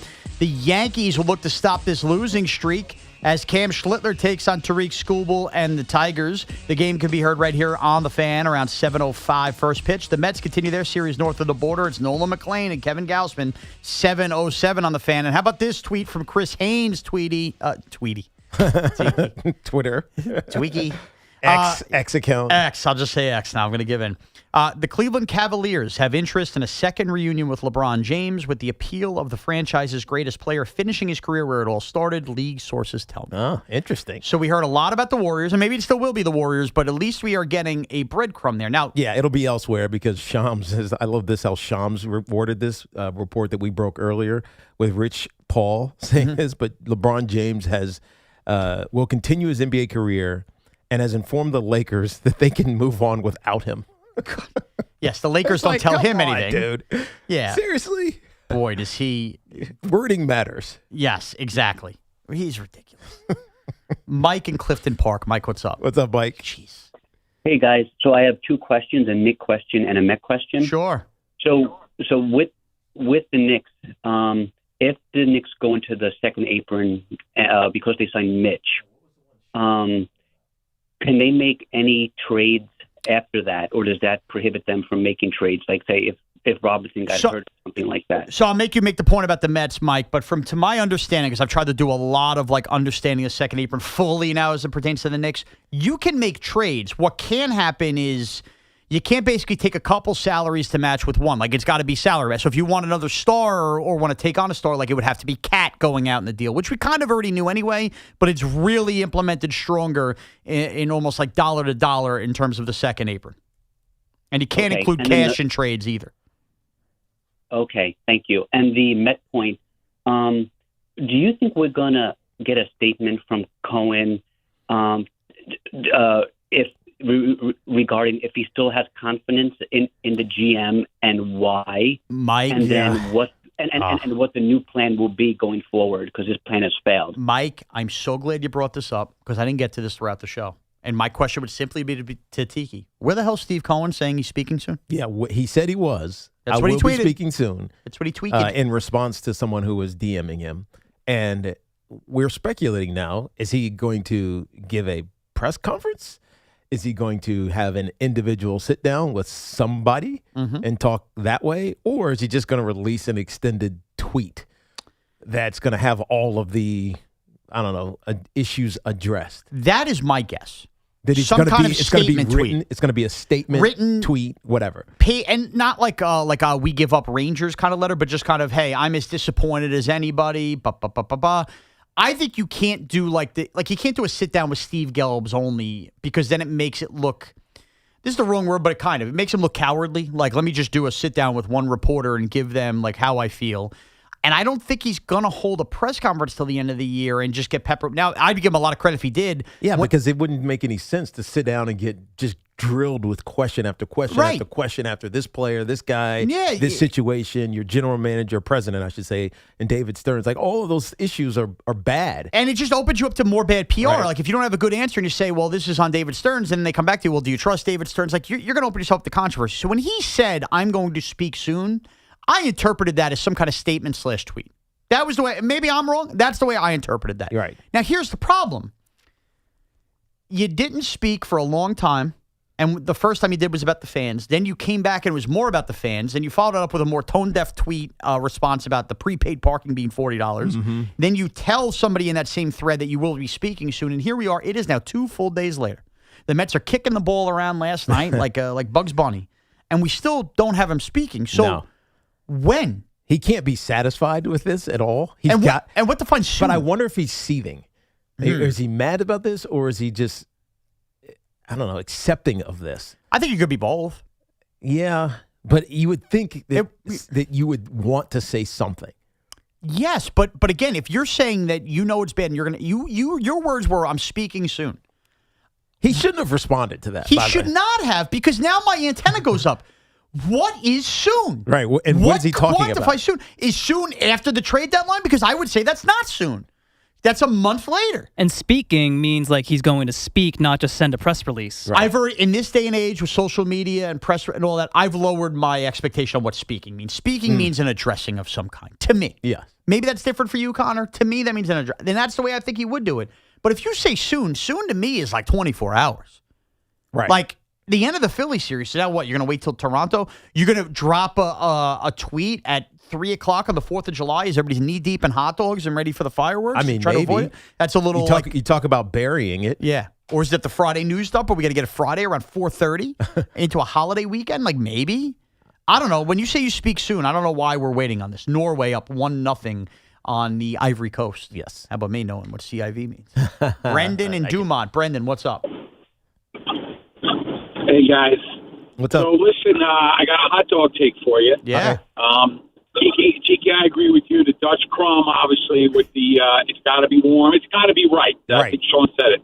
Apple pie at its best with a scoop of vanilla. Oh. Can't beat it. You get a soggy one, it kind of turns you off. Yep, that's right. But here you go. Here you go. I love my hot dog, sauerkraut, mustard all the way. But this is a one-off for you. All right. You take your hot dog, you nuke it in the microwave till it's like that chewy ends and it busts wide open. Uh-huh. Chop up fresh scallions with mayonnaise, and you eat the hot dog. I'm telling you, it'll change your world. Now, Brendan, hold mayonnaise. on. Brendan, I rarely do this. I'm going to keep you on for a second. I don't mind a scallions and mayonnaise thought, because I like scallions separately. Get them on cheese fries, whatever. Yeah. I like mayo. I've never done mayo on a hot dog. But why does the hot dog have to be microwave for the scallions and mayo? You know what? I can tell you, listen, I'm 58 now, but this probably goes back to when I was 18 years old. Okay. I had a cousin living with us from Ireland, okay? And I come in one night, midnight, a few pops, and she's nuking this hot dog to its death. I'm like, what are you doing? And she puts the mayonnaise and scallions on it, and she's like, try it. And to this day, I do it every once in a while, and it's just, I'm telling you, it's like the perfect, it's so good. Thanks, Brendan. That's a rough one for me to get behind. I know. I don't know if I could do that. Look, I'm not It's so easy to cook a hot dog. Like, perfect. That's it. I think that's it, Tiki.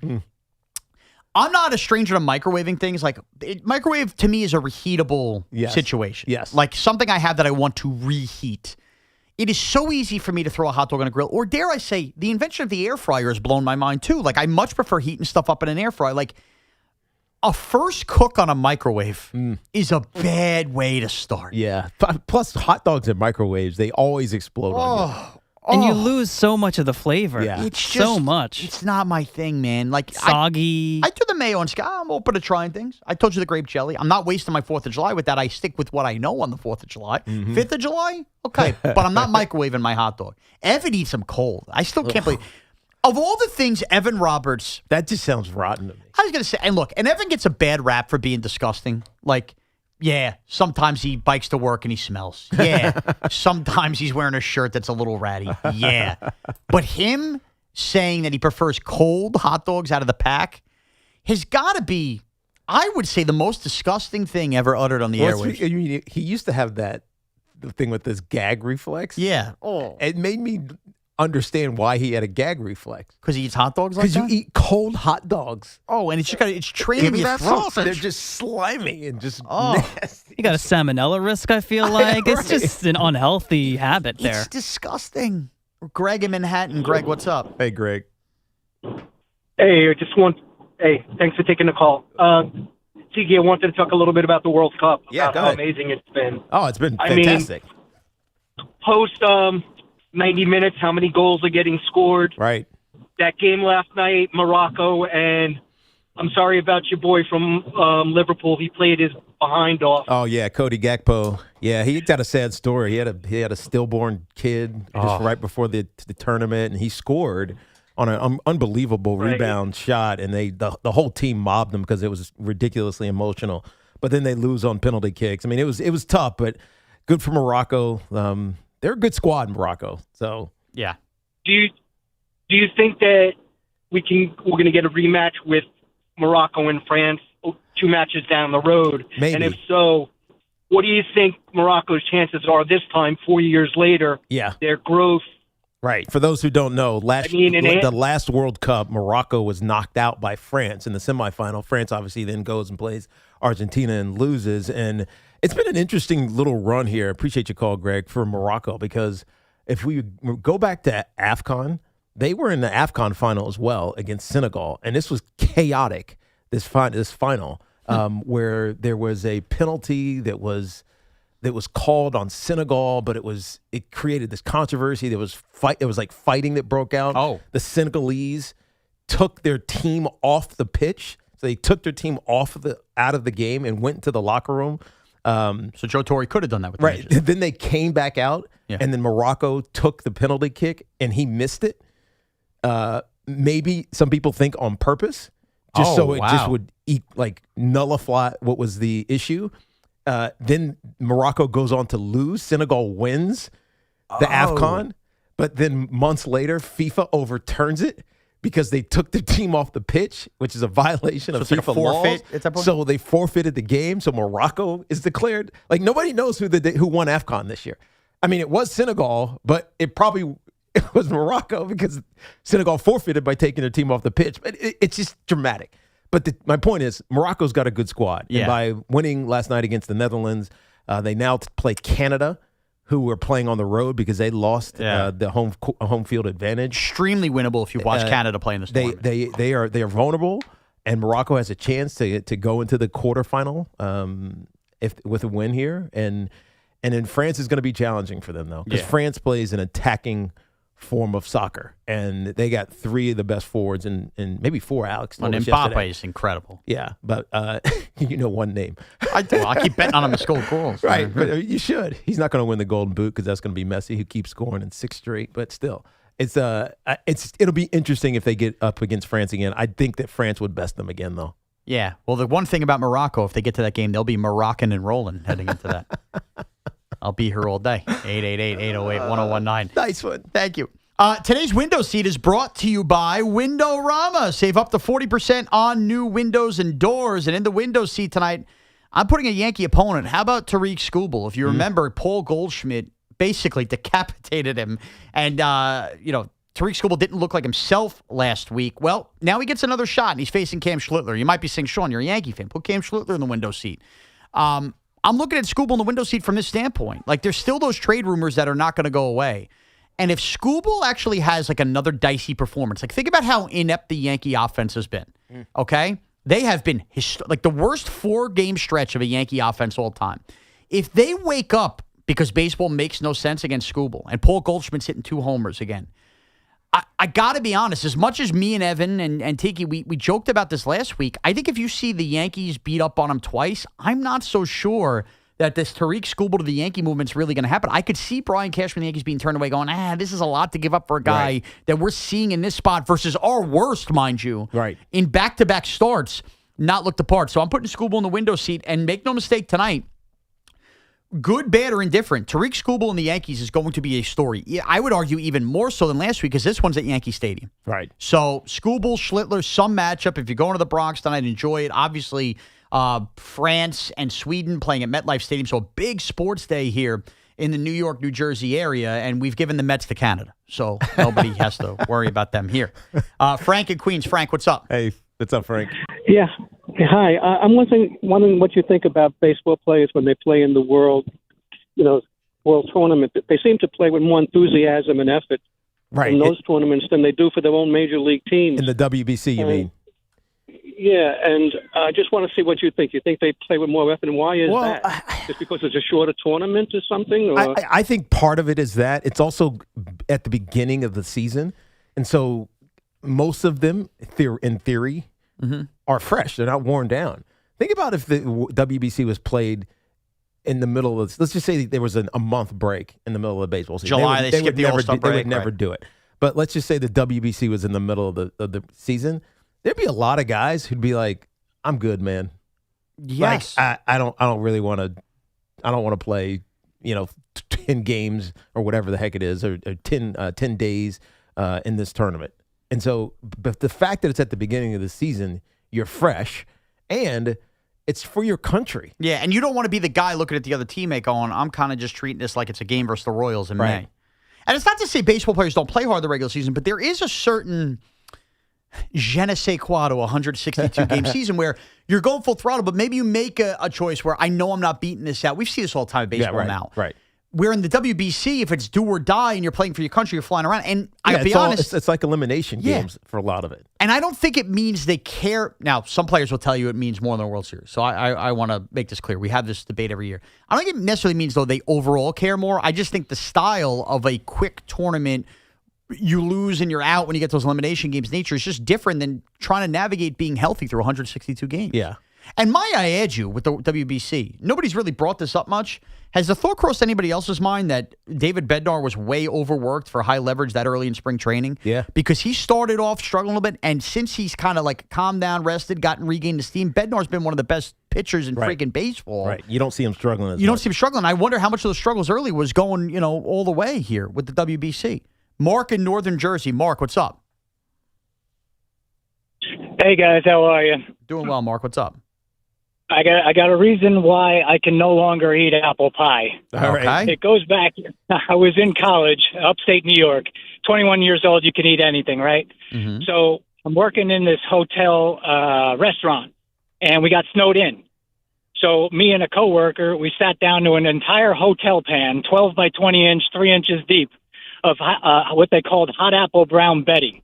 Ooh. Which is like a mixture of apple pie, apple cobbler with the Dutch apple stuff all over it, cream and everything. Okay. We sit down to this thing with one of those 5-gallon brown cardboard, things of vanilla ice cream. Oh, get out of and here, we killed dude. it, right? Just absolutely Just you killed and it. one other person? Me and one other person. Oh. But then here, story gets better, is that the restaurant manager opened up the bar for us.